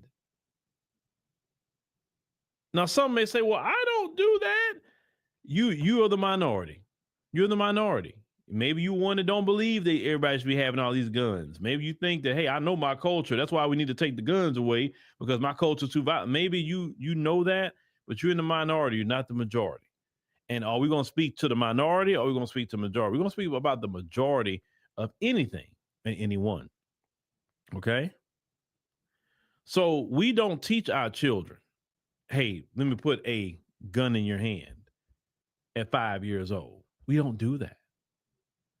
And so another thing they don't like about this Charlie Kirk situation, now you having everybody saying white on white crime, white on white violence. They don't like that. See, one thing they don't like is that mirror. They don't like the mirror put up to them. They want to put a mirror up to everybody else except them. They don't like the spotlight is on their criminality. They don't like the spotlight is on what's their obsession with these guns. You understand? But I told you that's a culture. That's why they Charlie Kirk himself, and we'll play the clip again tonight. He felt people are expendable so he can keep a gun. That's a culture talking. That's not just a ideology just out his head, because there's a lot of people that agree with him. Bill O'Reilly said that years ago when you remember when they had that shooting in Las Vegas at that country concert, and Bill O'Reilly said that this is the price we pay for freedom. It's things like this. Bill O'Reilly said that on Fox News years ago. I remember when he said it. They feel that people are expendable to keep that gun in their hands. And Dr. Frances Cress Welsing talked about that in her book, The ISIS Papers, their relationship with that gun. And how that gun is an extension of their manhood. Read the sister's book. Now, let me get to something else here I want to cover here tonight. Now, I want you to listen to this one woman. Let's go back to talking about Charlie Kirk here. The person that shot Charlie Kirk, anybody that just kind of have any kind of context clues realize that person was a professional.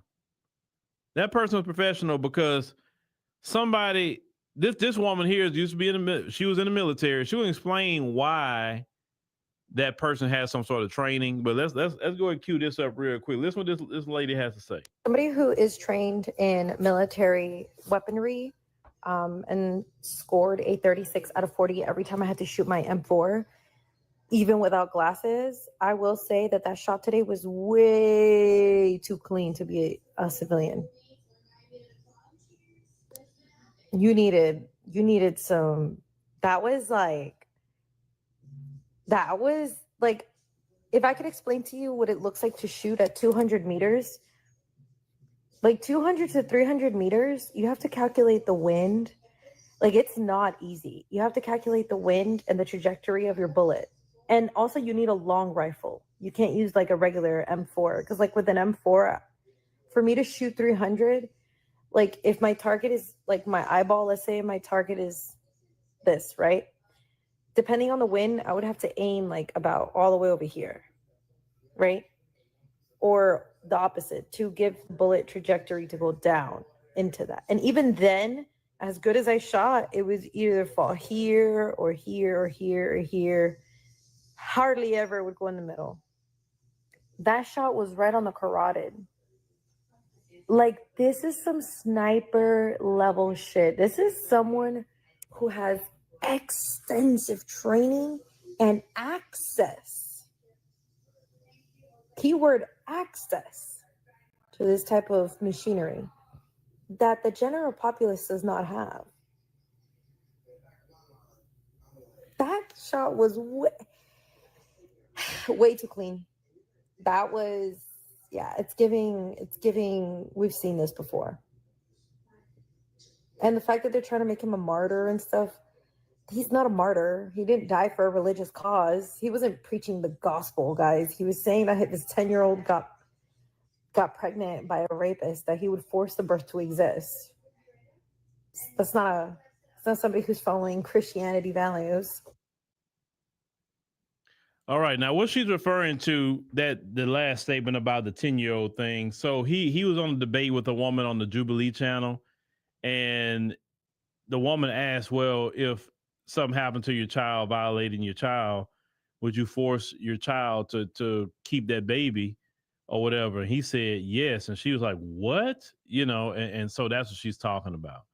Okay, so basically this woman saying the average person can't, you know, shoot like that. Or people saying, oh, well, no, some people can shoot like that or whatever. Regardless, if you can shoot like that, you still have some training or some experience. You're not just a person who just grab a firearm one day and just, oh, you know what, I'm going to go do this.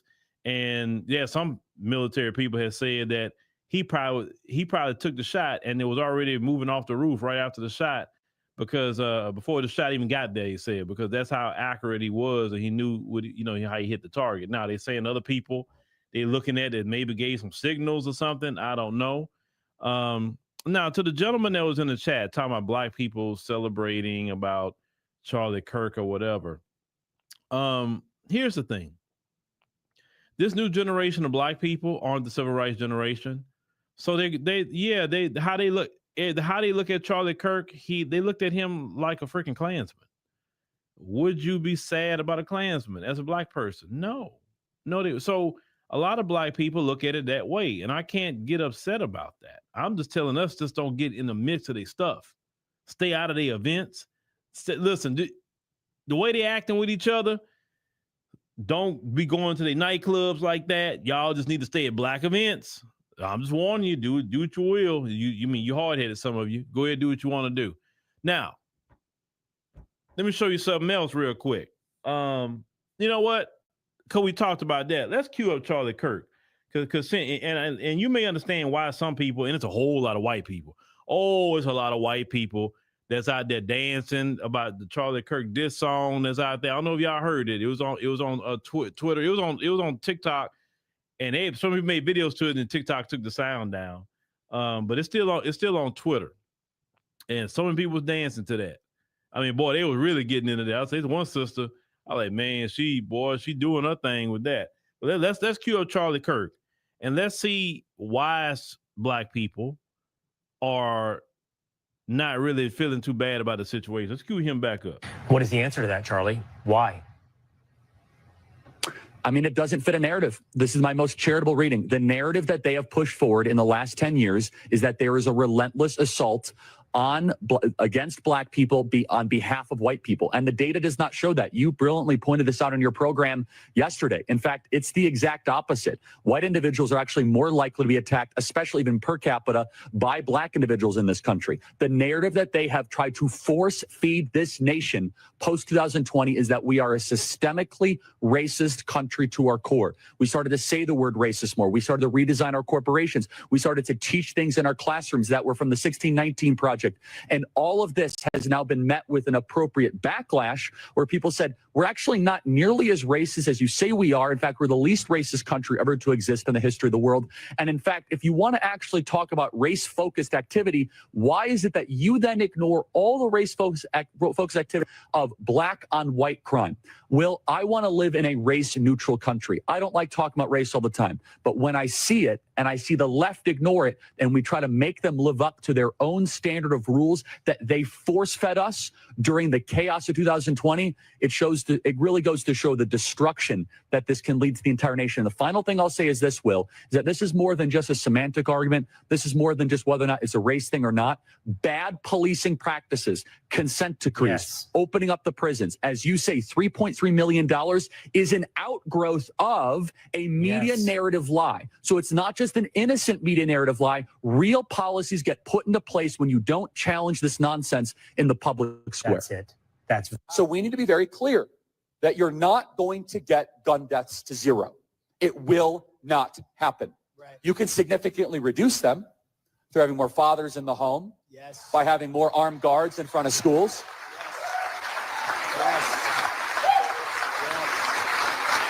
We should have an honest and clear reductionist view of gun violence, but we should not have a utopian one. You will never live in a society when you have an armed citizenry and you won't have a single gun death. That is nonsense. It's drivel. But I think it's worth it. I think it's worth to have a cost of, unfortunately, some gun deaths every single year so that we can have the Second Amendment to protect our other God-given rights. That is a prudent deal. It is rational.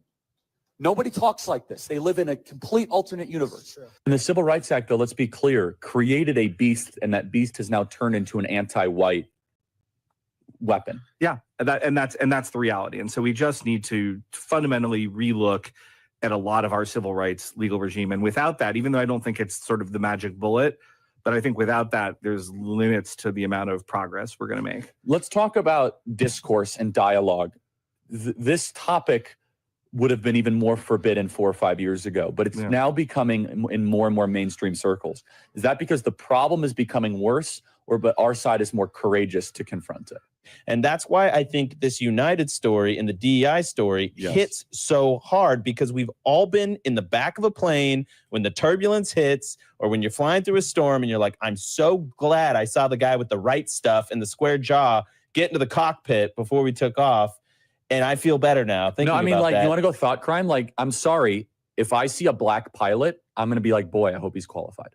Well, you wouldn't have done that. You wouldn't have done that before. That's not an immediate. No, you wouldn't have done that before. That's not who I am. That's not what I believe. It is the reality the left has created. Black people get reparations. I believe they should. So I, white man, have to play for black people. Why? Wow, that's a really selfish thing you just said. Hold on. Why should I have... That's a really non-empathetic thing to say. Why should I have empathy for a race? I have white guilt because I breathe?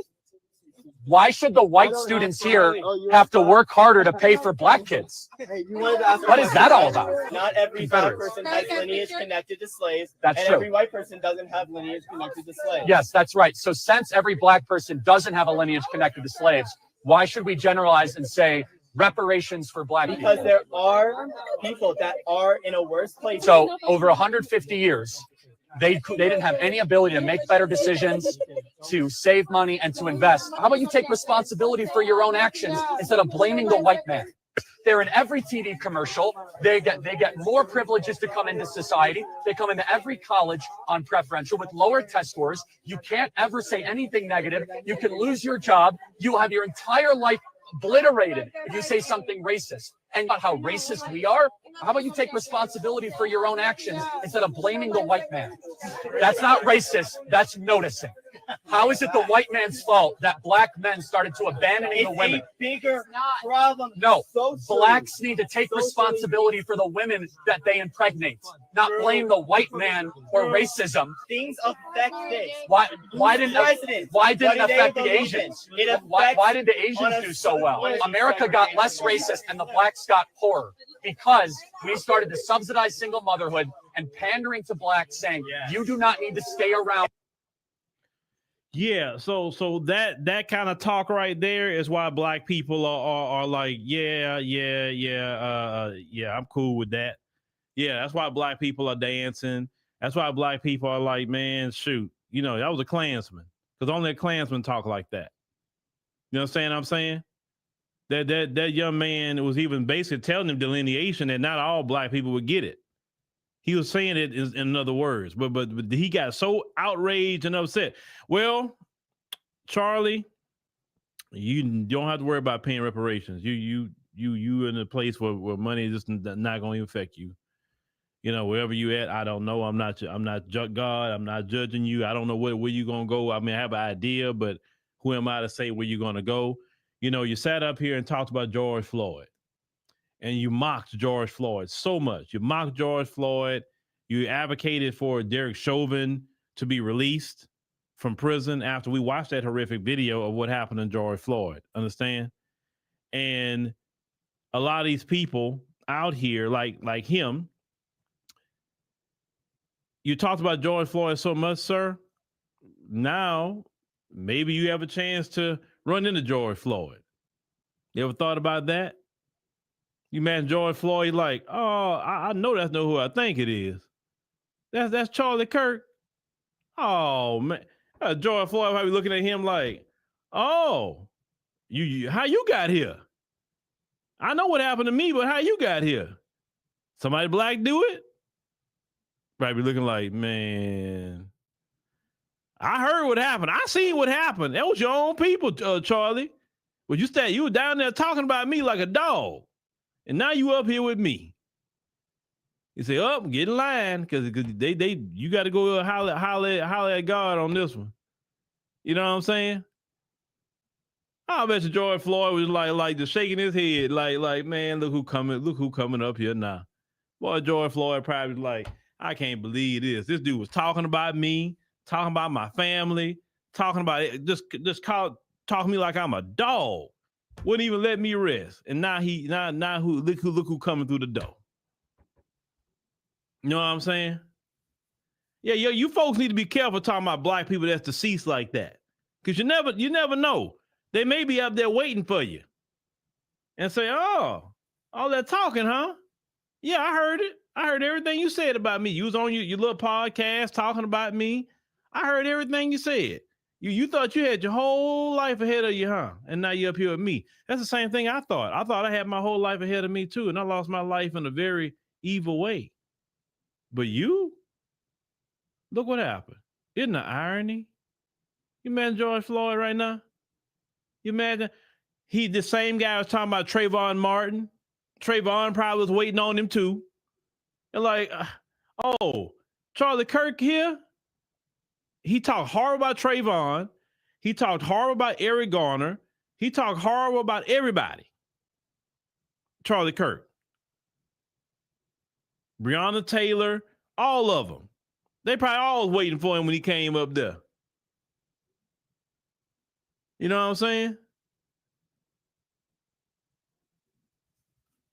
So, man, and these people think they invincible too. They think they invincible. Like we the only one that could have something happen to us. Because see, you know, they feel like I got this power. I can decide who lives and who's unalive. I got the power. And listen, we all human beings. Any of us can have something happen to us. That's any of us, okay? My thing is there's certain speech that you don't get into because certain speech draw out the mentally ill. I even know that. I have limits on what I say because I know certain things could draw out the mentally ill even in my own community. So I have to bridle my tongue at times. I say, hold on, let me stop. Because I know once you put it out there, you attract certain people. So there is a responsibility on these microphones. You don't have to be incendiary to get your point across. You really don't. But these folks believe, well, freedom of speech. Yes, but there's freedom of speech, but there's no freedom of consequence. See, what y'all want, because y'all believe in white supremacy, that there is a freedom of consequence, that you can say whatever you want to whoever, and there should be no consequences. Them days are over. There's a consequence to your mouth. And we not the one that's going to really bring out the consequences a lot of times. Unless you just do something in our face or try to harm us or whatever, then we probably bring some consequences. But we're not going to take it to that level like your own will. Because the person that tried to do that to President Trump, it was somebody white. The second person that tried to do that to President Trump while he was out there playing golf, it was somebody white. Ronald Reagan, when he got shot, it was somebody white. Abraham Lincoln, it was somebody white. It's always them doing that. White on white violence, but yet you want to focus on what some brothers and sisters doing in some larger cities who's being undermined by the city government and the mayor. If Brandon Johnson would have took every bit of those resources he gave illegal immigrants and put that into the black communities, that would alone reduce crime. The billions and billions of dollars he put into illegals. They never inject that kind of investment into, or what about FBAs in New York who need help? If Eric Adams and them and the city government would have injected that much money to the FBAs in New York, that would have been a big help and got them right off, got them on their feet and everything. They have never invested that much capital into the black community. And people like Charlie Kirk, you want to talk about illegal immigration, but they never get down to the nitty-gritty of the illegal immigration. Now, the crashing out. Let me play something here about just one of them. Just one of them here, and I forgot to load it up, so I'm gonna load it up in real time. Because they got this one video I want y'all to see here by this gentleman. You want to check this out? What has this country become? Let me see. People get mad because they say, I have the right to say what I want to say because I have freedom of speech under the Constitution of the United States of America. But a man speaks his mind, and he just debates with people, and he gets assassinated. And a lot of people are happy about a man's death. A father, a husband, 2 little girls are without a father today because you guys don't agree with his beliefs. He didn't say he was absolutely right. He says his opinion is, and then he debates with you. That's what law and order is. When you go to a trial, they debate with you. When you go and you have debates for political parties, that's what they do. They debate. This was a senseless, violent, unnecessary, just hateful crime. And I don't care if you're gay, straight, bi, purple, green, him, they, her, it. This should affect you all.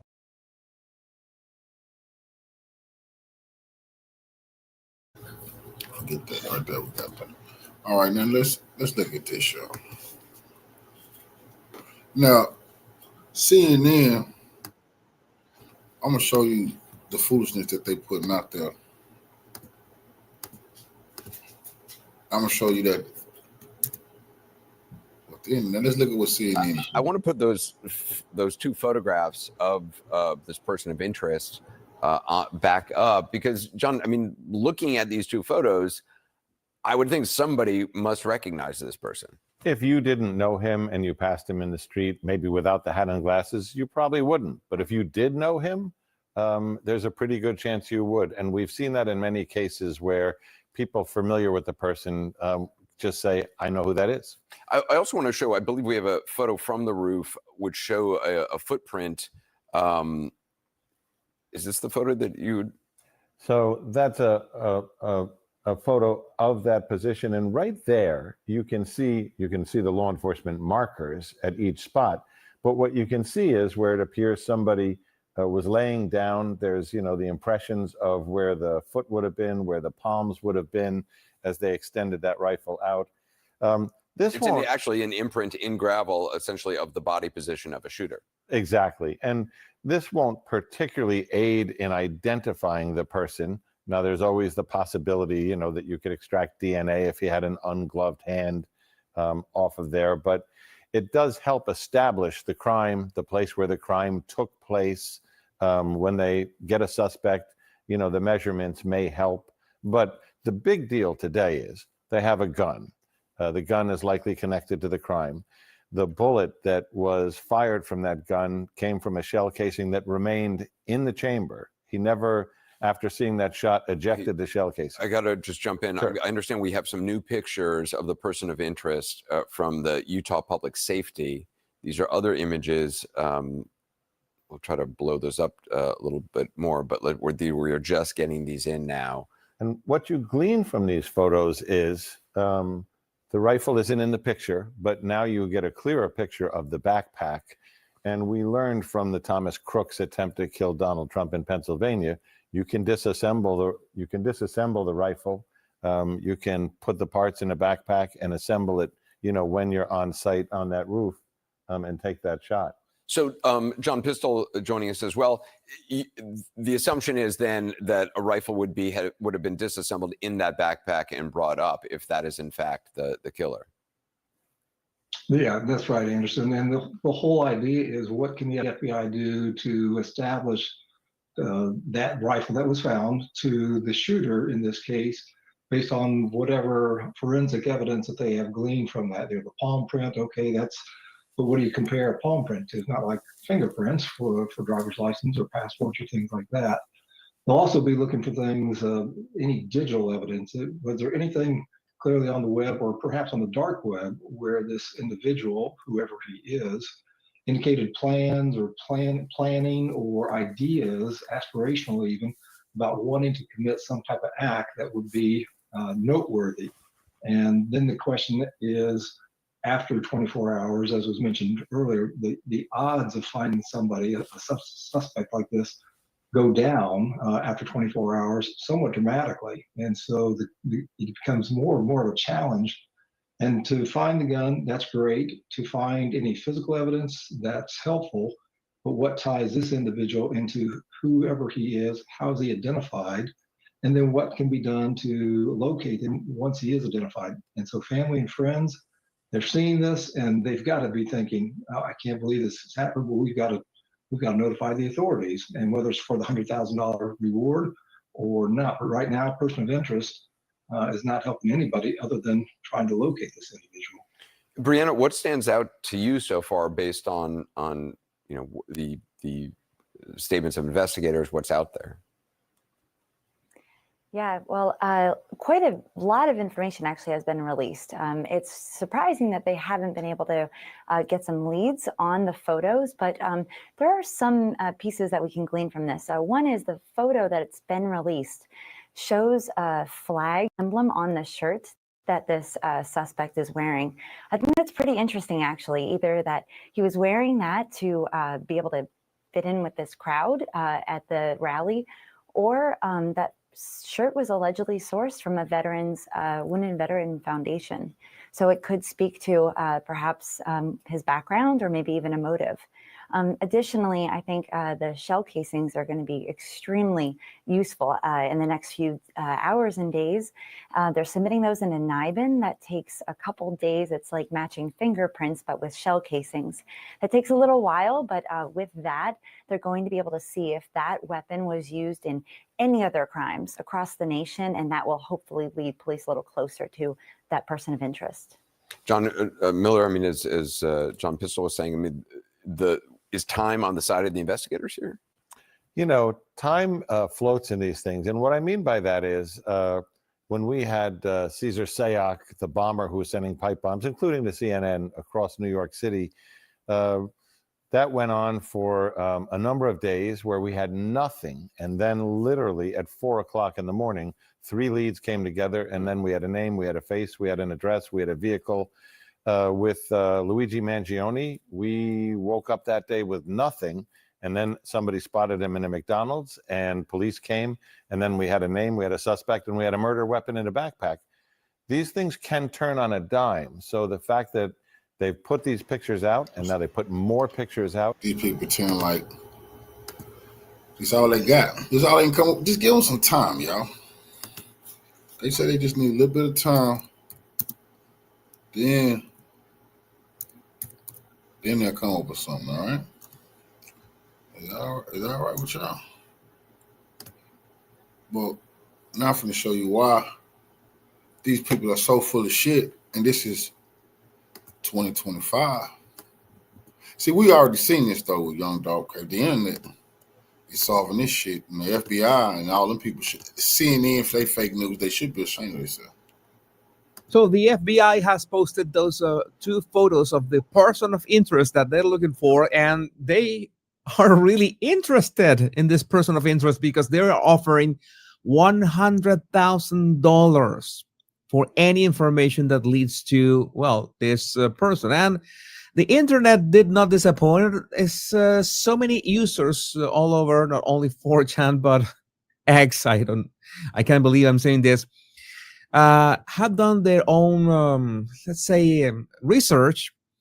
And just a warning, everything that you're going to watch in this video is allegedly. I am just going to read things that people have found and, let's say, dots that people are connected. This is as deep as the rabbit hole goes.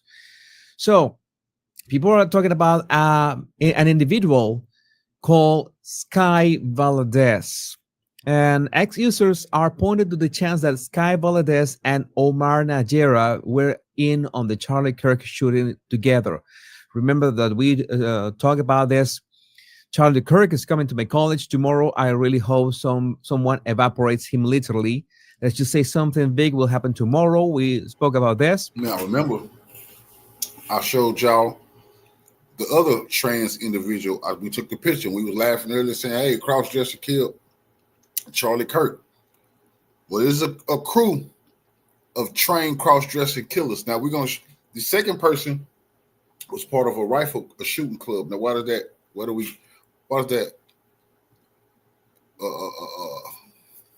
perk our interest? Because the white boy who they say nipped Trump on the ear was also part of a shooting club and was just trying to find out how to learn how to shoot. And that's where he came in contact with his FBI handler, was in that shooting club. How the same thing with these trans killers.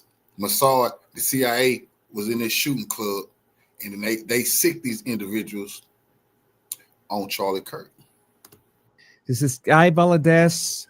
This is from Pinterest. There's also some images from Instagram. It seems that they're in a band and with Omar Najera.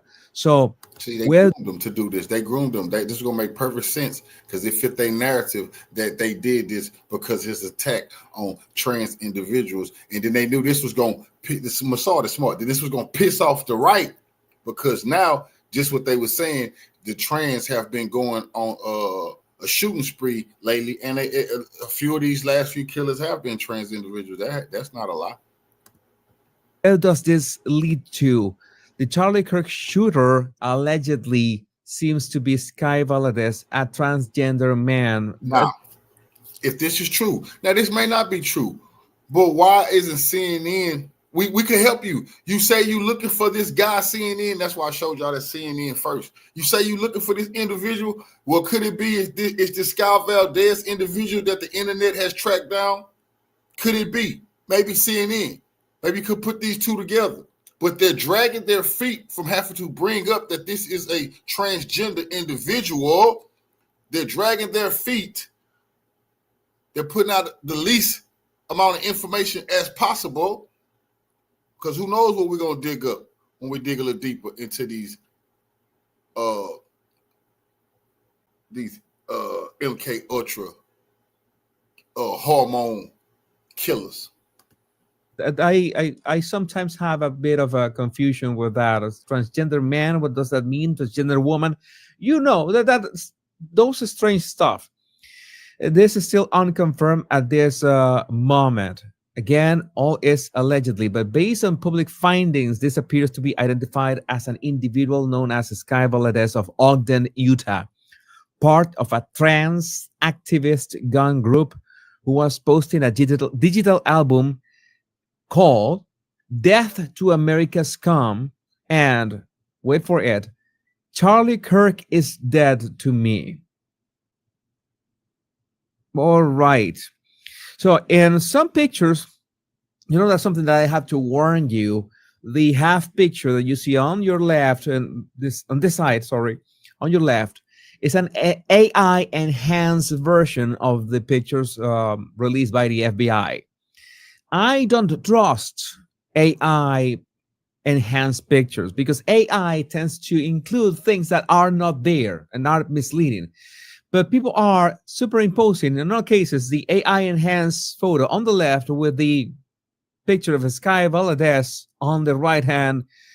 I would say that so many things match, especially the skull, the skull shape is it's a pretty good match. It's a pretty good match. Multiple accounts reporting they may have identified the Charlie Kirk shooter. 4chan Intel identified suspect Sky Valadez had a SoundCloud with a track that was uploaded with a track a month ago titled Charlie Kirk Dead at 31.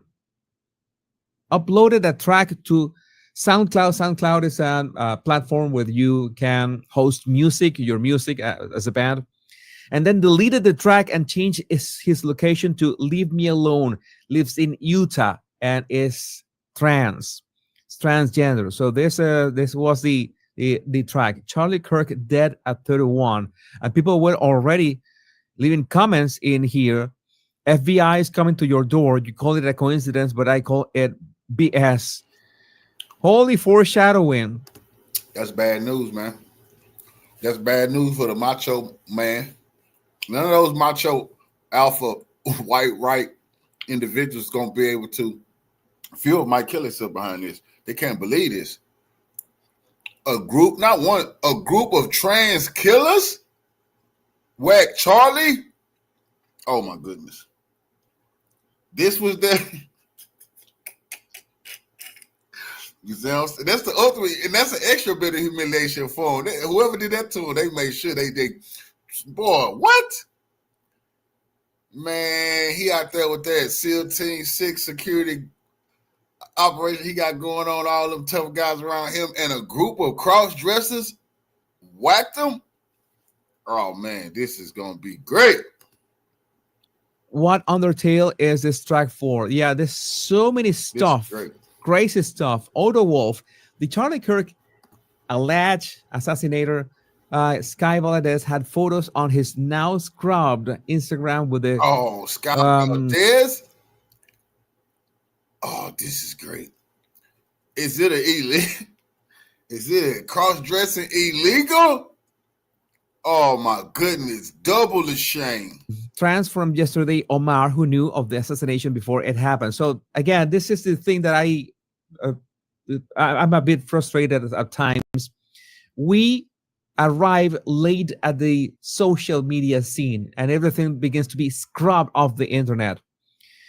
Is this the same rifle? Sky Valadez posted it and could prove they were training with the same rifle. A shot from that distance wouldn't be hard with that zero scope. And there's a Pinterest in which Sky Valadez was using a rifle. For you, my body language buddies who are into rifles and know how to identify, maybe you can see from this angle, the shape and size. There's a big suppressor in there. I don't know if you could tell that it's the same rifle that was recovered by the FBI. 4chan found Sky Valadez yesterday while GeneMax FBI was still focused on that old boomer.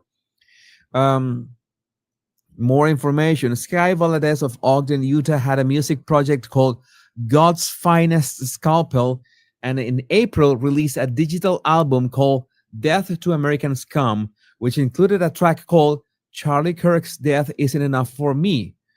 Oh, right. This is so strange. The number 2. He apparently also had a song on SoundCloud called Charlie Kirk Dead at 31, which has since been removed. This lead seems to have first been discovered by an enterprising user of 4chan's POL board.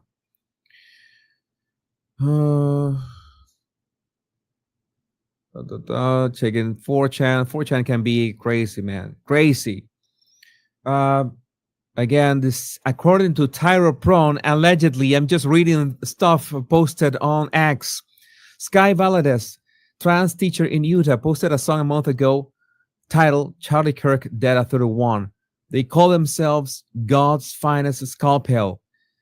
Oh my God. The SoundCloud got deleted. Sky Valadez doesn't link to any real names. He's the trans bassist of the band. The singer of the band is named August Hegoas. maybe born Leila. Again, I'm telling you, I'm so confused with all this. This is kind of stuff that you, when you go to the depth of the internet, this is what you find, and it's way beyond Forrest Gump's box of chocolate. You don't know what you're getting into. Her dad is Brandon Higuas and works for Northman Gunthrop. Oh, interesting. I tried to submit a tip to FBI, but their website isn't letting me. They should interrogate her now. Her or him, I don't know. Guess I found more images showing Sky Valadez. The body and shoulder structure looks similar to what FBI Salt Lake City posted. Justice for Charlie. Also, Pinterest already took down Sky Valadez page Rainy Sky 021, which had transgender styling pics and military pics according to a Google image search. So many things. There are doubts as well. Do you really think this person, Sky Valadez, is capable of shooting someone in the neck from 200 meters? Well, why not? If you're in a prone position, if you have your rifle against your shoulder and have a good scope, I don't know. I have no idea. Maybe you can tell me in the comments about that. And yes, see, 4chan is the new PSYOP delivery system, outpacing the good old FBI. The suspect, Sky Valadez, had a SoundCloud track, blah, blah, blah. Now the track is wiped, and yet this hit was clearly professional. Layered planning, decoys, execution. That's the thing that we have said from the beginning. This looks really professional. Doesn't sound like something done by a single person. So why are mainstream outlets and talking heads suddenly treating 4chan credibly? Why now? Who benefits from breaking the September 11 spell and casting a new one? Who's the target audience? How does Palantir and Gideon fit in? Oh my God, we're getting into heavy stuff here. Is this person capable of doing this? And this is the post from FBI Salt Lake City. I already made a video about this. That's what I thought was odd. That the body shape looked odd for a guy. Maybe the shape looked more adequate for a woman. If it is a trans man, it's a woman, right? And that would explain the size of the hands in regards of the head. That would explain a lot of things. That would feed a lot of things. Breaking. Sky Valadez, potential Charlie Kirk shooter, allegedly has just now changed their username and their profile picture and removed all of their information. This complete. I told you.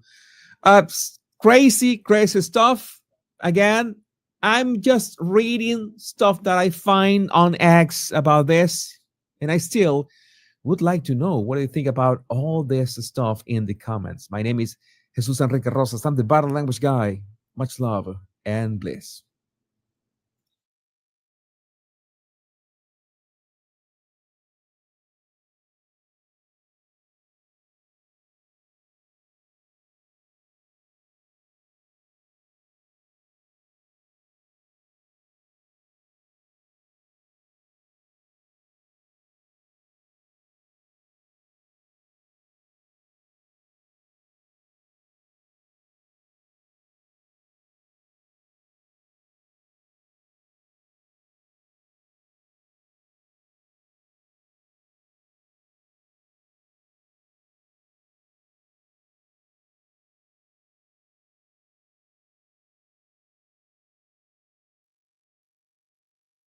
When Americans are angry, they turn to guns. Every single time. We've been trying to tell you that for years, for over 20 years, because children have been unalived in their places of learning over and over and over again by hurt individuals.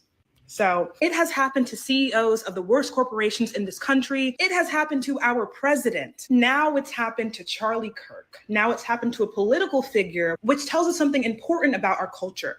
The internet and media have made it so the political space has expanded drastically. And in light of this, so have feelings about and surrounding politics. They've expanded, they've grown, and they've gotten serious to the point where people are so distraught and angered by their political emotions that they have resorted to pew-pewing people. And I can't act like I don't understand that. I can't act as though that feeling And that result is not expected when the talking points of these social media figures have led to a culture based around hating individuals who look like me. We are seeing a drastic resurgence of marginalization and dehumanization taking commonplace in America. In our social institutions, places that we're supposed to feel safe are now politicized in a way that hurts brown, Black, and LGBTQ communities.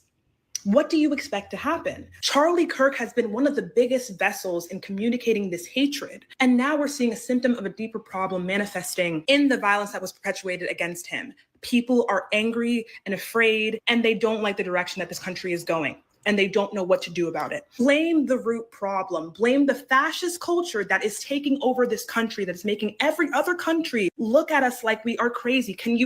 Are you seeing it now? Are you understanding that something is wrong? I can't stand the word empathy, actually. I think empathy is a made-up New Age term that it does a lot of damage. There's a lot of people being policed based off of how they show empathy or the lack thereof when it comes to Charlie Kirk. And I believe there's a lot of videos and things this man has said that's echoing in folks' head. Probably debating with the devil right now. Him, Ronald Reagan, George Bush. Yeah, they having a debate of hell. Oh, shit. Now they saying they don't know who shot Charlie Kirk. And the person they had allegedly, he didn't do it. So now we're waiting on the details to see who did this to Charlie Kirk and why did they do it. But it's going to be interesting to see how the Trump administration spins this, as well as how it becomes de-racialized if it's you know who. And if it ain't, it's going to be really interesting to see all of the racial pathology and politics at play. We are watching now and seeing what's happening. Still crazy political violence going on in this country, and I blame Trump. I blame them for all the climate they didn't cause to make it where individuals want to pull out their little things and shoot them. Especially when we start talking about, hey, man, preventative gun laws could have prevented this man's life. But y'all say we don't need that because criminals don't break the law. Criminals don't care about the law. But y'all feel away with anything else. Man, we're waiting on these updates with Trump. I'm waiting on those updates with Charlie Kirk. Shit, crazy. I don't have a lot of empathy for the man who said, and I quote, I think it's worth it. I think it's worth the cost of, unfortunately, some gun deaths every single year so that we can have the Second Amendment to protect our other God-given rights. I don't have a lot of empathy for that man. Clearly, he was okay with this. And even still, I'm not going to have a ton of empathy for the man who spent his entire life, including his last moments on earth, being openly misogynistic, transphobic, racist, anti-immigrant, xenophobic. The list goes on and on and on. No, he doesn't have my sympathies or empathies. Now, of course, I don't wish this on anybody, not even him. Of course, I feel horrific for his family who is likely devastated by this loss, obviously, because I'm a human being who has some care and empathy in me. I don't want this to happen to anybody, especially the victims of the over 300 mass shootings we've had in the United States this year, not including the school shooting that happened today, not this event, a different one that wounded 3 people. This is going to stay in the news cycle way longer than any of those other acts of violence out there. We're going to talk about him and the grief and how this is enough and how bad we feel for him and his family way longer than we've ever talked about any of the other victims. We're going to spend our time and energy focusing on somebody who would not shed a tear for anybody else. Not only would he not shed a tear, he says, well, that's the price to pay. If that's the price to pay, I hate to say it, he paid it. You want me to cry? He was okay with this. This is a very sad day for his family. I hope they find healing like everybody else who has ever been impacted by gun violence. But we're not going to forget the kind of man that this man was just because he's another victim in a long line of victims. Clearly, by his own admission, he's okay with victims being victims if it means we get to have a Second Amendment. And that's that. Hey, y'all. So they killed Charlie Kirk. Okay? So, I usually talk about things from a spiritual point of view. And so there's two types of exposure. There's the true exposure coming from spirit, and then there's fake exposure. Now, the true exposure is all these things that are going to be coming out over time and being released, and people finding out the truth, who really did what, and all the little, people are going to all fall in place of what's happening. That's happening little by little with spirit. Fake exposure is what these people have been doing and deceiving their people. Now, let's talk about who had motive to do this to him. Okay. For one thing, Charlie Kirk was at least 6-7 years promising along with a lot of other people, that they wanted to expose those people that were on that Epstein file. And then all of a sudden he turned cold on them, and he decided that he don't want to talk about it anymore. I'm not going to talk about it. This is the last day, after just saying, I want to see the files. Well, it doesn't work like that when you've been one of the big mouths in a gang, because that's what you're heading. You're one of the leaders of a gang, okay? And you cannot ask any gang leader, you cannot, be in the gang and then just decide, oh, I don't want to have anything to do with it anymore. Well, I'm not going to talk about it. It don't fucking go like that, baby. It don't go like that. That's not working. And as you can see, it hasn't worked. But he's not going to be the last one. I told you last week, they are going to off each other. They are going to off each other. They only like Donald Trump. Okay? They only like him. And it's going to get worse. They only like Donald Trump. Everybody else that has turned coat is going to see their day when it comes to those people that they've been dealing with, because they don't know who they've been dealing with. They have released the Krakens. Okay? So now you deal with the people that you've hyped up all these years. You deal with them because they're out there. I'm telling my people, stay in the house, stay safe, and stay out of this mess that they have going on. It doesn't have anything to do with us. Eat your popcorn, drink your water, and watch this shit show, honey, because it's going down. And I'm reminding you that Spirit told me at the beginning of the month that he don't need no bombs to end this shit show. Okay? One by one, they're going down. Stay in the house. Hey, what's up, everybody? How you doing? I'm hoping that you're doing great from wherever you're watching me from. I'm your host and presenter, Chinduk Stories. What's up, everybody? Let's talk about it. Continue to do our community. But if you want to sit up here like Charlie Kirk and say all types of things that are not true, or twisting narratives and statistics to make yourselves feel better about you as a community, you're going to get shown certain things.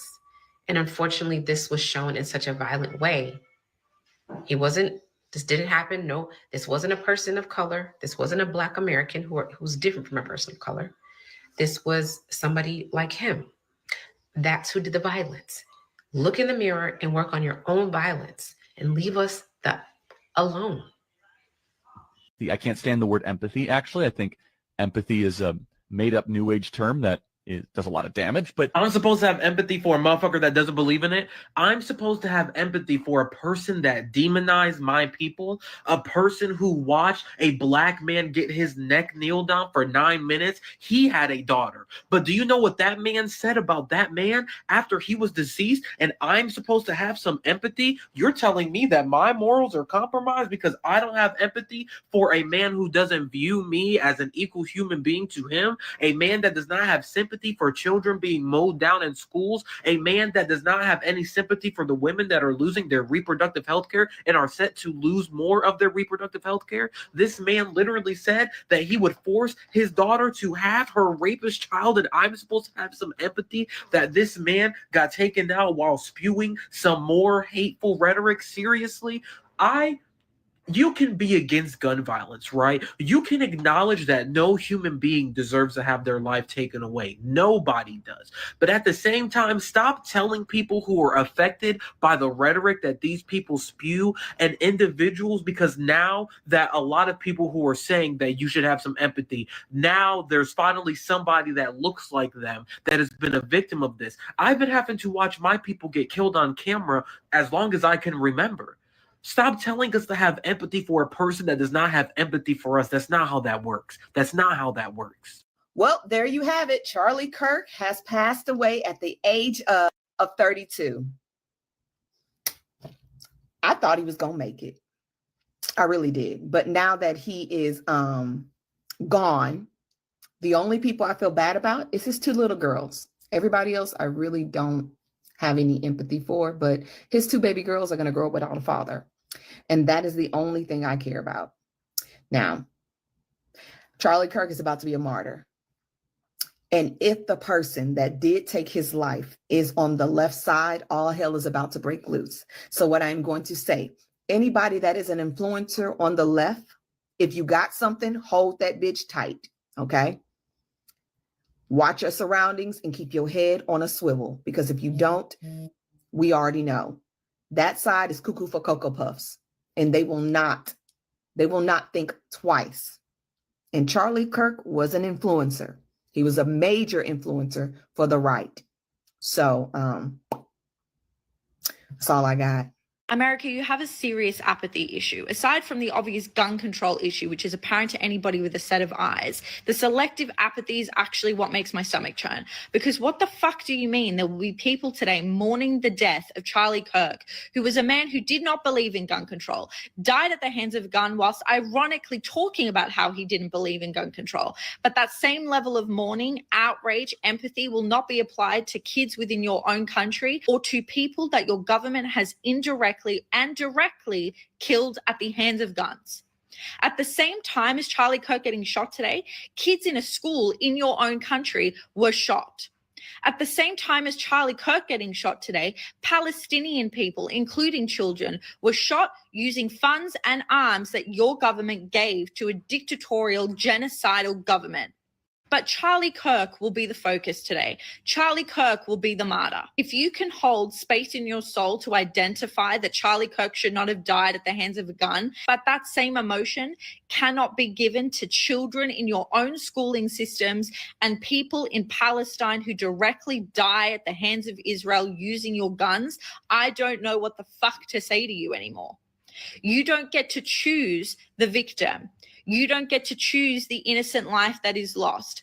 Either innocent people should not die at the hands of guns, or they should. It's not an either or. I'm sorry to say, but we just received word that Charlie Kirk has died. I think I'm still coming to grips. Lock in, fuck niggas. We need to talk about this. The first thing I want to say is that I do condemn the events that happened to Charlie Kirk, and I feel terrible for his family. He just recently had a baby. Now, before people say some things that are crazy and doesn't make any sense, I do want to say that I blame Utah for this. If we actually look at Utah's gun laws, it is terrible. In Utah, you don't need permits to carry a weapon. They have loose background checks. There is no mandate to ban weapons on college campus. Not to mention the thousands of signatures that was signed to not allow Charlie Kirk to have his event in Utah. And despite not listening to that, despite not having strict gun laws, y'all allow him to have an event outside. Yeah, these crazy motherfuckers be saying they want to have guns on college campuses too. Like, I trust y'all bastards with guns around kids. But then they always talking about a good guy with a gun. A public event where he was open for this to happen. You mean to tell me there was no safety precautions for this event? This is a state that gets an 11 out of 100 for gun law strength. They are also above average when it comes to gun violence. And despite knowing all of this, we're still going to sit here and say that we don't have a gun issue? Now, I want to make this abundantly clear so that there's no room for confusion. Insane. It is perfectly fine not to feel sad for or empathize with somebody who would even spit on you if you were on fire. Now, choosing not to mourn, cry, or feel bad for somebody does not automatically mean that you're celebrating their death. Like, there is a huge difference between celebrating and indifference. Now, I'm not about to have a party, buy balloons, and set off fireworks because Charlie Kirk got shot, because that's just not who I am. But at the same time, I'm not going to feel bad about it, and that's valid. And refusing to extend sympathy to somebody who spends his entire life tearing on the dignity of others is not cruelty, it's honesty. And I don't feel like anybody who has that opinion should feel attacked or shamed. Now, it is possible to acknowledge a death without pretending that that person suddenly becomes worthy of the compassion they refuse to give others. And you know, with me being a Black woman in America, he said that the Civil Rights Act was a mistake. And he was also one of the loudest voices that spoke out against reproductive rights. So why would I pretend to mourn somebody who actively sought out to take away my dignity, my humanity, and my rights? So no, I'm not celebrating his death, and I don't think anybody else should. But at the same time, I don't think anybody else should feel forced to feel sad about it either. Well, Charlie Kirk was just shot in the neck, and a lot of y'all are saying you don't condone violence. This is the same person that is spewing and upholding violent rhetoric against us. Maybe you're not seeing what's going on in Nepal right now, or what just happened to Jakarta, because no one has ever gotten their liberation through peaceful means. Violence has always been the way to liberation, and you don't condone violence against a racist white supremacist that's condoning violence against us? So it's okay for him to do it, but not us. We really feeling mercy for Charlie Kirk, the same person that cheered on this type of violence against Palestinians and also said a couple deaths here and there, as long as we can have the Second Amendment, are okay. Additionally, for anyone being mad about political violence against one person, while there's millions of indigenous people being unalived under the guise of democracy, this type of pacifism is what allows for it to continue. It's giving we've been so far removed and oppressed that we don't know what real revolution and liberation looks like. So when we see it, we actually stand up for the colonizer. Oh, and by the way, Netanyahu just came out and said that he's praying for Charlie Kirk. So pick a side. You either stand with the oppressors or you stand with the oppressed. You don't get to do both. Boy, y'all got the nerve to really be sitting here wanting somebody to feel bad for Charlie Kirk. I say free Palestine. Y'all want to tell me to save that for tomorrow? Like it ain't hundreds of people dying last week, yesterday, today, and going to die tomorrow. So basically you putting Charlie Kirk's life over all of them people.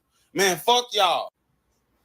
For real, no, hell no. His last words, he blaming gang violence for shit and got shot by a white man. He had no condolences for all the people dying from innocent gun violence. He don't care about what happens in school shootings. He don't care about what happened in Palestine. He never gave a fuck.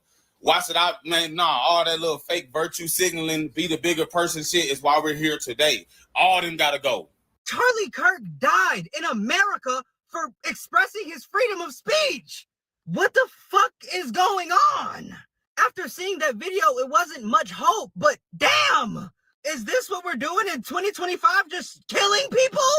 That girl just got killed on that subway, stabbed in the neck. What's wrong with y'all niggas killing niggas in the neck? I'm dead ass sitting here about to tear the fuck up, bro. I got a daughter. Imagine if wasn't his family at the rally? They saw his parent, you gotta excuse me, gang. They saw their parent die. I wanted to watch Charlie Kirk when he came here to A&M, and I simply just didn't have the time. That man by himself started so much of a movement. He's inspired so many people, myself included, to speak about politics. And he got killed for it. You can't tell me there's any other reason. It's not like people that agreed with him killed him. People are talking about gun rights and gun laws. The gun didn't kill Charlie. The person killed Charlie. Take that person and throw him under the damn jail. To Charlie's family, I'm still sending multiple prayers. I am so sorry something so tragic happened to y'all. Seeing that video genuinely is upsetting my stomach. Like, what the fuck, bro? Nah, don't forget now. Charlie went and told y'all. This is an unfortunate sacrifice. Charlie Kirk went and told you that it was an unfortunate sacrifice that would need to be made to protect the Second Amendment. Things like this would have to happen. A citizen getting popped in broad daylight would have to happen. As unfortunate as it is, it was an unfortunate sacrifice that must be made to uphold the Second Amendment. Charlie Kirk fought for that. He worked hard for this. He worked real hard. He advocated for a fascistic regime, preached nonsensical race junk science that has been debunked for over 100 years. He hated the LGBTQIA community. An active TERF who didn't want women to have body autonomy and reproductive rights. He was a known Islamophobe, a white Christian nationalist, a man who he himself went on record on his little TV show and said he hated empathy. He thought it caused a lot of problems. Mr. Kirk worked real hard for this, and he knocked on hate's door all of his professional life. And the funny thing is, if you knock on hate's door long enough, hate will finally answer. And it answered him. How do you feel about Charlie Kirk's death? Look, Charlie Kirk was not the best guy. He had terrible views. He justified genocide. We don't agree with the guy. However, you don't defeat ideas through bullets. You defeat ideas through ideas. Political violence is never justified anywhere, especially in America. But it is justified everywhere outside of America when America supports it, like the bombing recently in Doha, Qatar. I don't feel bad that Charlie Kirk died. I feel bad that his life was taken. Do you agree or disagree? Somebody just commented that on my last video, and it really reminded me of a comment I saw in a post on Twitter. This is the same post where I learned that Charlie Kirk died from his gun wound and that the injuries were fatal. This commenter said, Charlie Kirk died for exactly what he believed in. I had to sit back and think about that because it is true. Charlie Kirk advocated for the gun laws that ultimately led to his demise. And I think this leads into a larger conversation about being very cognizant and empathetic when you are forming your political and social opinions. Because seeing that Newsweek article with the headline, Charlie Kirk says gun deaths are unfortunately worth it to keep the Second Amendment, but then seeing him die by a gun death in an open carry state is him being forcibly placed into somebody else's shoes, and they eventually became his own. In any scenario where he's talking about gun deaths, gun violence, the Second Amendment, it is a very clear lack of empathy. And pause. Didn't he say that empathy was a weakness? I'm pretty sure he said empathy was a weakness. So I feel like we can see this same parallel in situations where we're talking about immigration, where we're talking about racism, where we're talking about police brutality, where we can very confidently speak on issues with the person being affected by that issue as an other until we are forcibly put into their shoes and then we don't like it. And hopefully nobody has to be put into the other person's shoes because none of those situations are good, positive, or desirable. But this is just a reminder to mind what you say, to mind what you think, and to shape your perspective around somebody else's experience other than just your own. Because ultimately, it will make a difference for not just you, but the people around you, your community, and the world at large. Again, thoughts and prayers to Charlie Kirk's family. This is a very unfortunate situation, very tragic, shouldn't have happened. I condemn the violence, but this is something important to talk about. I just made an entire video about this, and TikTok is very clearly blocking it, but I don't care because I want you to answer this question. It's important. When it comes to controversial public figures or people who you think are morally bankrupt in your political opinion, do you think that when a tragedy happens to them, it's important to be sympathetic and wish them well and hope they get better? Or do you think it's okay to carry on your current opinions, state the way you feel about them, say that they wouldn't be sympathetic to this issue if they were on the other side, and just carry on as usual? Because my entire feed for the past 30 minutes has been about Charlie Kirk getting shot, and then I went on Twitter and I saw the video of Charlie Kirk getting shot. And yes, it is a very tragic situation, but what I also want to draw attention to is the way that people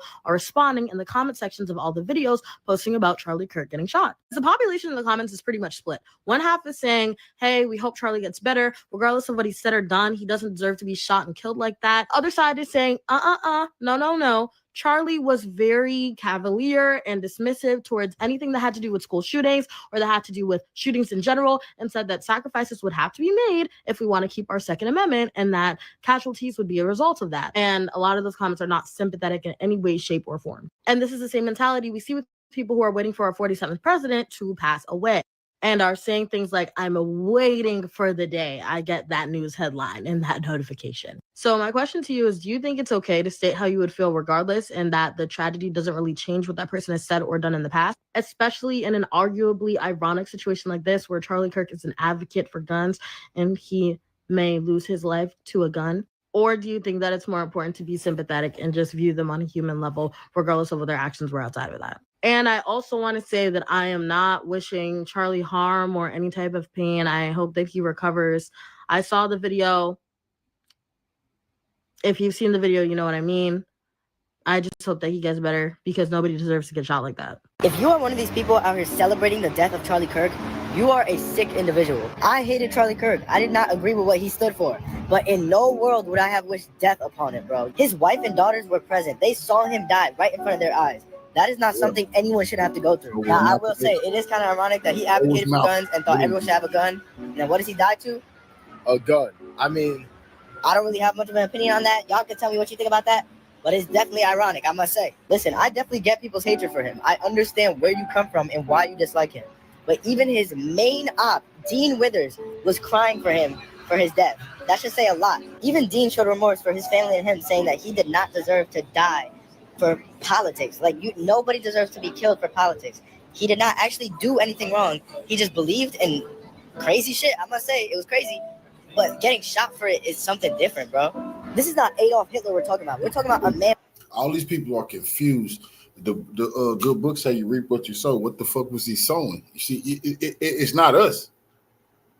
We didn't write these laws, these divine rules. You reap what you sow. So that really, this is a chance for everybody, them to be very careful about what they are sowing, because you might have to reap that. Sow good things, then you will reap good things. Sow death and destruction, that what you will reap.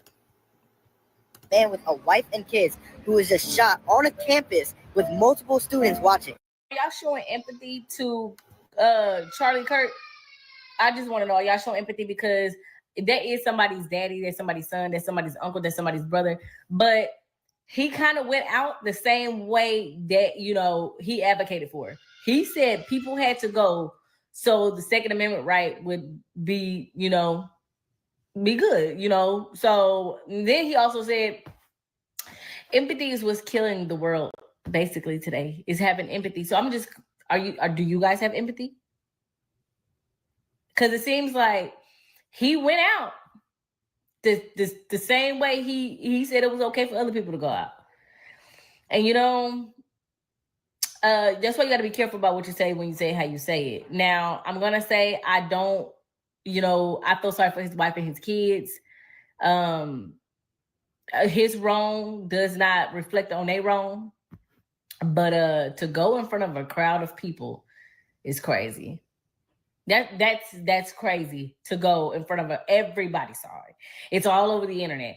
That is a crazy way, because I think about his kids. That's a moment that his kids, like, they're gonna get to. I hate it, but they're gonna be able to see how exactly how their daddy went out. But what does that mean? Is that gonna start? Is that gonna spiral up something else? I mean, like, you just never know. Is that gonna change? You know, pew violence. We don't know. We don't know. He be saying some crazy. He be saying some crazy shit, right? Holy shit! What the fuck? Don't watch, okay, bet. He got assassinated.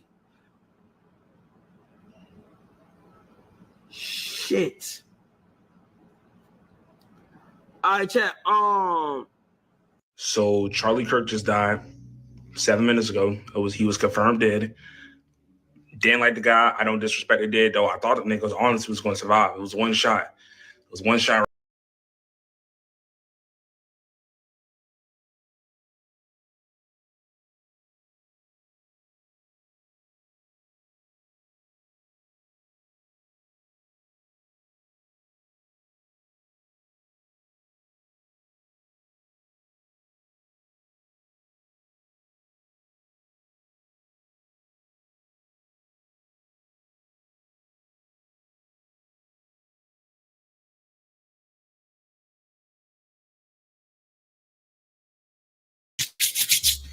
Now, today, we gonna talk about Charlie Kirk.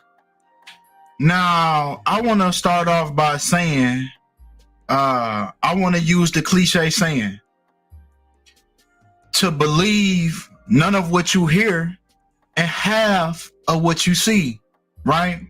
Now, I'm not gonna tell you how to view this situation. I'm not going to influence you on how to view this situation. It's plenty videos out there where they got it close up. It's several different videos going around. Y'all probably didn't seen it, where it seems to be like a dot on his shirt that moves up to his neck. And if you watch very closely, the dot on his neck, once it moves to his neck and his neck moves, watch the dot, watch the way the dot moves and watch the way his neck moves, right? And then it's also a video of the ring on his finger, right? Where he wasn't even messing with the ring on his finger, right? He had his hand in a fist motion, right? Because he went to grab the microphone, right? When he grabbed the microphone, they happened to be talking about gun violence, right? As soon as it happened, as soon as he said the word violence, boom, get shot in the neck. Right, but the ring, right, it moved from his ring finger to his pinky finger. So y'all do your own research on them videos. Y'all come up with your own conclusion of what y'all think is going on, whether it's a hoax or what. Regardless, it really don't matter. That's why I'm not really gonna spend too much time. Plus, YouTube gonna take the video down. I'll show y'all. If I show him getting shot in the neck, you see what I'm saying? They gonna take that bit down real quick. Right, so y'all gonna have to do your own research on that anyway, because this is YouTube. This ain't Instagram or whatever else. Certain things you can show on certain platforms, right? So I'm gonna just leave it with that, because regardless, with him, it really doesn't matter whether it's fake or whether it's real. The most important part is that this ritual, right? That's the word I'm going to use, is regardless, it's a ritual regardless. This ritual is being used as the turning point, right? As Charlie Kirk was the founder of Turning Point Action USA. So this action is being used as a turning point for the United States of America, right? But come on, let's get into this. Right, because manhunt continues for killer of Charlie Kirk, charismatic right-wing activist. Mr. Kirk, a close ally of President Trump, was shot while speaking at Utah Valley University. The authorities were still searching for the shooter with no one in custody. Right? So without further ado, man, let's see what's going on with this situation, man. Because Charlie, right, this ritual took place 47 weeks after Charlie's last birthday, when they made a point to tell you his association, right, with President Trump, right? They say that something he was doing, he's an activist, right? He's not like a politician, but he's an activist, like Jesse, what was his name? Like a Jesse Jackson for the right wing. You know how Jesse Jackson is like a activist for the left? Charlie is the right equivalent of that. So think about if Barack Obama was running for president and then Jesse Jackson was to get assassinated.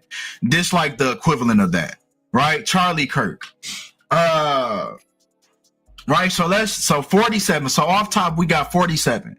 Right? Agent 47. Government 47. This is the government number. Government 47, Republican 47. I did add all these things, but you can obviously type them in as I'm saying them and confirm what I'm saying, right? Republican 47, Democrat 47, White House 47. There's 147 windows in the White House, right? Freemason equals 147.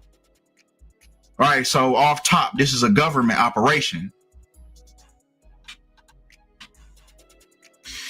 Turning Point USA. Where Charlie Kirk is the founder of this nonprofit organization. So what it was basically, it was an organization that was advocating for conservative something being at schools and college campuses and things like that. So it was advocating for conservative things, events going to be at these college campuses, these universities, and these high schools. That was the premise of the organization. So it's very funny that he happened to find this organization called Turning Point, right? And this ritual took place 159 months after the founding of this company. 159 months, right? This is how old this company is at the time of this assassination on the world stage, right? 159. Donald Trump equals 159. And PP shaking hands with the blue tie Trump, right? Dick Gregory made a statement a long time ago that there's two Donald Trumps. The fake one is the one that wears the blue tie. The real one is the one that wears the red one, the red tie. And they say the real Trump put up somewhere in some type of mountain, I forgot. But come on.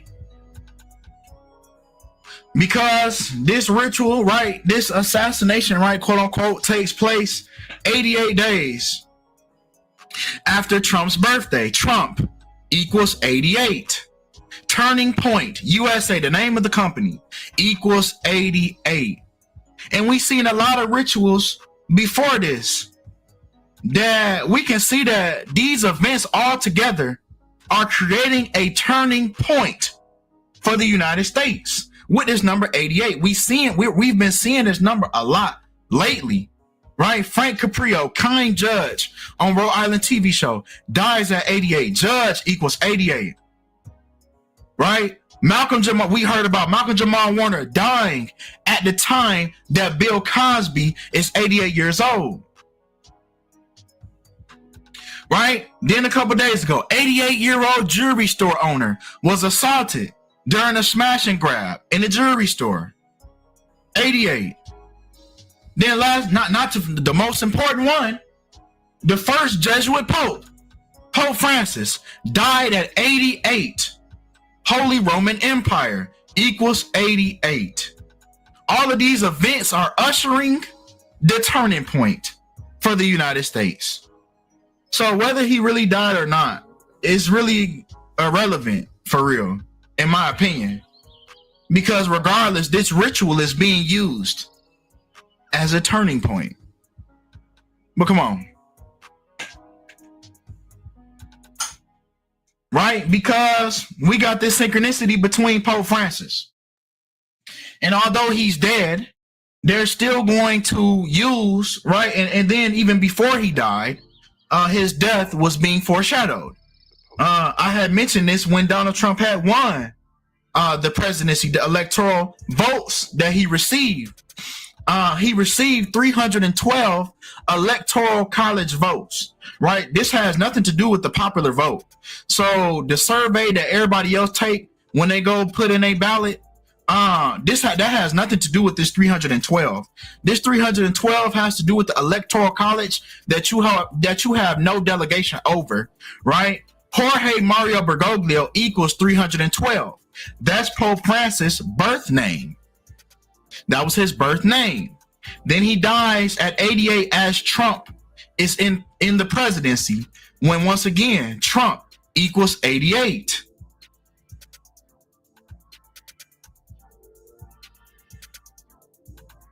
Right, but come on, because this ritual has taken place 10 months and 5 days. Right, 10 months and 5 days after Election Day, when Charlie Kirk equals 105 in the ordinal cipher. A, B, C, 1, 2, 3. A is 1, C is 3, E is 5, so on and so forth, man. And these are the things that we happen to get. Jorge Mario Bergoglio equals 105 as well. Masonry equals 105. So this is the day that it happens to happen, right? After Election Day, 10 months and 5 days later, Charlie Kirk is assassinated off of the world stage. But come on.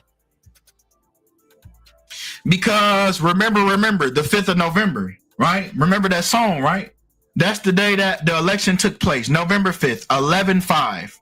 When Charles Kirk equals 115, killing equals 115. The location, Orem, Utah equals 115. Masonic equals 115. So this was a Masonic ritual, right? Because this ritual even took place on the 33rd week and 3rd day of Trump's inauguration, January 20th, 2025.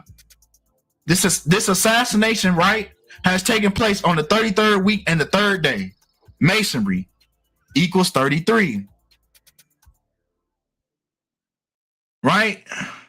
This has also taken place 10 months and 27 days after Charlie Kirk's birthday, when it happened in Utah Valley, right, which equals 127. Scottish Rite of Freemasonry also equals 127. Remember, zeros have no value in numerology. Charles Kirk's birthday is also 33 days after 9/11. So very funny that this happens, right, the day before 9/11, because 9/11 is a sacred ritual to these people. So they're not going to let anything else overshadow 9/11. So yeah, we're going to kill you the day before. We're going to kill you the day before. And then this energy carries on. Then we remind you about the order out of chaos that we created on 9/11. Order out of chaos. We create the chaos and bring the order. That's the 33rd degree Masonic slogan. Is order out of chaos. We're going to create the chaos and then bring the order that follows. So you always look to us for the solution.